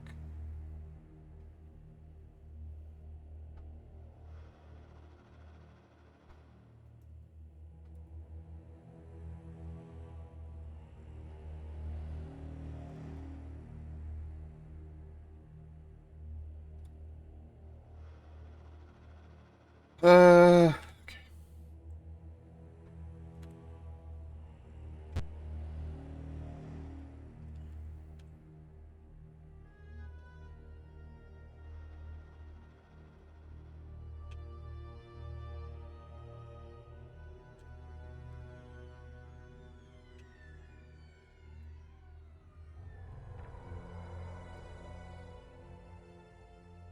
Like, I will say, some of the keyboard layout for this is a little unintuitive. Like, the way you select, like, up and down through menu options is with 7 and 1 on the numpad. That is, I would consider unintuitive, but just read manual. Manuel's there for E3T.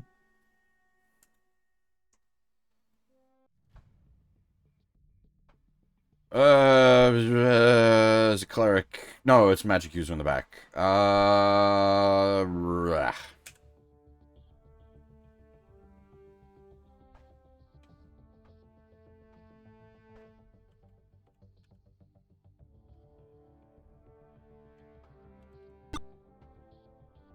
Fab can actually... Oh, I was gonna say Fab could scooch without copping an up attack, but no, there was still one up attack to be copped.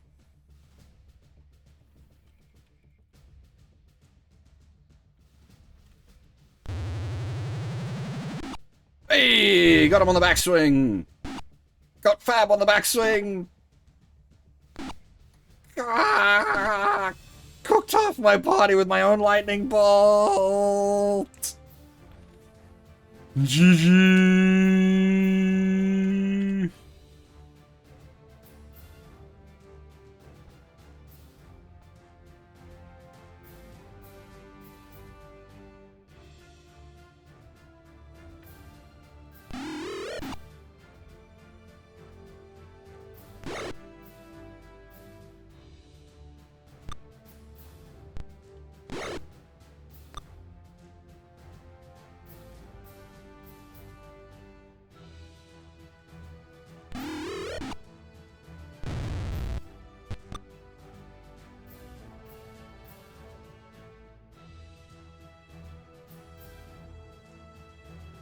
Why am I magic missiling? That's just gonna get wasted.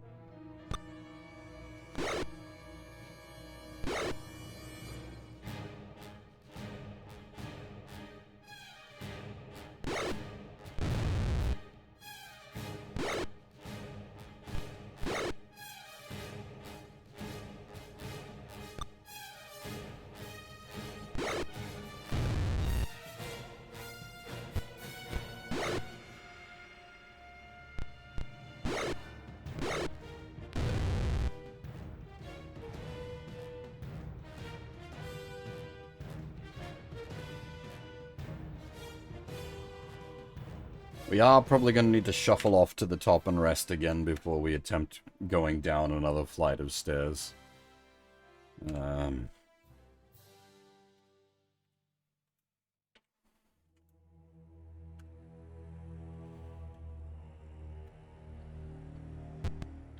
Oh, fuck me.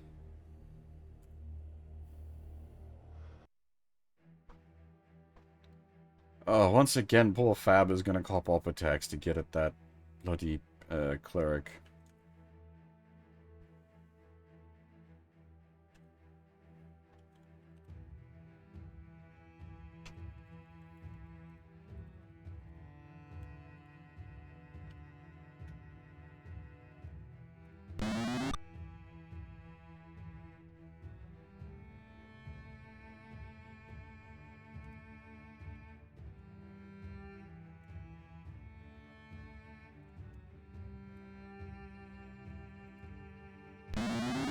God damn it! This is bad.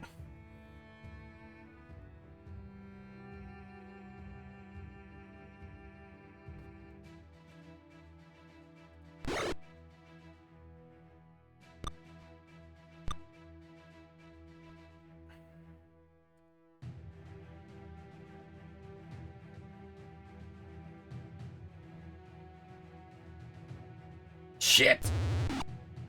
Oh!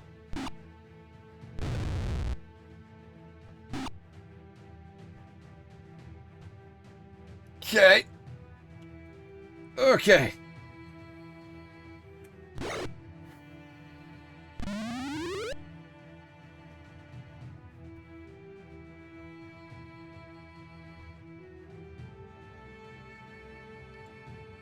You're going to just die if I try to, like, get up there by copping op attacks.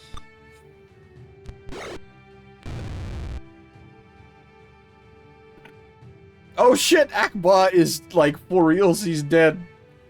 He actually died. God damn it, really? After all that,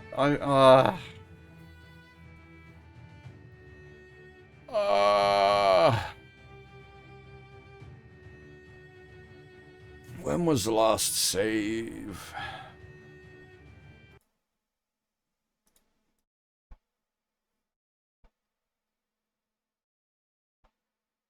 A while back. Like, 10, 15 minutes ago. Oof. I don't want Akbar dead though, because I want to see if he says something when we finish the adventure.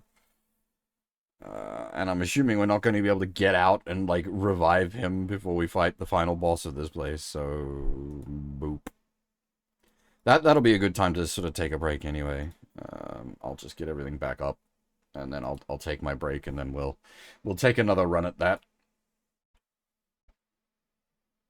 That was most unfortunate. Lightning bolts hurt.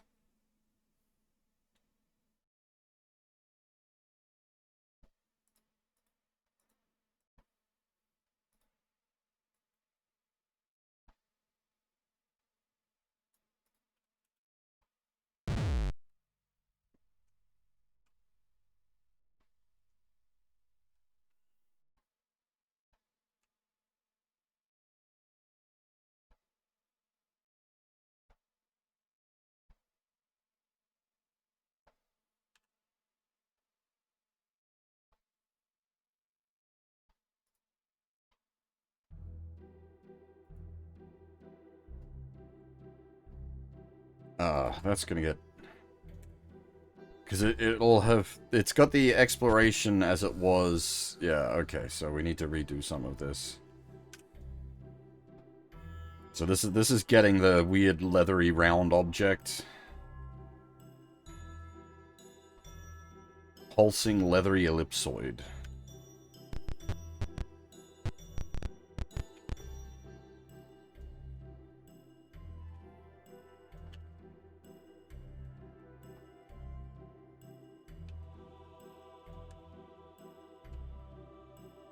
Alright, as I said, gonna take a short break here. Gonna go stretch and get a coffee and do all that good stuff. I will be back in a little bit, and then... Well, hopefully we'll be able to clear this dungeon. Dungeon... Wizard's Tower... However you wish to call it. I'll be back shortly.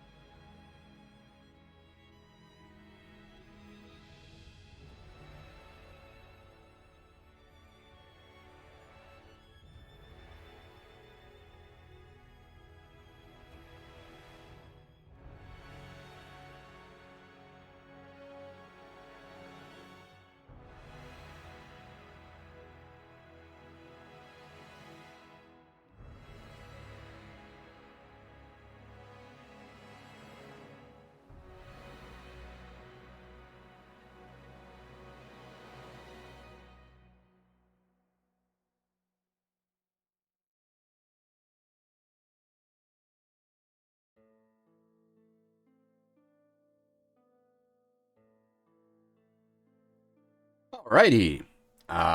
Am back.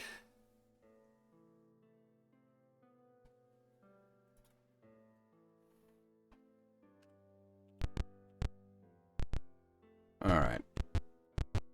So that's the way down. That's the bedroom again.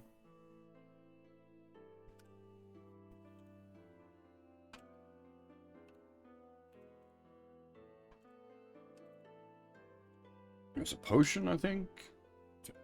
Oh, interesting. Is it random loot? Huh.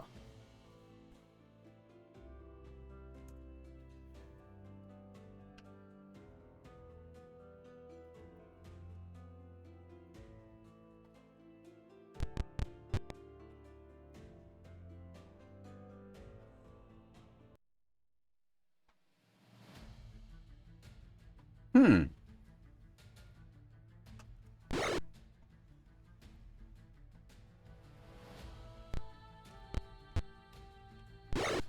The fights as well seem to be different. Huh, I didn't realize it was, like, randomized like that. Interesting.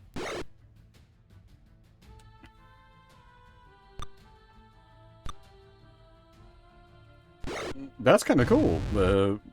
Loading his and saving his, saving and loading has given us something interesting to see. The game, it's not just like static loot or static encounters.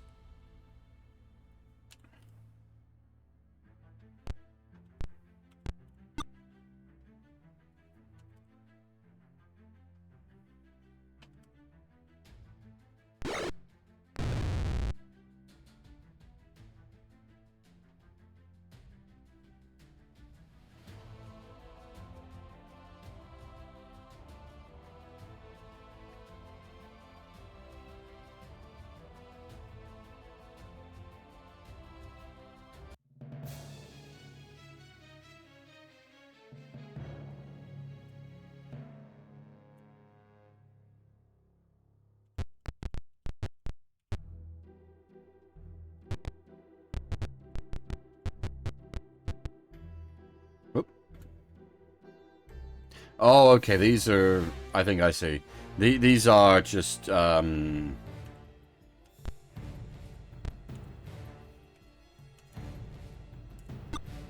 generic patrols. That's why they're random.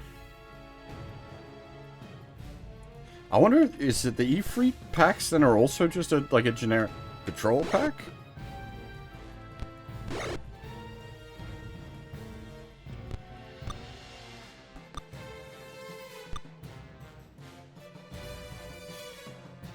But being packed in tight like this is very much to our advantage.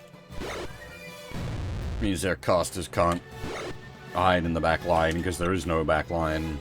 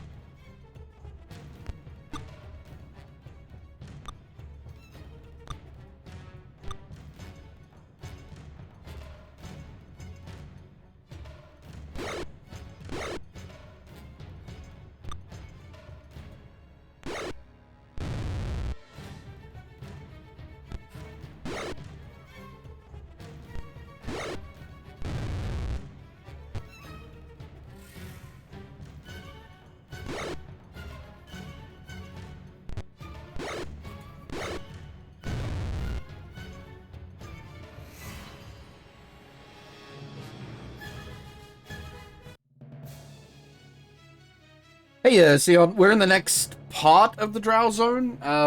We fought all the way through the Drow caves. We're now currently making our way down from the top of a mage's tower.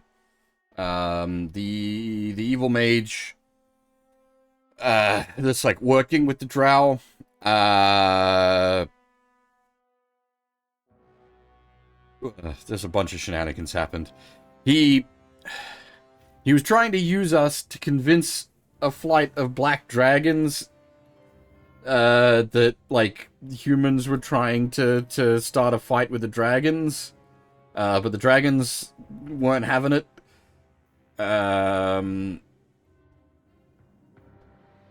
So they basically just said, yeah, no, we don't believe you, bruh, and they just fucked off.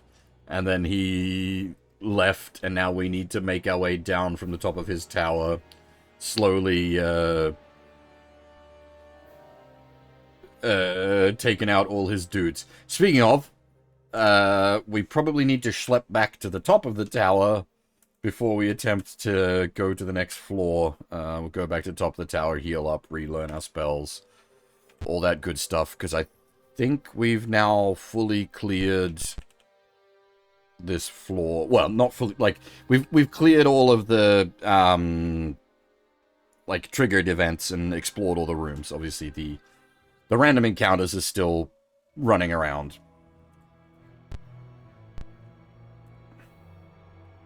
Since we are going to go back and sleep, I'll just cast Hold Monster, and hopefully we can just cheese this fight. That would be nice.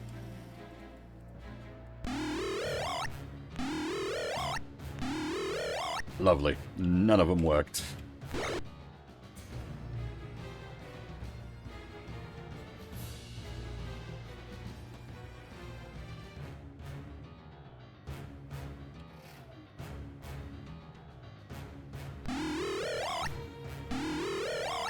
I'd like to see Charm Monster do something at some point.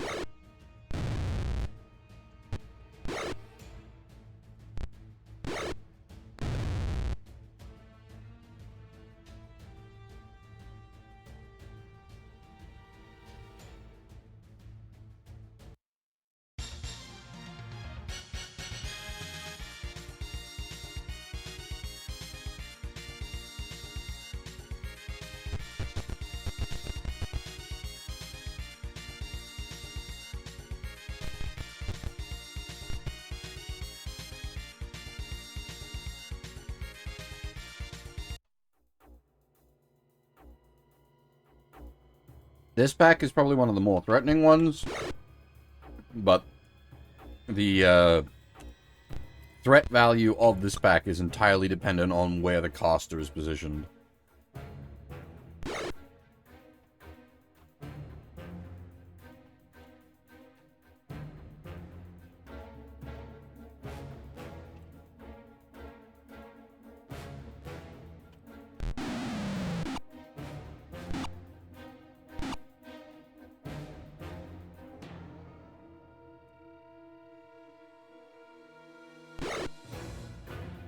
We actually got some fireball hits there, which is very rare.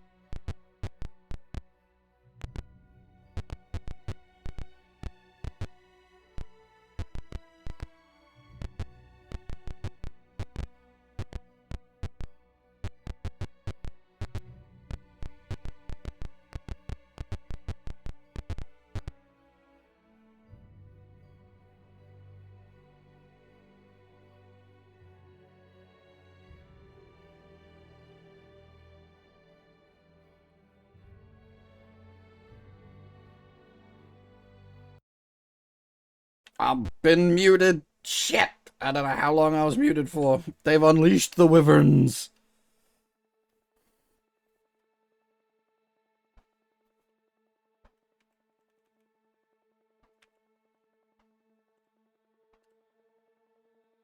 I was yapping that whole time as well. God damn it.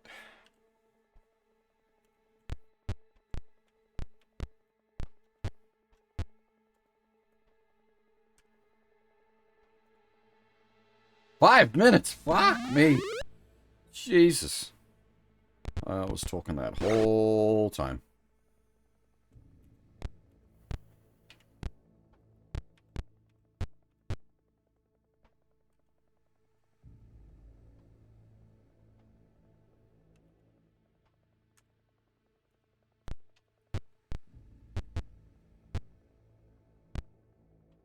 Did any of my explanation about, like, the differences between the enlarged spells go through?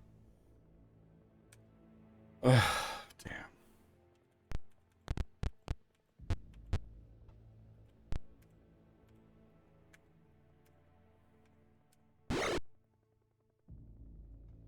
I mean, it's pretty straightforward stuff. Well, so I say that.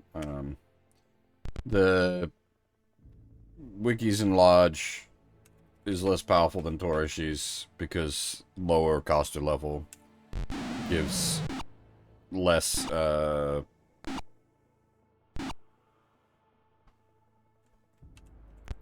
less overall strength.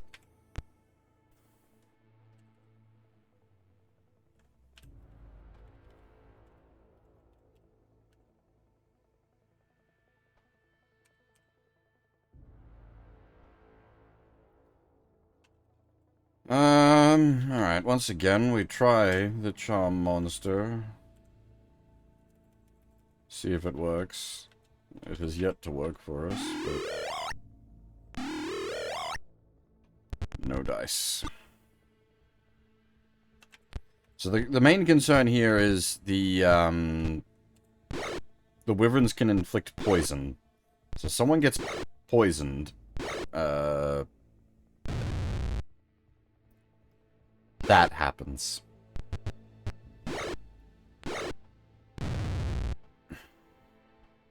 And we don't really have a way, like, you could set up to deal with that, knowing that it's coming ahead of time, but we are not set up to deal with it right now. We have no solution for it.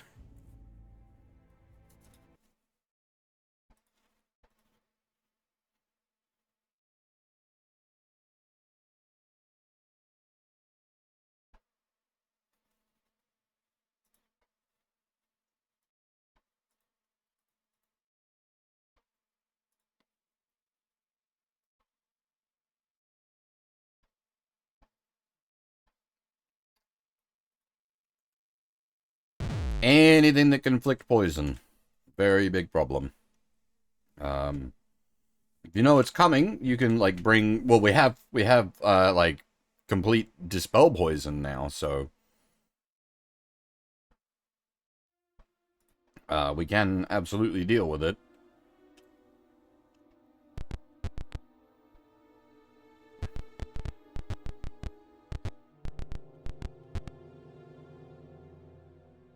Alright, let's try that again.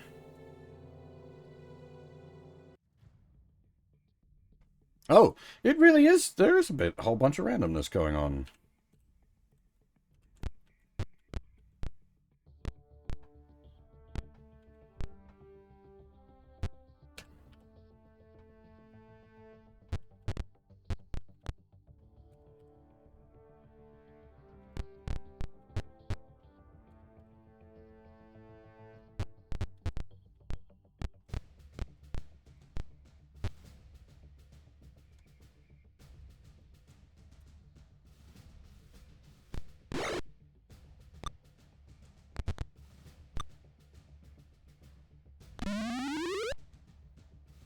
I'm hoping that, like, I did the prayer last time as well, but, the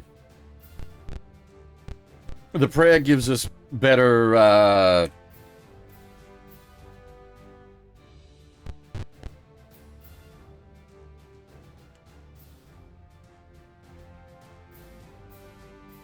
Well, better a whole lot of things, but it gives our saving throws +1, which I'm hoping will help us save versus poison. Yeah, he's okay, he's a level 5 mage, so like that's bad even for a level 5 mage, 15 HP.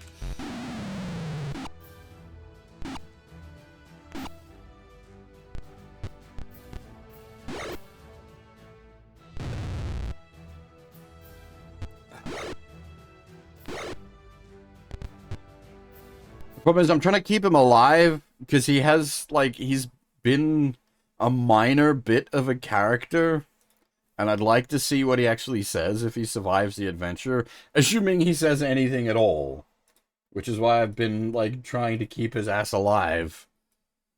But as you so rightly point out, 15 HP. Something looks at him funny, he just dies.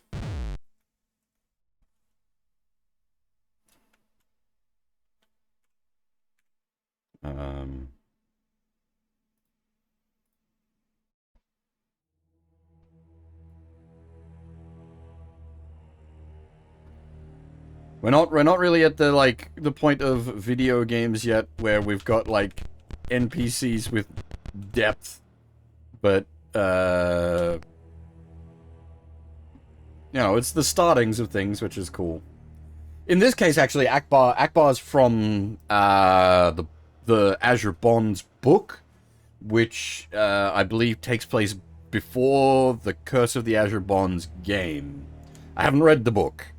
I just happen to know that. I actually finished getting through the Pool of Radiance book yesterday, so I might start the Azure Bonds book soon.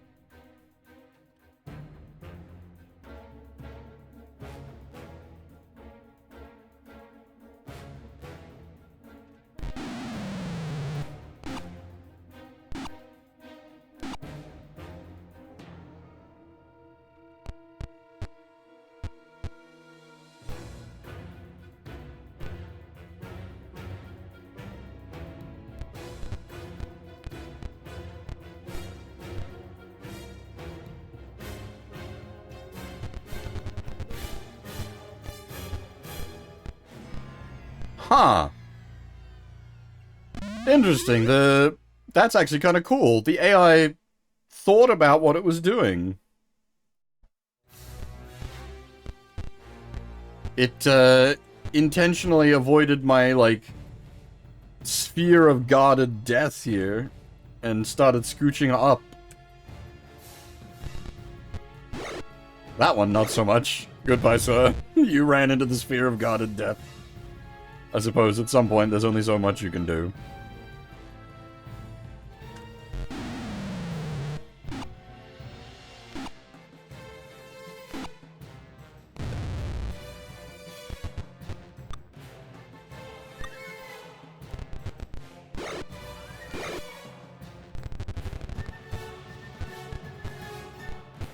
Look at this fucker sneaking around the back to try to get my mages. You cunt.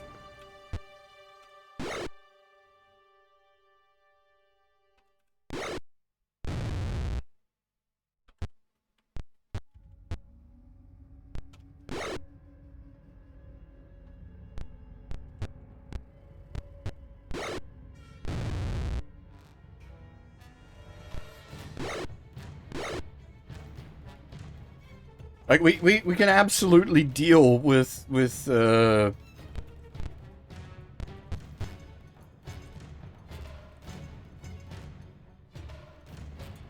wyverns. It's just that they can one-shot us.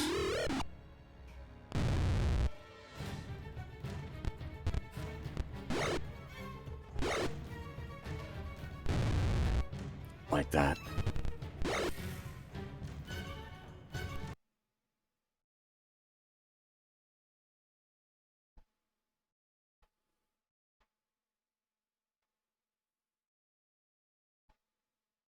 Like, I know that the Wyvern is here now, so we could go all the way back up top, learn, like, poison restorative magics to deal with it and come all the way back down, but it's just, it takes so long to set up for that. It I'm just gonna load the save.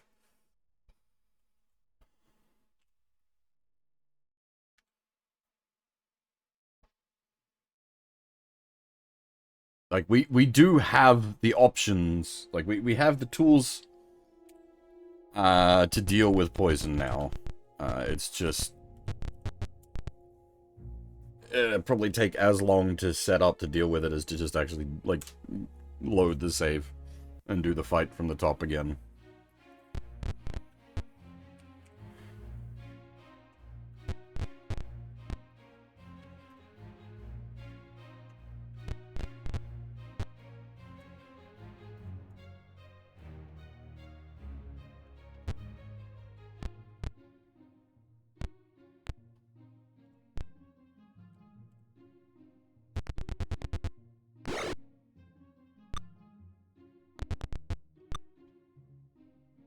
Okay. Bear is absolutely the one we want them attacking, because he's got AC fucking -7. Boy is near on untouchable.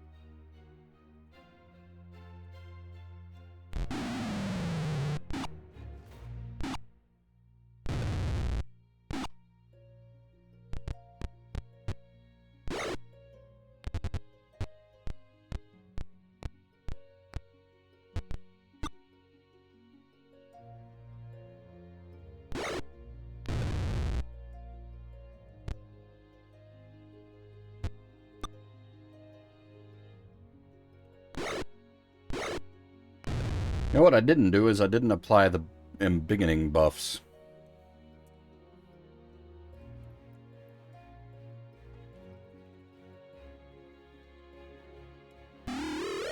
Pew!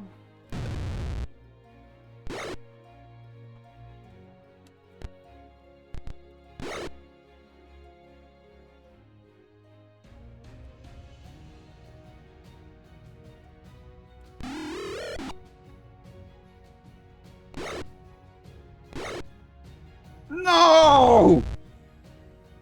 Ah! That's all it takes. One poison hit and it's over.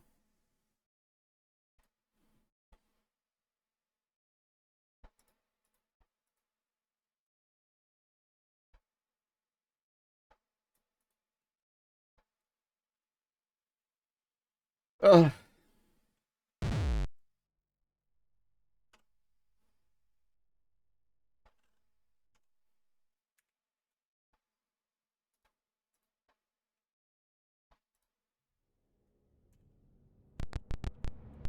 Oh, I wonder. Does the layout of the room change depending on how you enter it?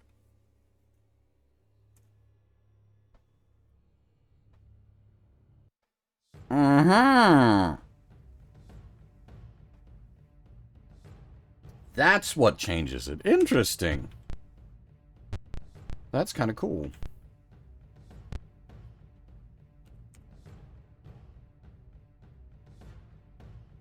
You get a different room layout depending on how you've chosen to enter the room.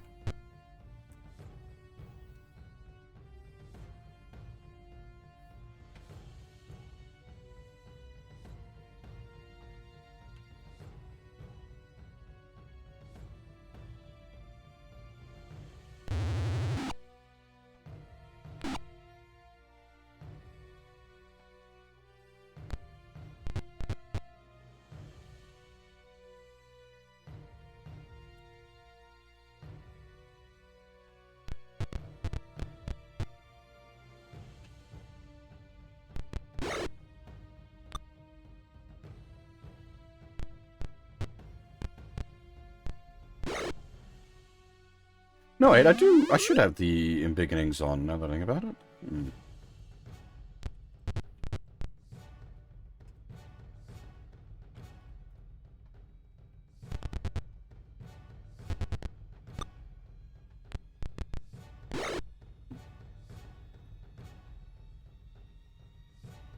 I think we did just survive a poison there.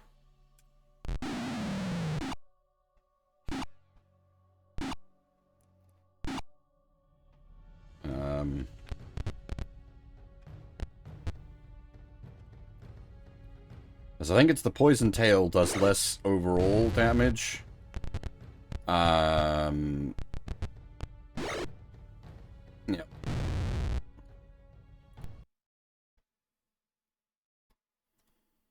God damn it. Final fusion! Shorin! They fail their save versus the poison, they just die. Okay, so the way it works is they're not actually dead. It's just we'd need to like expend so much time getting spells all reconfigured to deal with the poison. We have the spells to deal with the poison.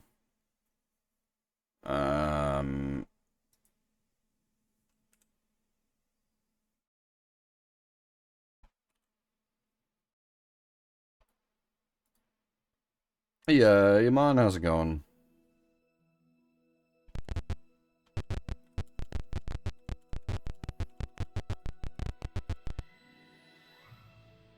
Ah, helps if I pull the game up.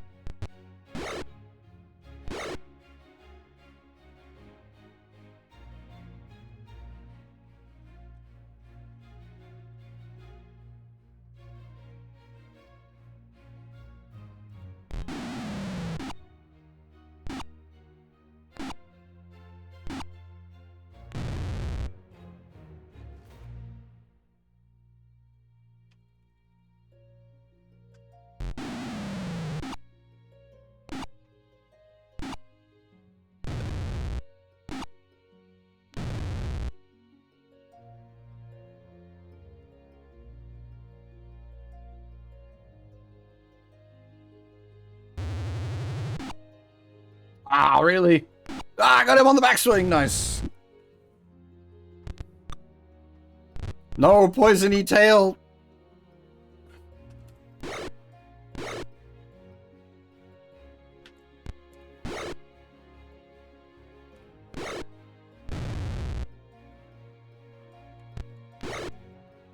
Oi.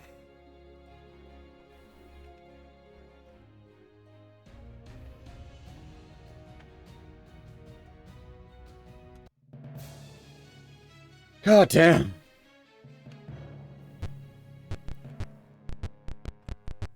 Oh.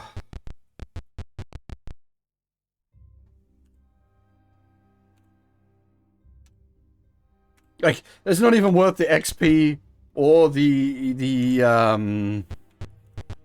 like, there's no treasure to be... Oh, that was... came out a bit earlier than I expected. Hang on, we're gonna... sorry. I'm gonna roll the save back again. I don't know if we're gonna be locked out of this place once we fight him, so I don't wanna tag that just yet. The save is literally right there.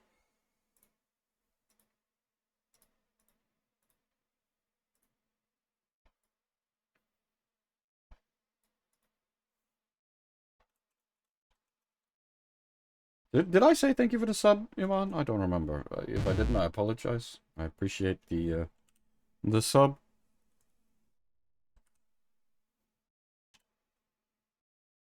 The little bits of money from the Twitch goes into funding things like buying these games.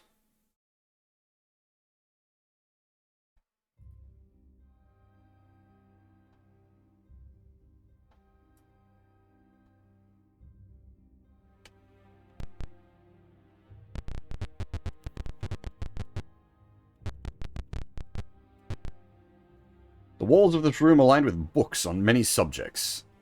None radiate magic.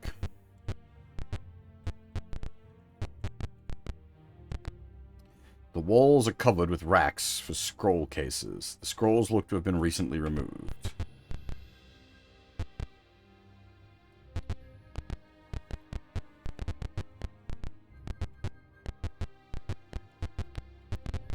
Okay.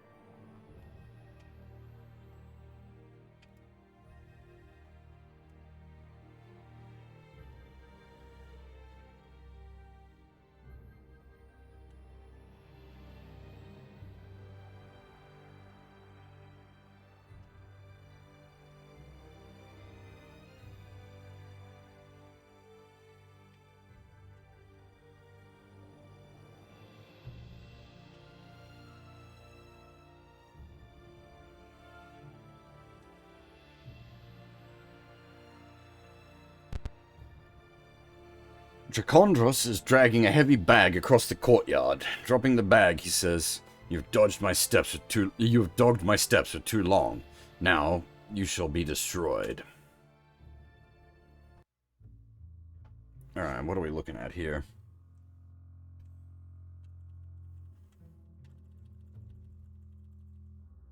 Okay, well, he himself is going to be a problem.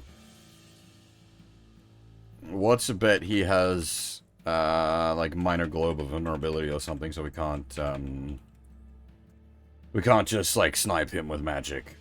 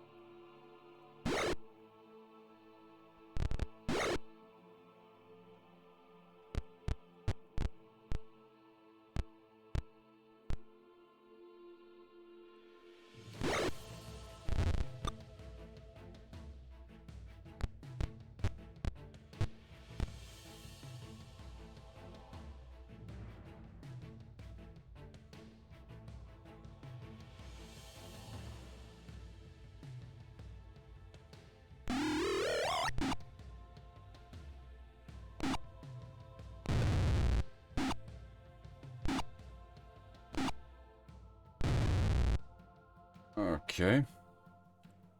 He sort of killed his own dudes there.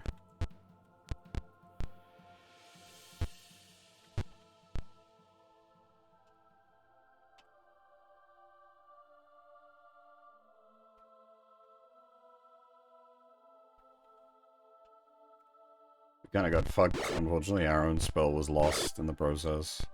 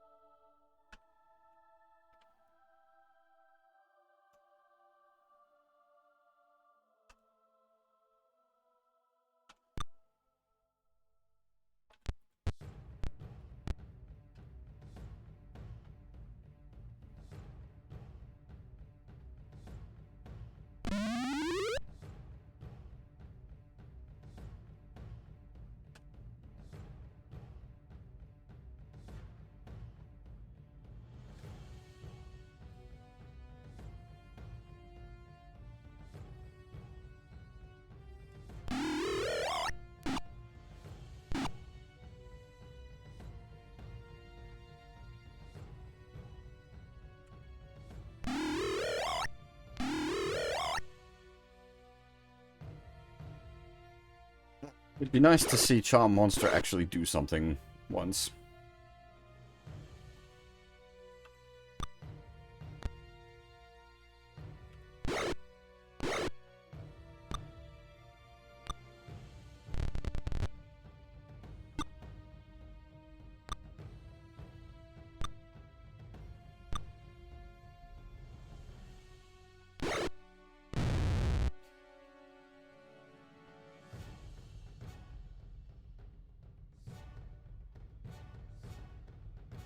This is bad.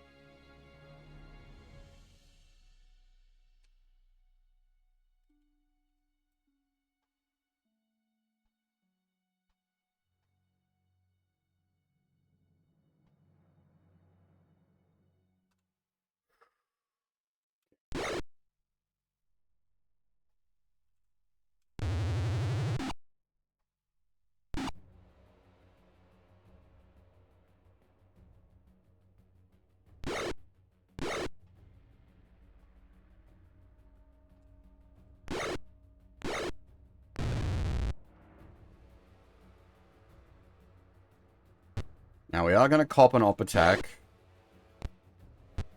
But it's worth it to get over here and stab the mage. Wait, what? Ow! Something backlashed at us. It bit back.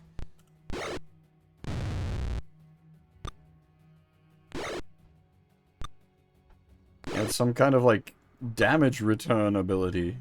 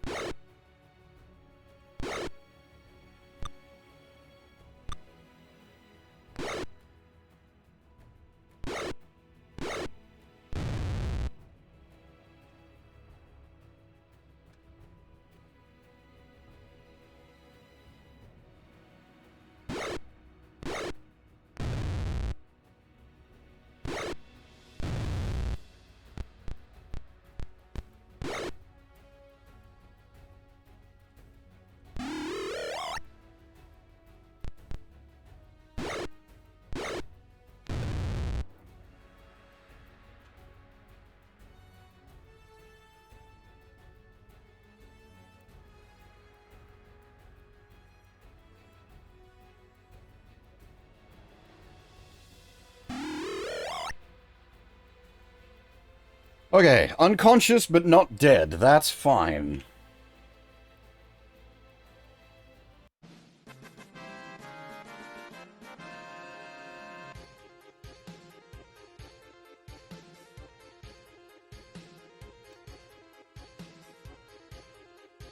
Okay. What do you got? Not much. Hang on. This is gonna be a sniff magic kind of situation.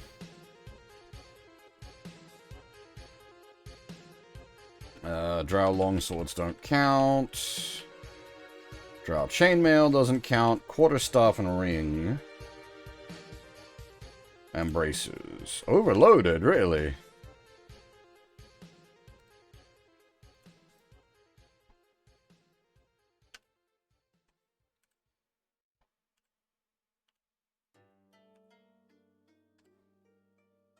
Shit, she really is overloaded. Huh, I don't know.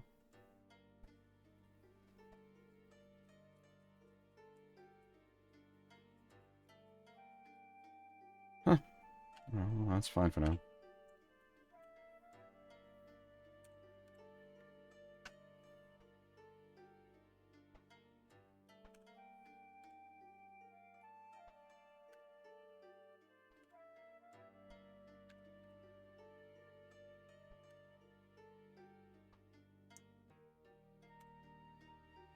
Whoa! Amongst his treasures, you find the helm of...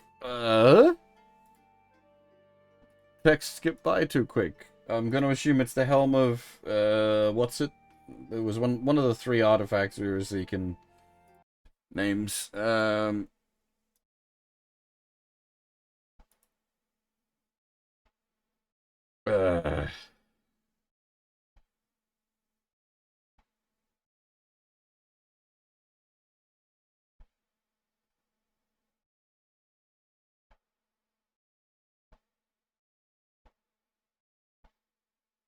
Give me a second.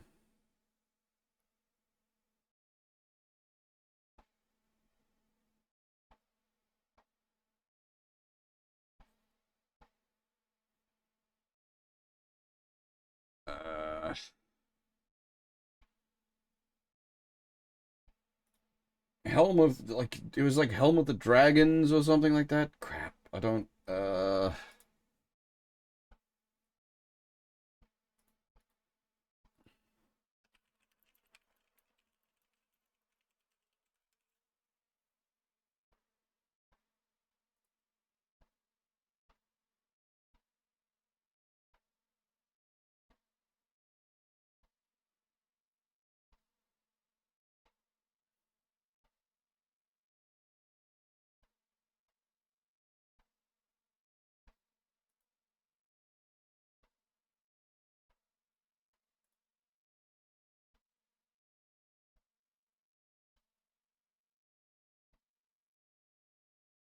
no worries, Sion. God damn it, I'll find the name of this damn thing, it's important.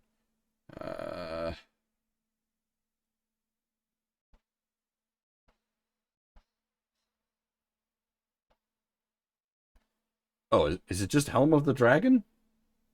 It's not very exciting name.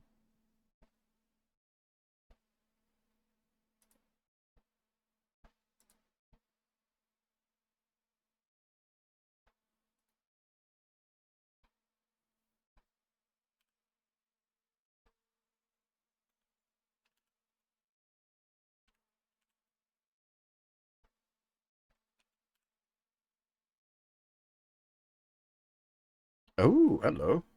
Stone, Scarlet, and Blue. Yeah, we're gonna be hitting overloaded on, like, a lot of people, actually. Our inventory is quite full. Okay, good. We managed to pick up everything.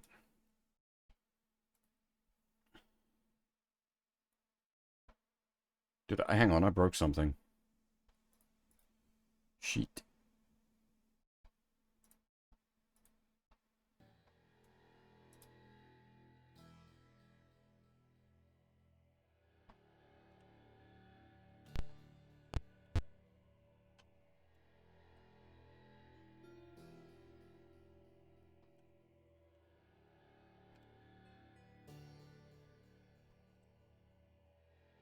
We got lots of things we need to identify as well.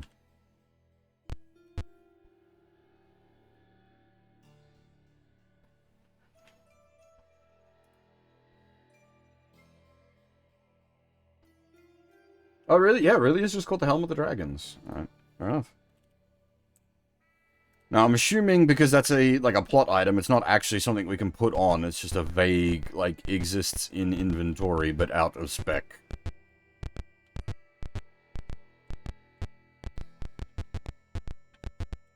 Oh! An armored contingents of Dark Elves, they're not gone? We've killed their boss! How is any of them left? Oh my god, and there's a caster in the back.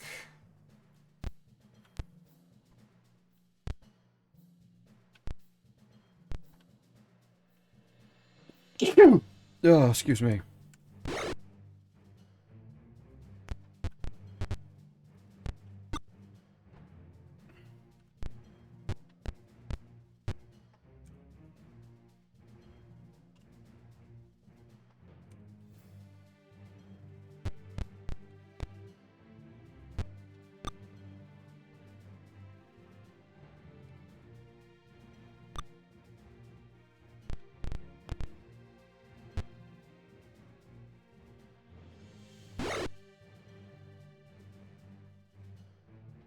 Actually, Fab, you can hang back there, buddy. You're fucked up.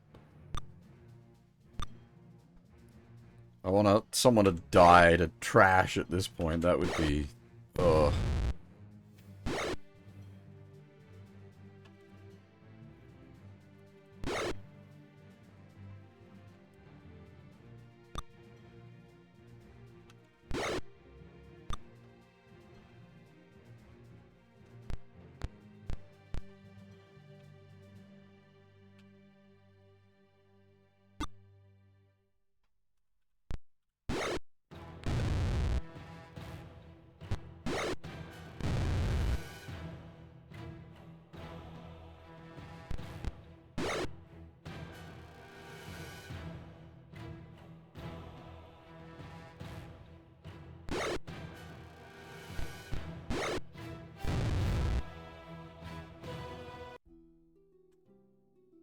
Alright, it is not a safe area despite having killed the boss.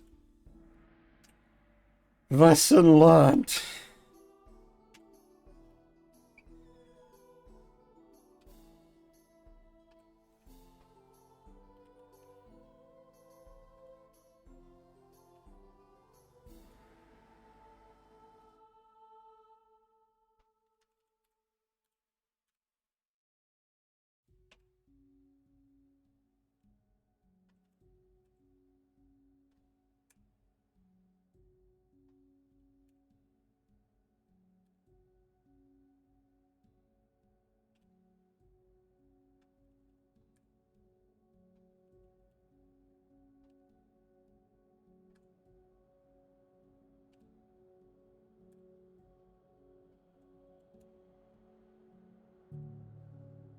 Are we still big? Yes.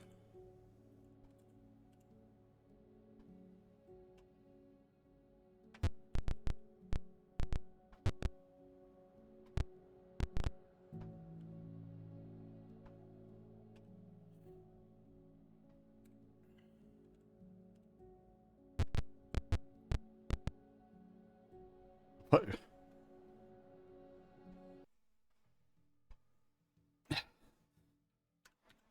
These boys just won't let up.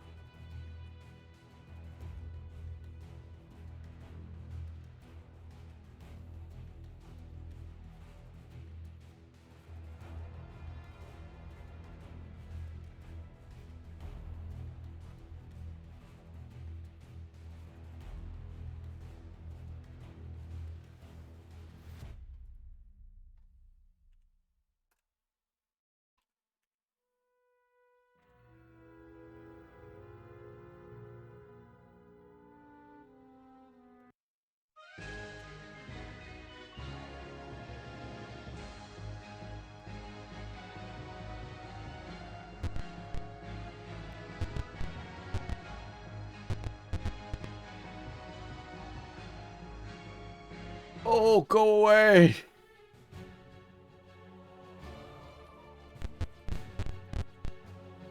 I've had enough of you bastards.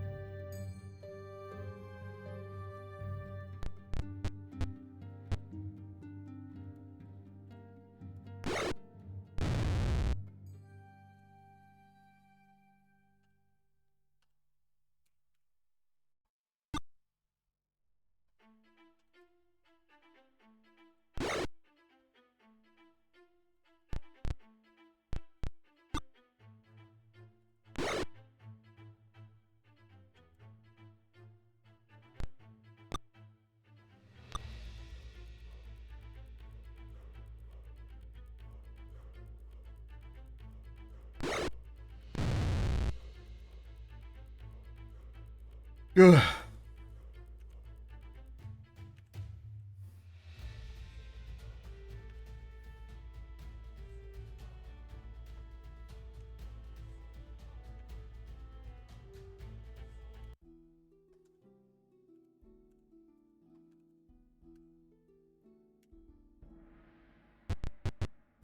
Get me out of here! This is the way down to the caves. However, you also note a secret passage that will take you directly to the wilderness. Which do you take? Hang on a minute here. I'm just... Doesn't specifically save. Just in case. I want to, like, skip to the wilderness, but, do you want to stop by Haptooth Village or depart the area? Village! Okay, good. I was worried it was going to punt us all the way out before I got a chance to get back to the village, get my shit ID'd, and, heal. Ugh.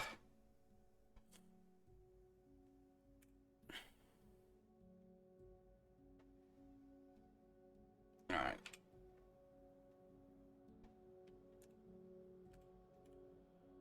Okay, so we're gonna be sitting here IDing things for a while. Is it +1 arrows? Yeah, I thought so.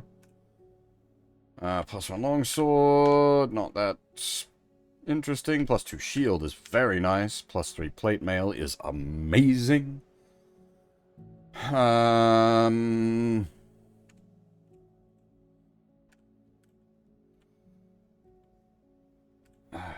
these magical? Nope.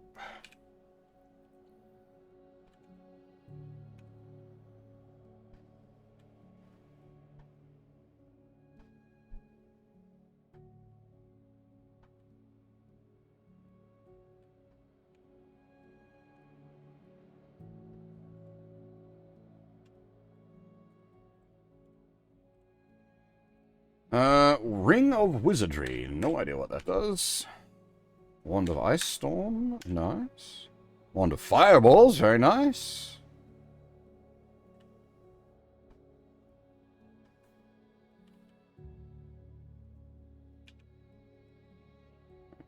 Don't need that. Don't need that.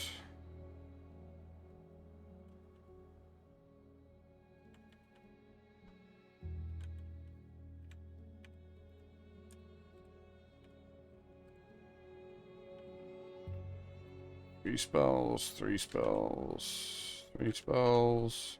Robe of Powerlessness. Is that some kind of cursed item?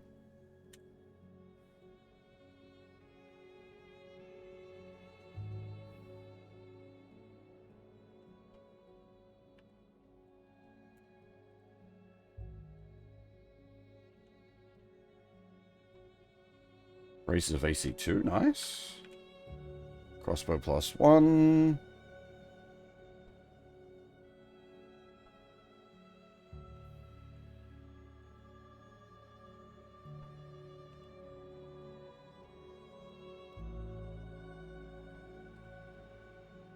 Ring of Protection +3, very nice. Quarterstaff +2. Scrolls of something or other. We're gonna have to futz through those.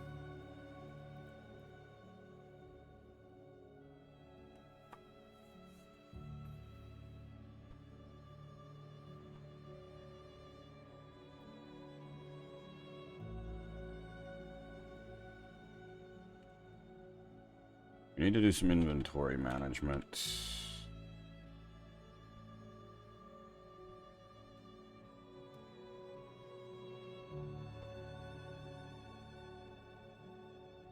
Hold on to that just in case, but I don't... That just smells like it's a cursed item.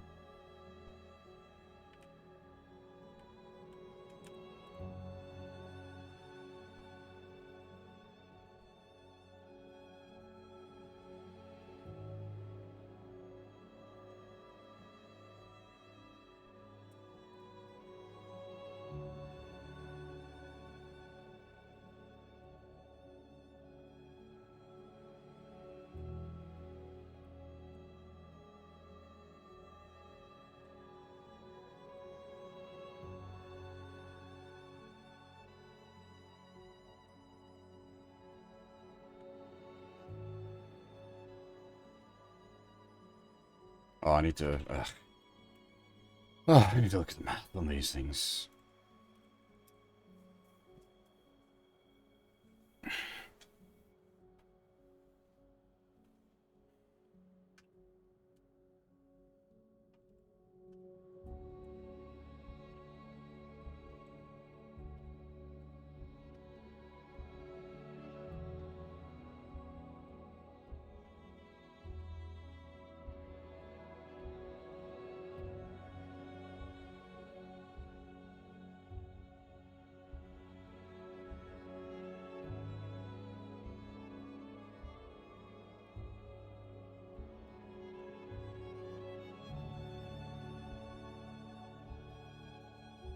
So we're gonna lose the Drow longsword anyway.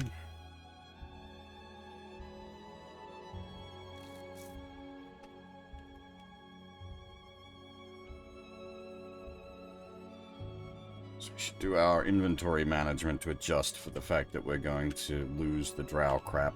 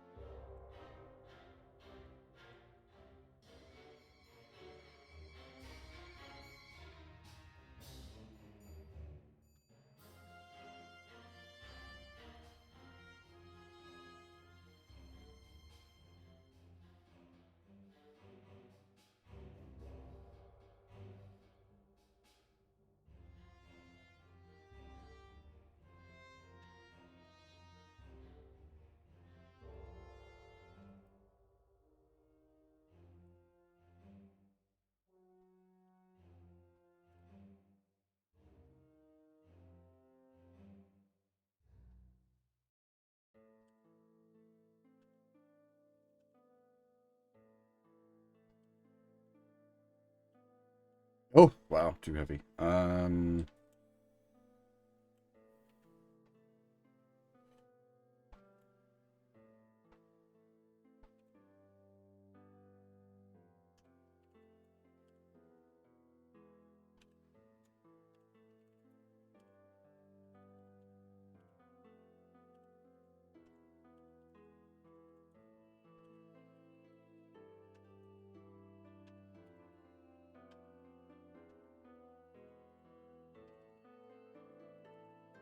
Okay.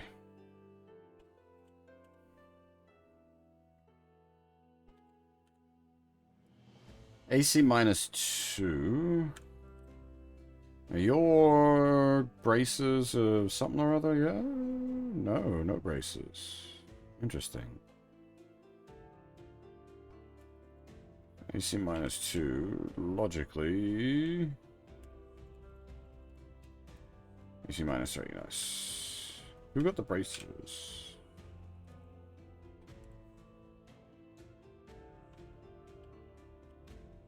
AC2.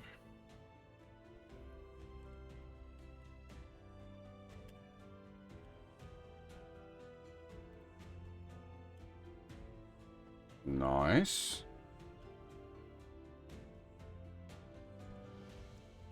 Is Fab using bracers of something or other? Yes, okay.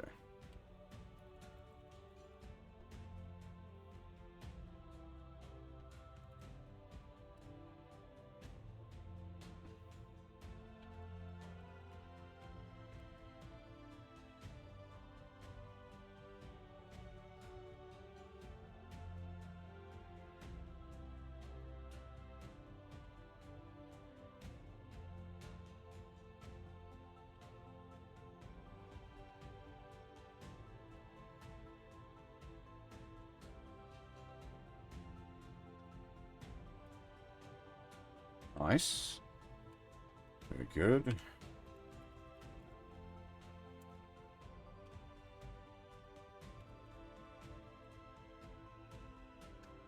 Bother.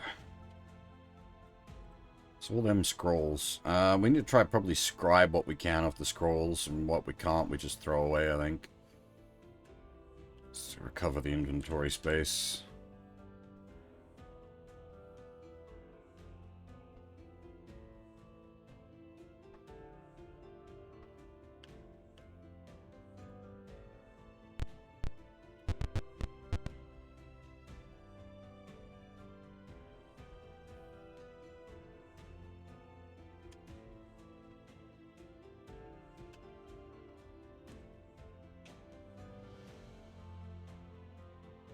Wiki's not even wearing armor at this point because of the braces of AC2.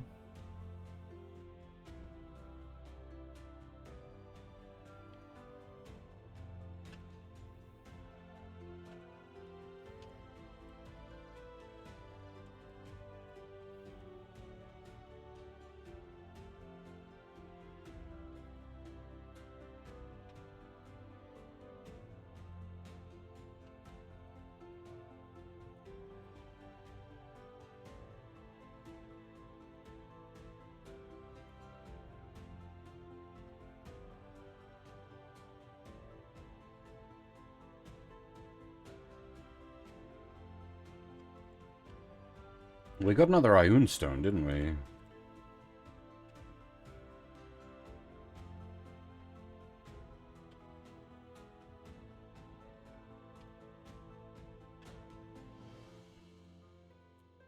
Not mean for it to go to half.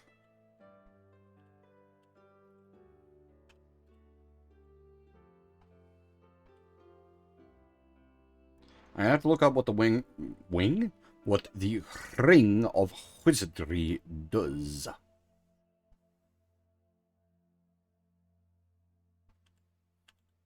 Probably a DMG kind of thing.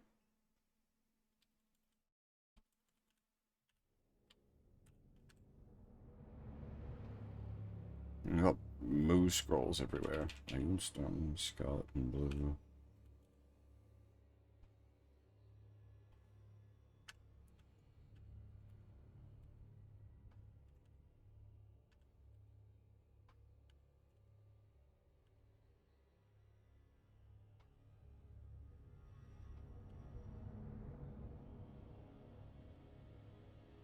Once the embiggening spells wear off, we're probably going to find out we're overloaded big time.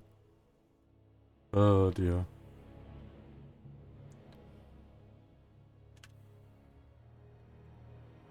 Alright, time to do some experimentation. Ioun stones.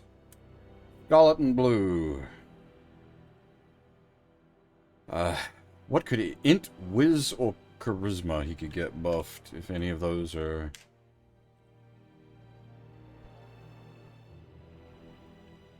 Does not appear to affect any of those. Oh wait, no, that was the pale blue. That's strength. We know that one. Scarlet and blue. Int. Okay. Yeah, is there like a better target for it? Everyone else that needs 18 int is already at 18 int.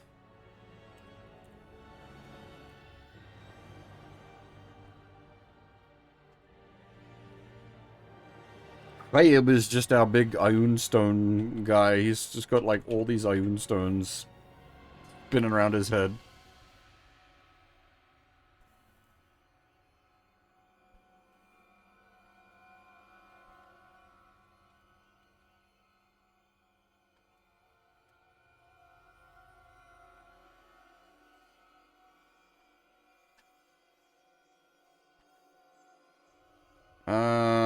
Right. So I need... What books do we... Do we have the DMG currently open? We do.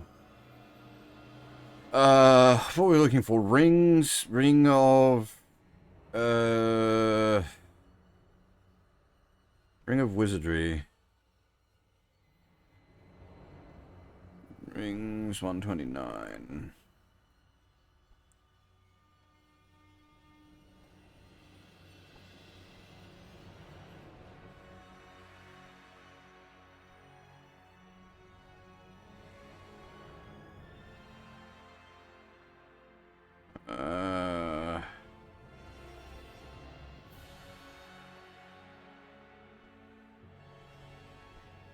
Ring of Wizardry. What do you do?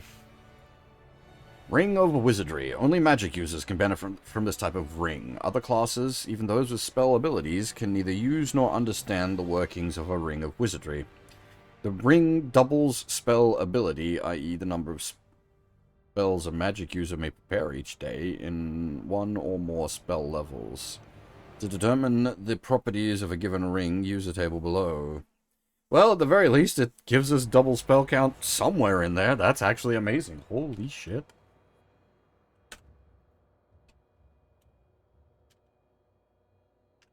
Ring of Wizardry.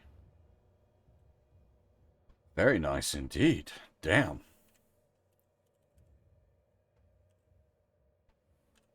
we have anything else we needed to look up? I don't think so. Was that, like, robe of powerlessness, but I suspect that's a cursed item.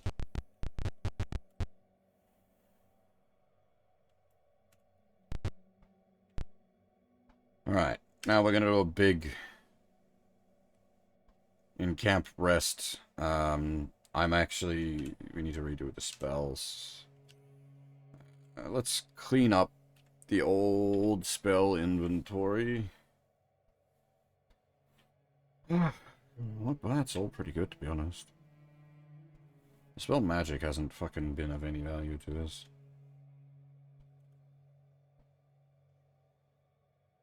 I did not mean to cast prayer, but hey, there we go.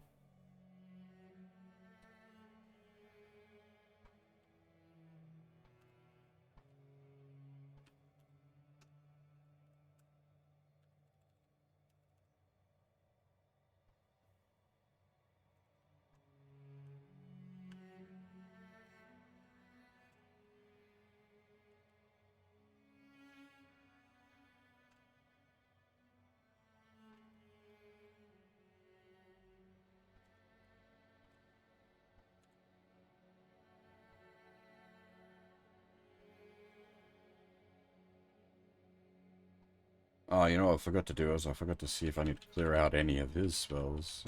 Curious areas.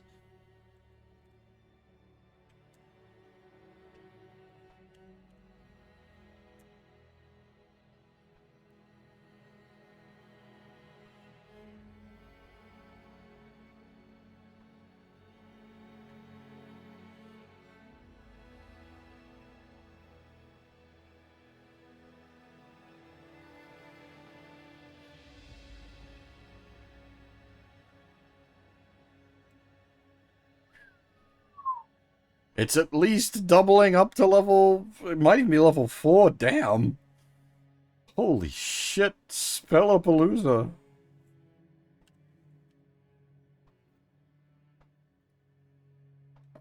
So they've got 2 magic missiles, so if we take, like, we take 4 magic missiles, and we take multiple, do we? Oh, we probably don't need multiple, even, like, just shitloads of magic missile is useful. That many extra spell slots, we might as well throw some knock on there, just because we can.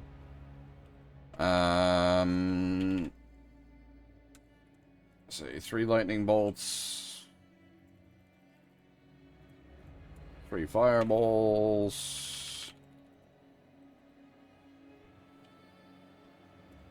Couple of ice storms. I assume you don't matter. You're going to leave as soon as we're done here, but just to be nice, we'll be kind, rewind. Put gas in the tank.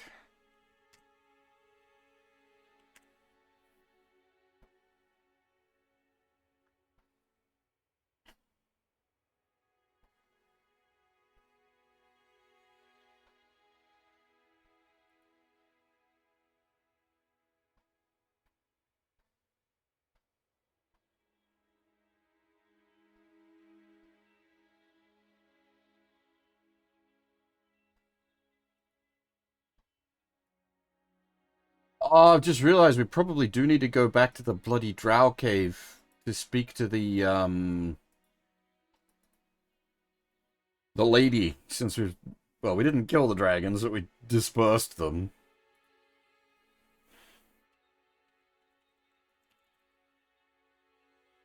I've got some thinking about that, depending on how we can approach it.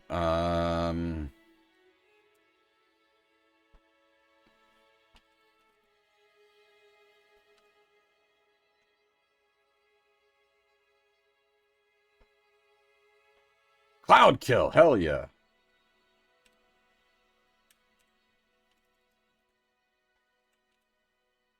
I think she got all the rest of those already.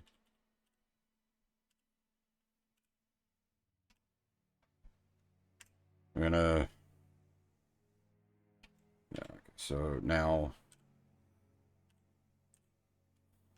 Does Wiki have... He does have good inventory slots remaining, so if we... Send these down...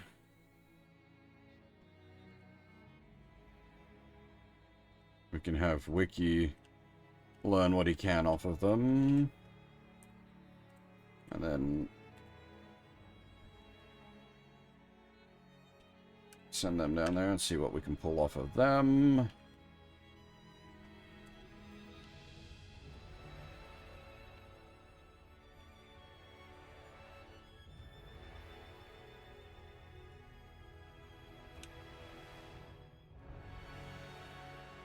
Cone of Cold, hey!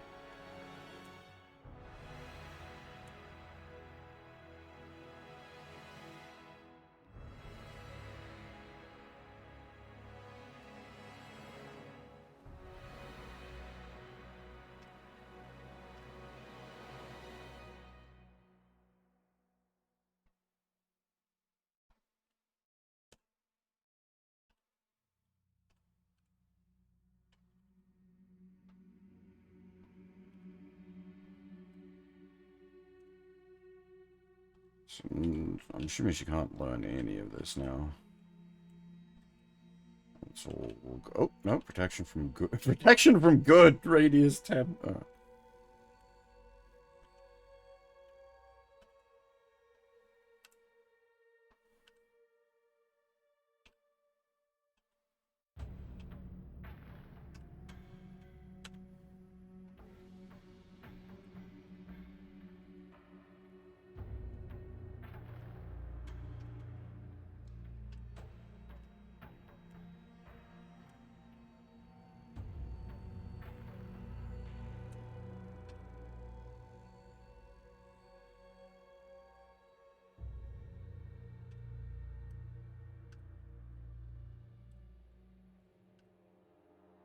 Welcome to post-adventure account keeping.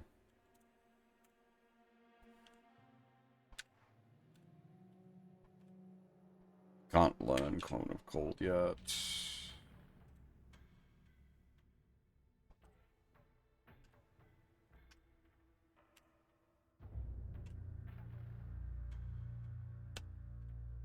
It's gonna get a little fiddly now. I need to work out which one of those has Cone of Cold on it. So I need to... that.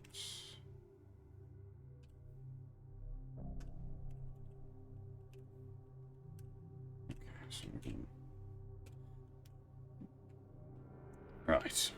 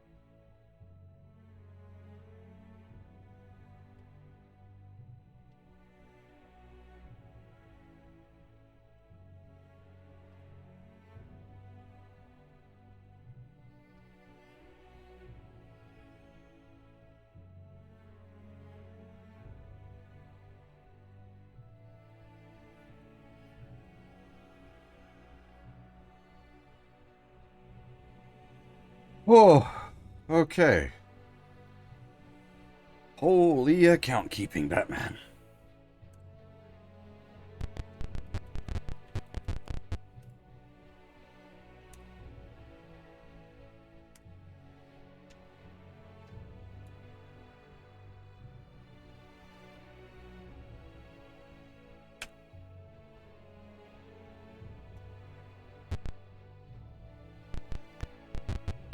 I don't know where the lady and her friends are at.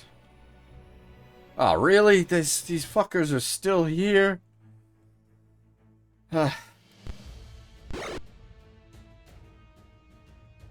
It's not over yet. Ugh.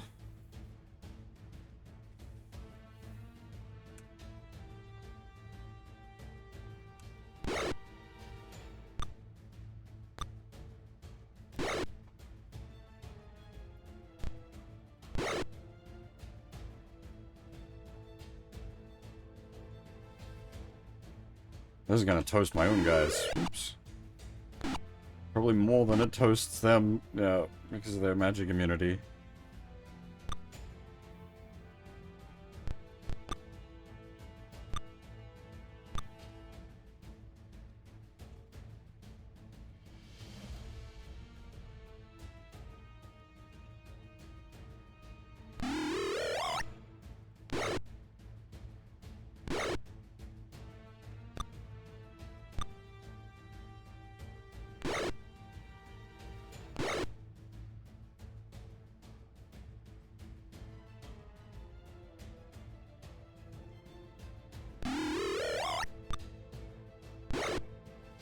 Oh, we're about to eat a lightning bolt.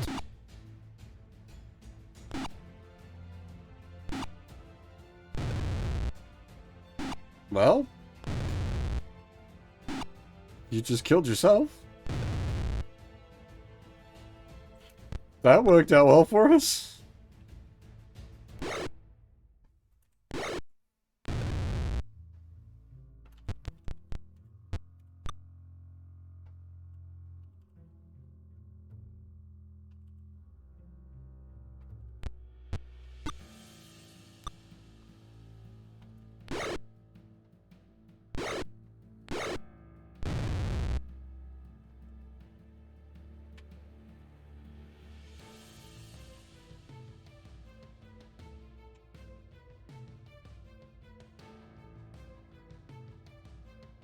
Hey, sure.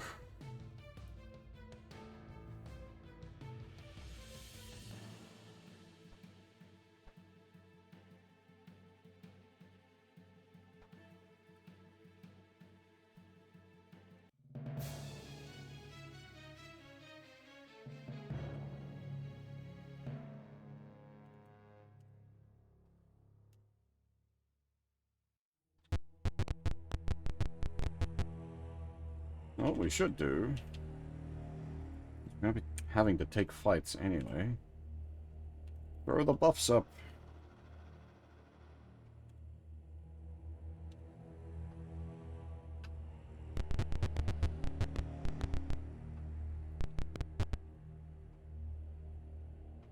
It's annoying as well because they start spaced now.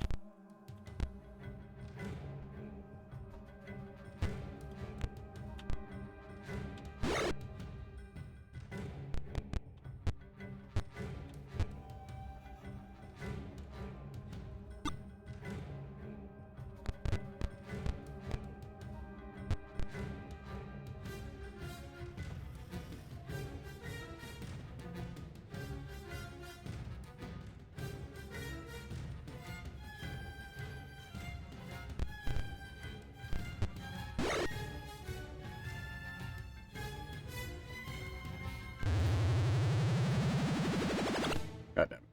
I was hoping you should get the double chance on there. I was hoping one of the hits would hit him.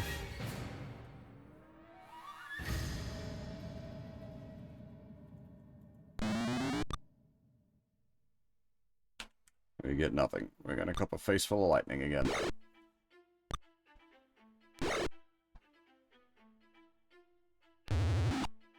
Ow. Ow.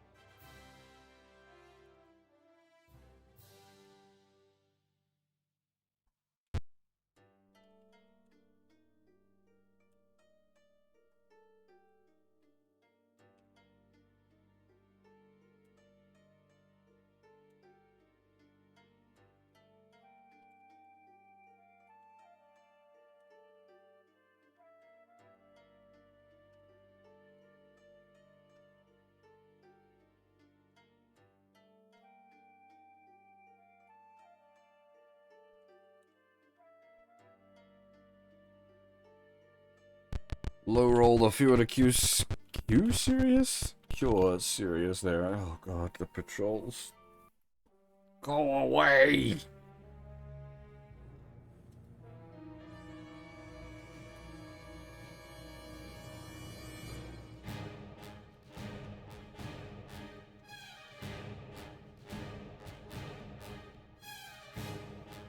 Actually, let me rethink my plan. We'll do the old, they can come to us.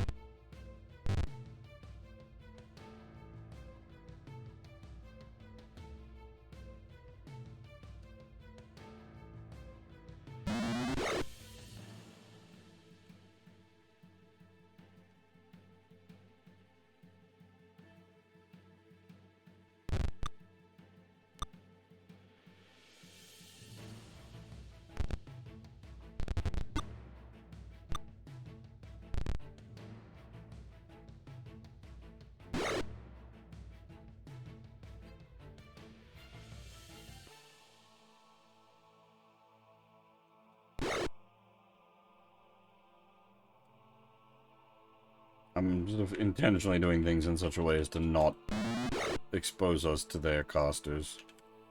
Not the most efficient way to go about things, but I don't know.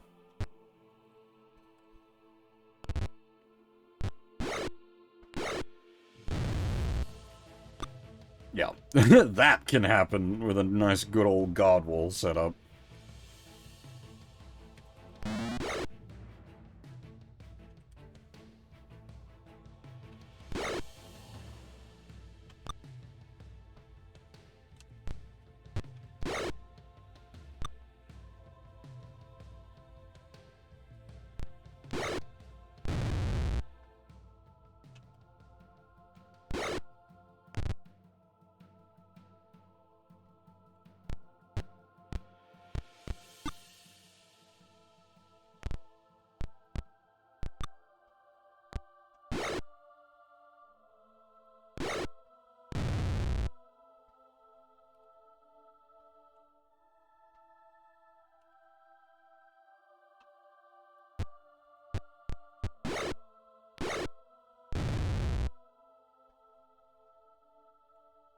Oh, yeah.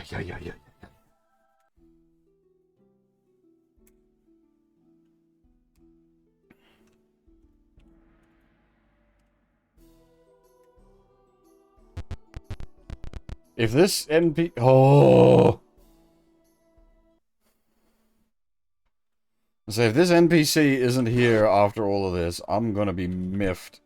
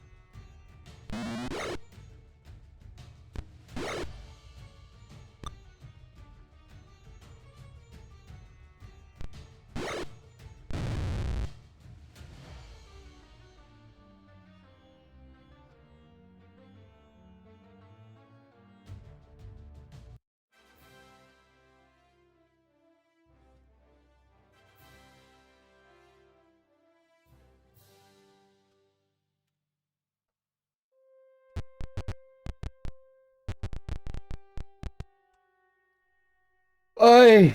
Enough already! Fucking Dark Elves!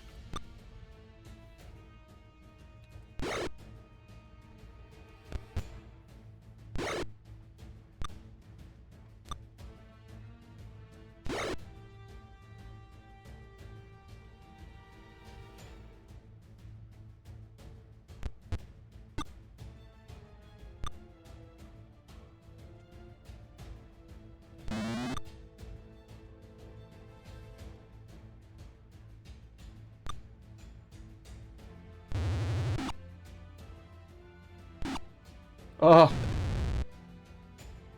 Fucking Akbar. Down again.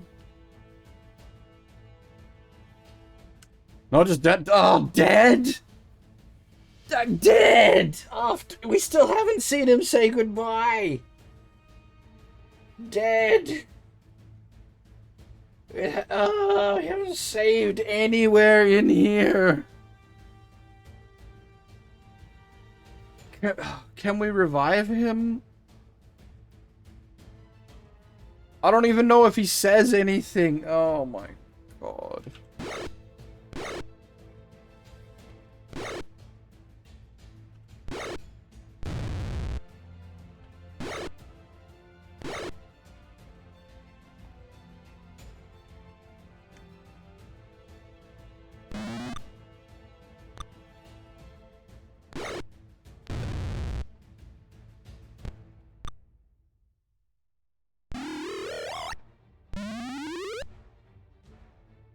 Is this really how you're gonna do me?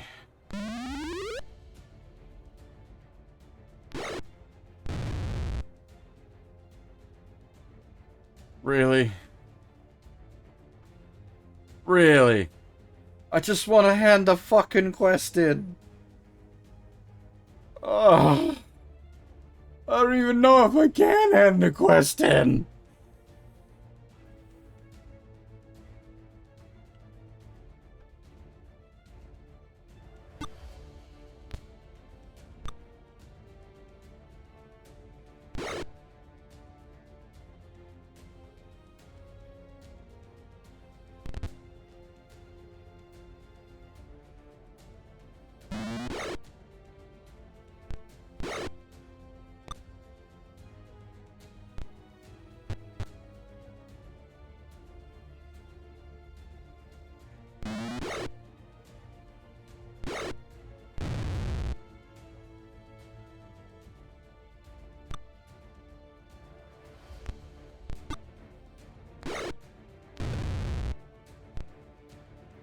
What the heck? Wait, what? Okay, that was not what I meant to do, but alright.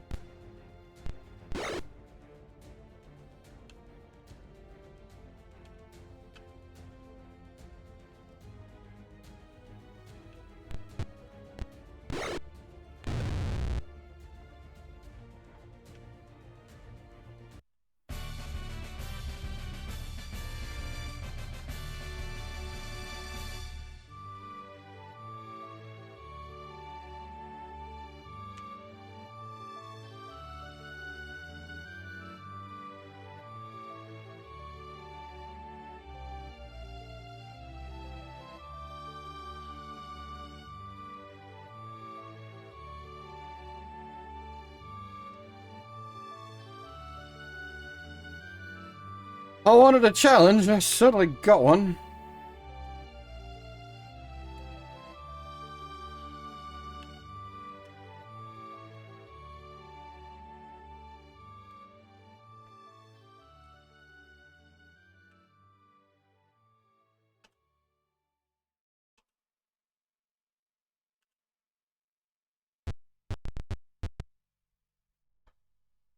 Fuck off already! Holy Christ!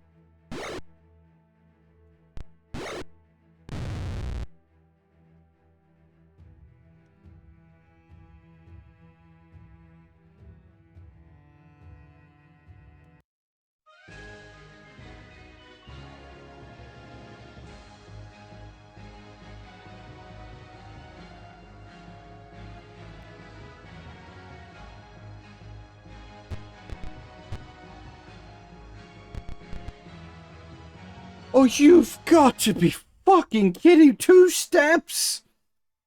2 goddamn steps? And this is death corridor. We can't actually get out of the corridor here. Oh my god.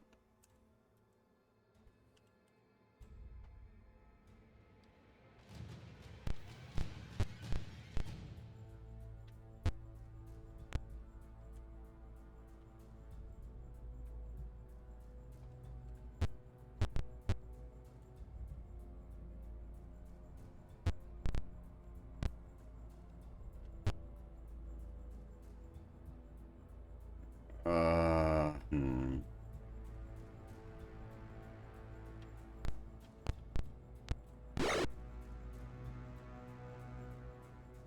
Gonna have to fizzle that one. Change of plans.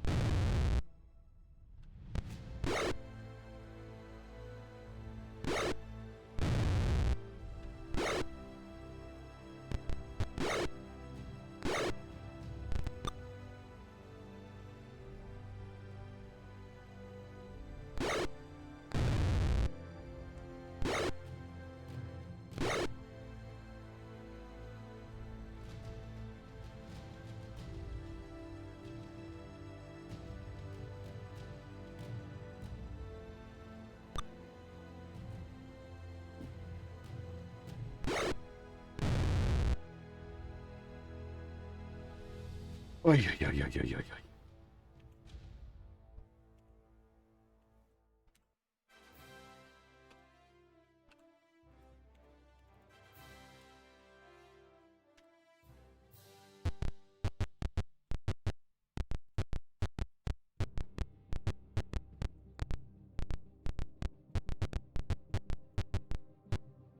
Holy shit, she is here. Thank fuck. At least it was worth the effort.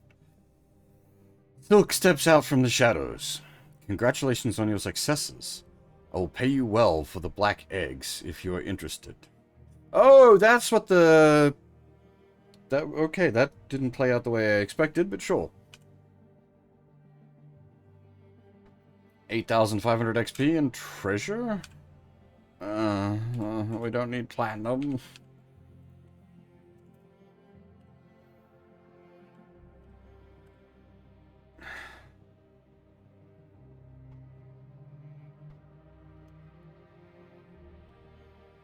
And take care. Then take care, Hoff, and carry our mark proudly. The safest way out should be through the secret door of the tower. She slips back into the shadows.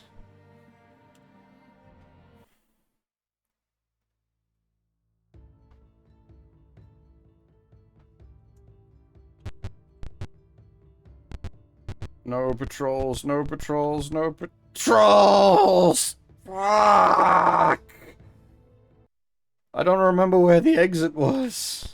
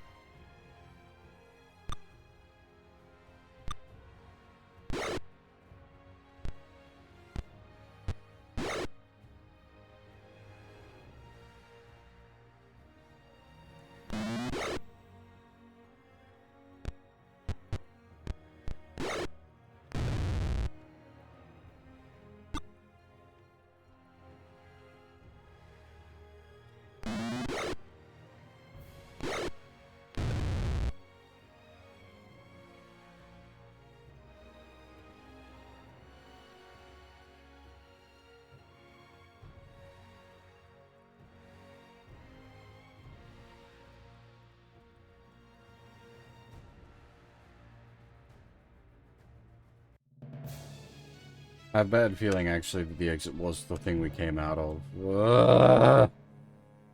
I don't think we needed to even come here.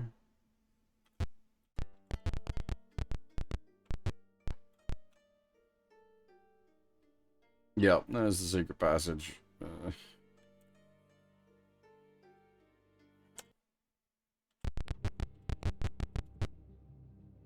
General store I don't need.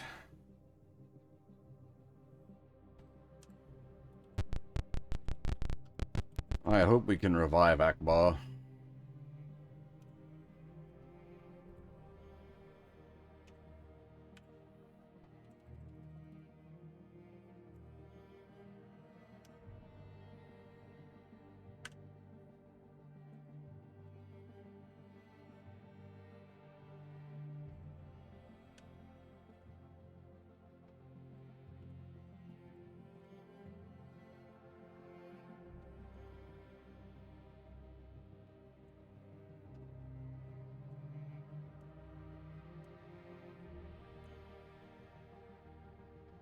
Oh, fuck me. Why is everything hurt?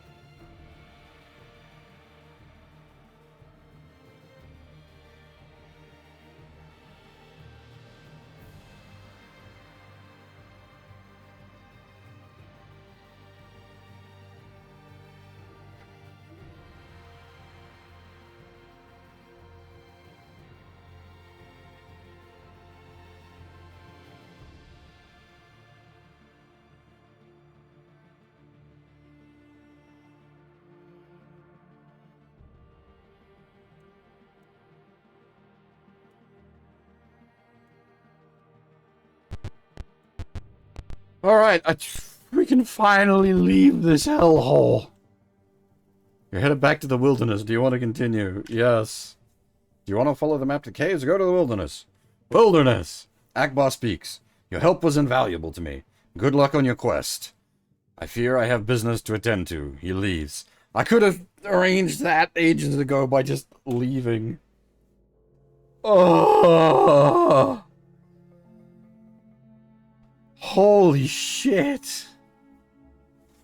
We were in that godforsaken drow asshole for so fucking long. Oof.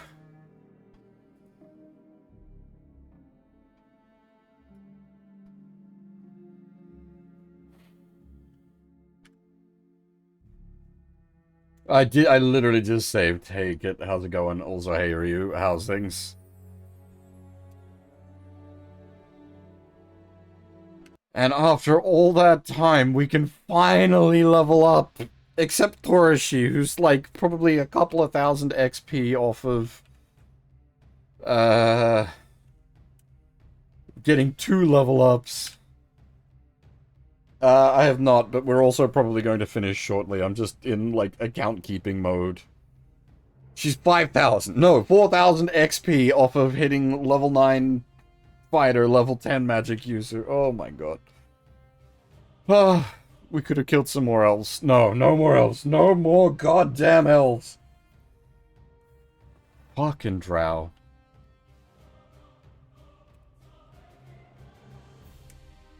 Alright, now I need to do mental math. Okay, so going up should give us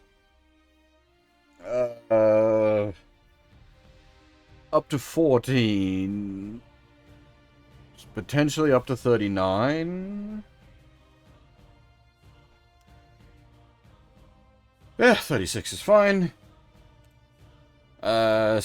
Nova's weird as its range is D8s for his hit dice, so potentially up to 12. So potentially 108.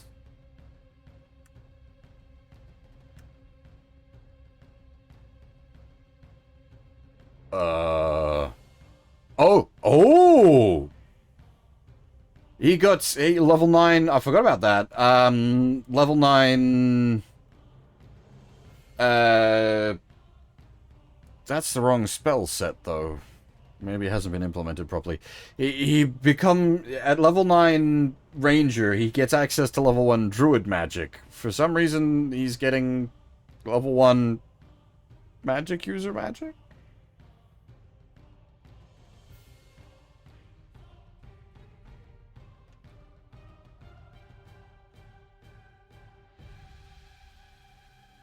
$104?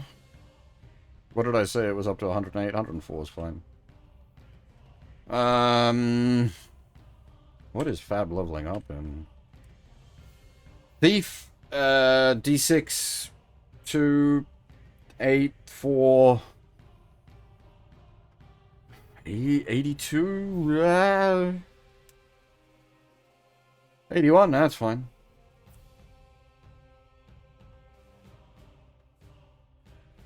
Now, is he something weird? So he's a level 8 fighter, but this might be racial issues.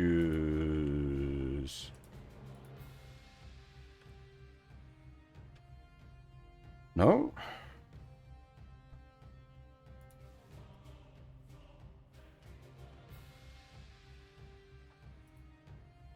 Oh, I think I know what happened. He was so capped out on XP. And we couldn't cash it in. He should be at 20... 23. I'm gonna just... bear with me a second.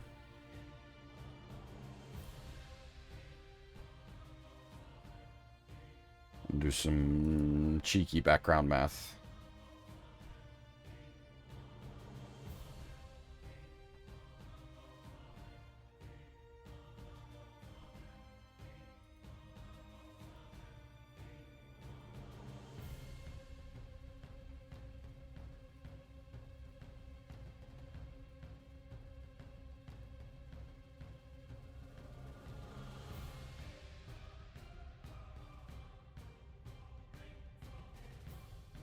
It's gotten cut off of a little bit of XP, but not a lot.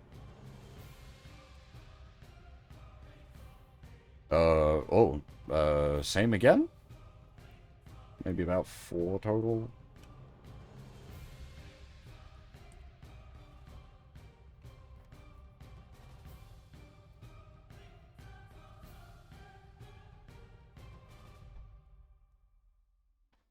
What did he roll? Level 8 fighter. Level 9 fighter. Okay, so ways off of... yeah, that's fine.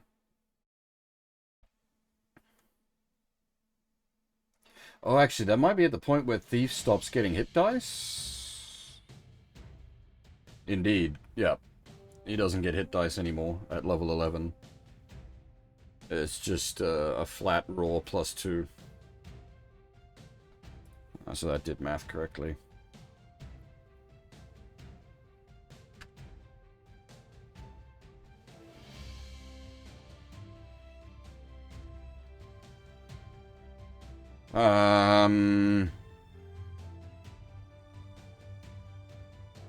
Monster? What?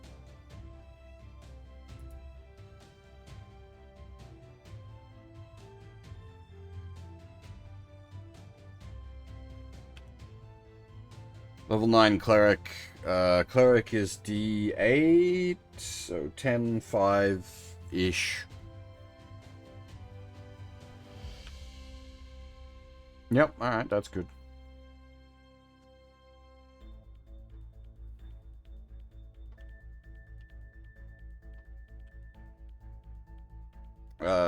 Same math again.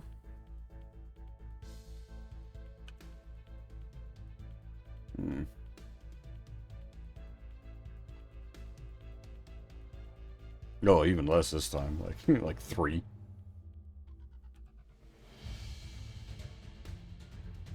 That does, however, get him access to the 5th level of spells.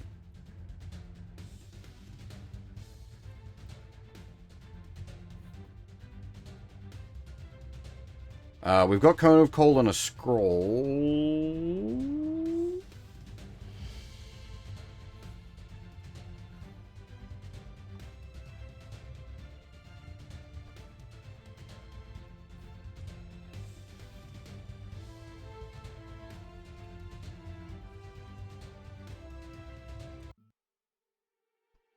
Oh.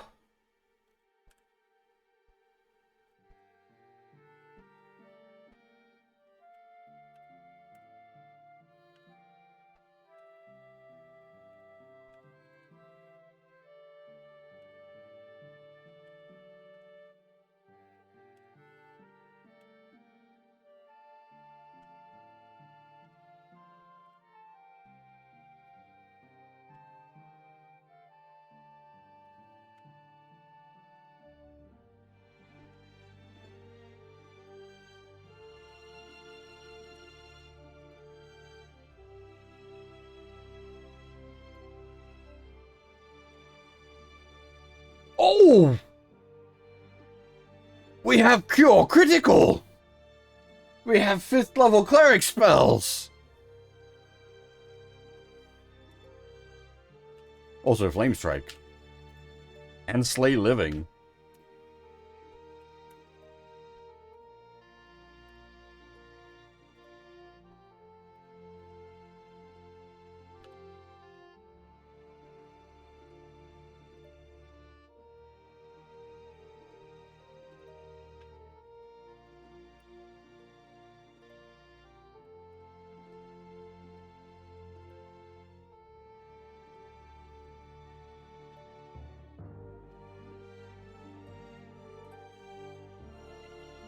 Oh, he does have, oh, interesting.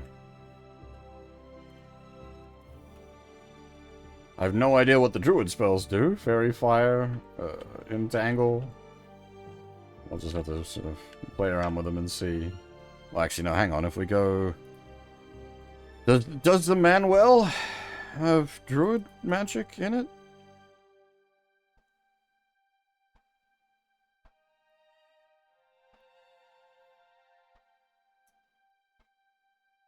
Oh yeah, here we go. First level Druid spells. Entangle reduces target's movement to 0. Okay. Fairy Fire illuminates the enemy and reduces their AC by 2. That's actually useful. Entangle, like, that could potentially be useful, but can only be cast outdoors is pretty limiting. Fairy Fire, though. And reduces their AC by 2. That's not bad. Assuming, like, well, it depends on how opposed of a spell it is. If they get a saving throw versus it, then it might be kind of naff.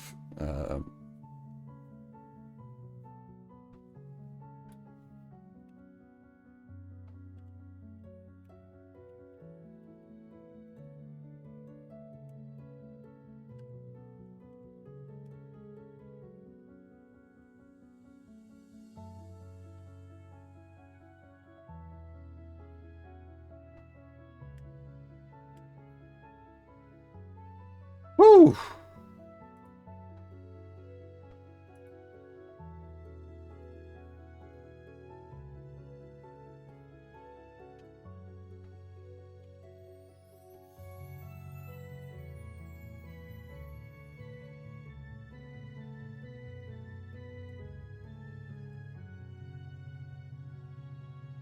Cure critical. I am very happy to have cure critical.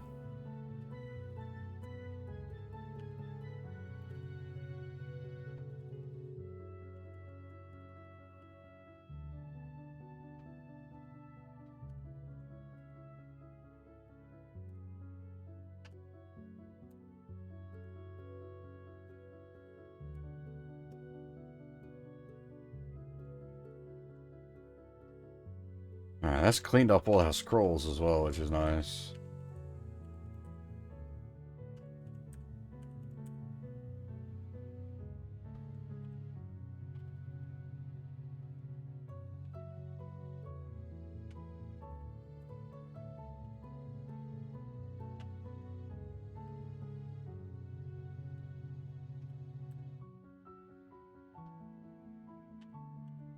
Oh, I hadn't noticed that. Huh.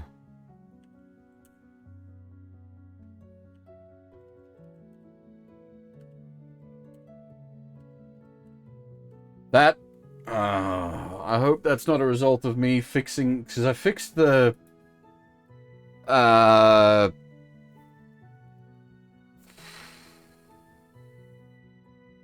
fixed the strength bug, but maybe that got introduced as another bug and I just didn't notice. I don't even know what would be causing that.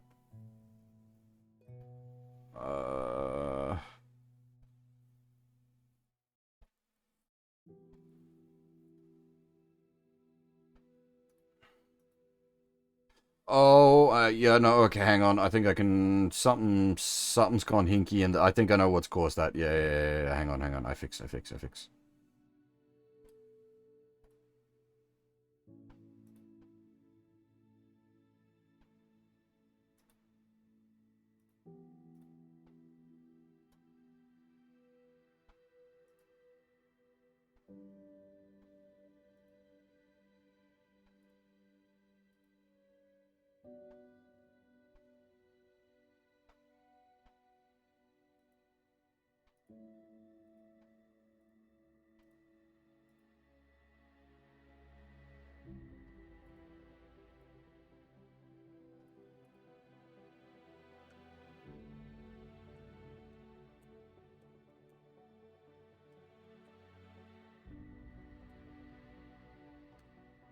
Yep.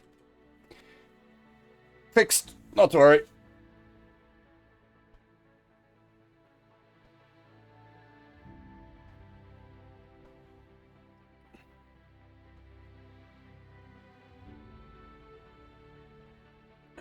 Thank you for noticing that, though.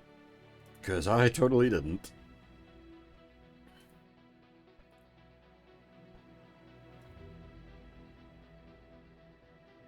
Oh.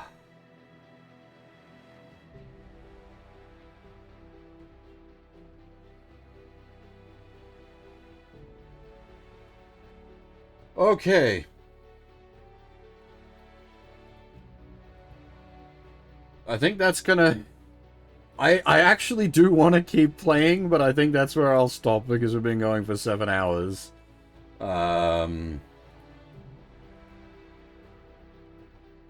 We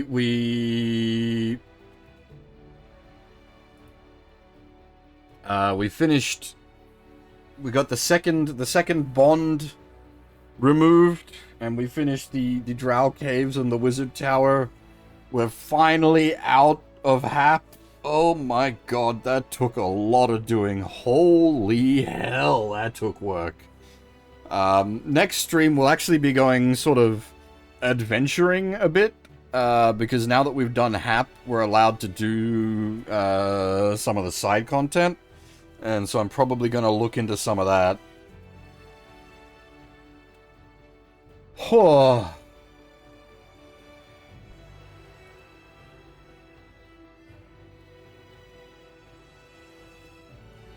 Okay, I think half is still streaming. Don't know for how much longer, however. But I'll send you guys over to hang out with half. You can watch her do some art. She's drawing a Gundam versus a Godzilla. But yeah, we'll be back tonight at similar time, I would expect, and we'll go on some side ventures. But for now, that is all. Thanks for watching, everyone, and hopefully I'll see you all next time.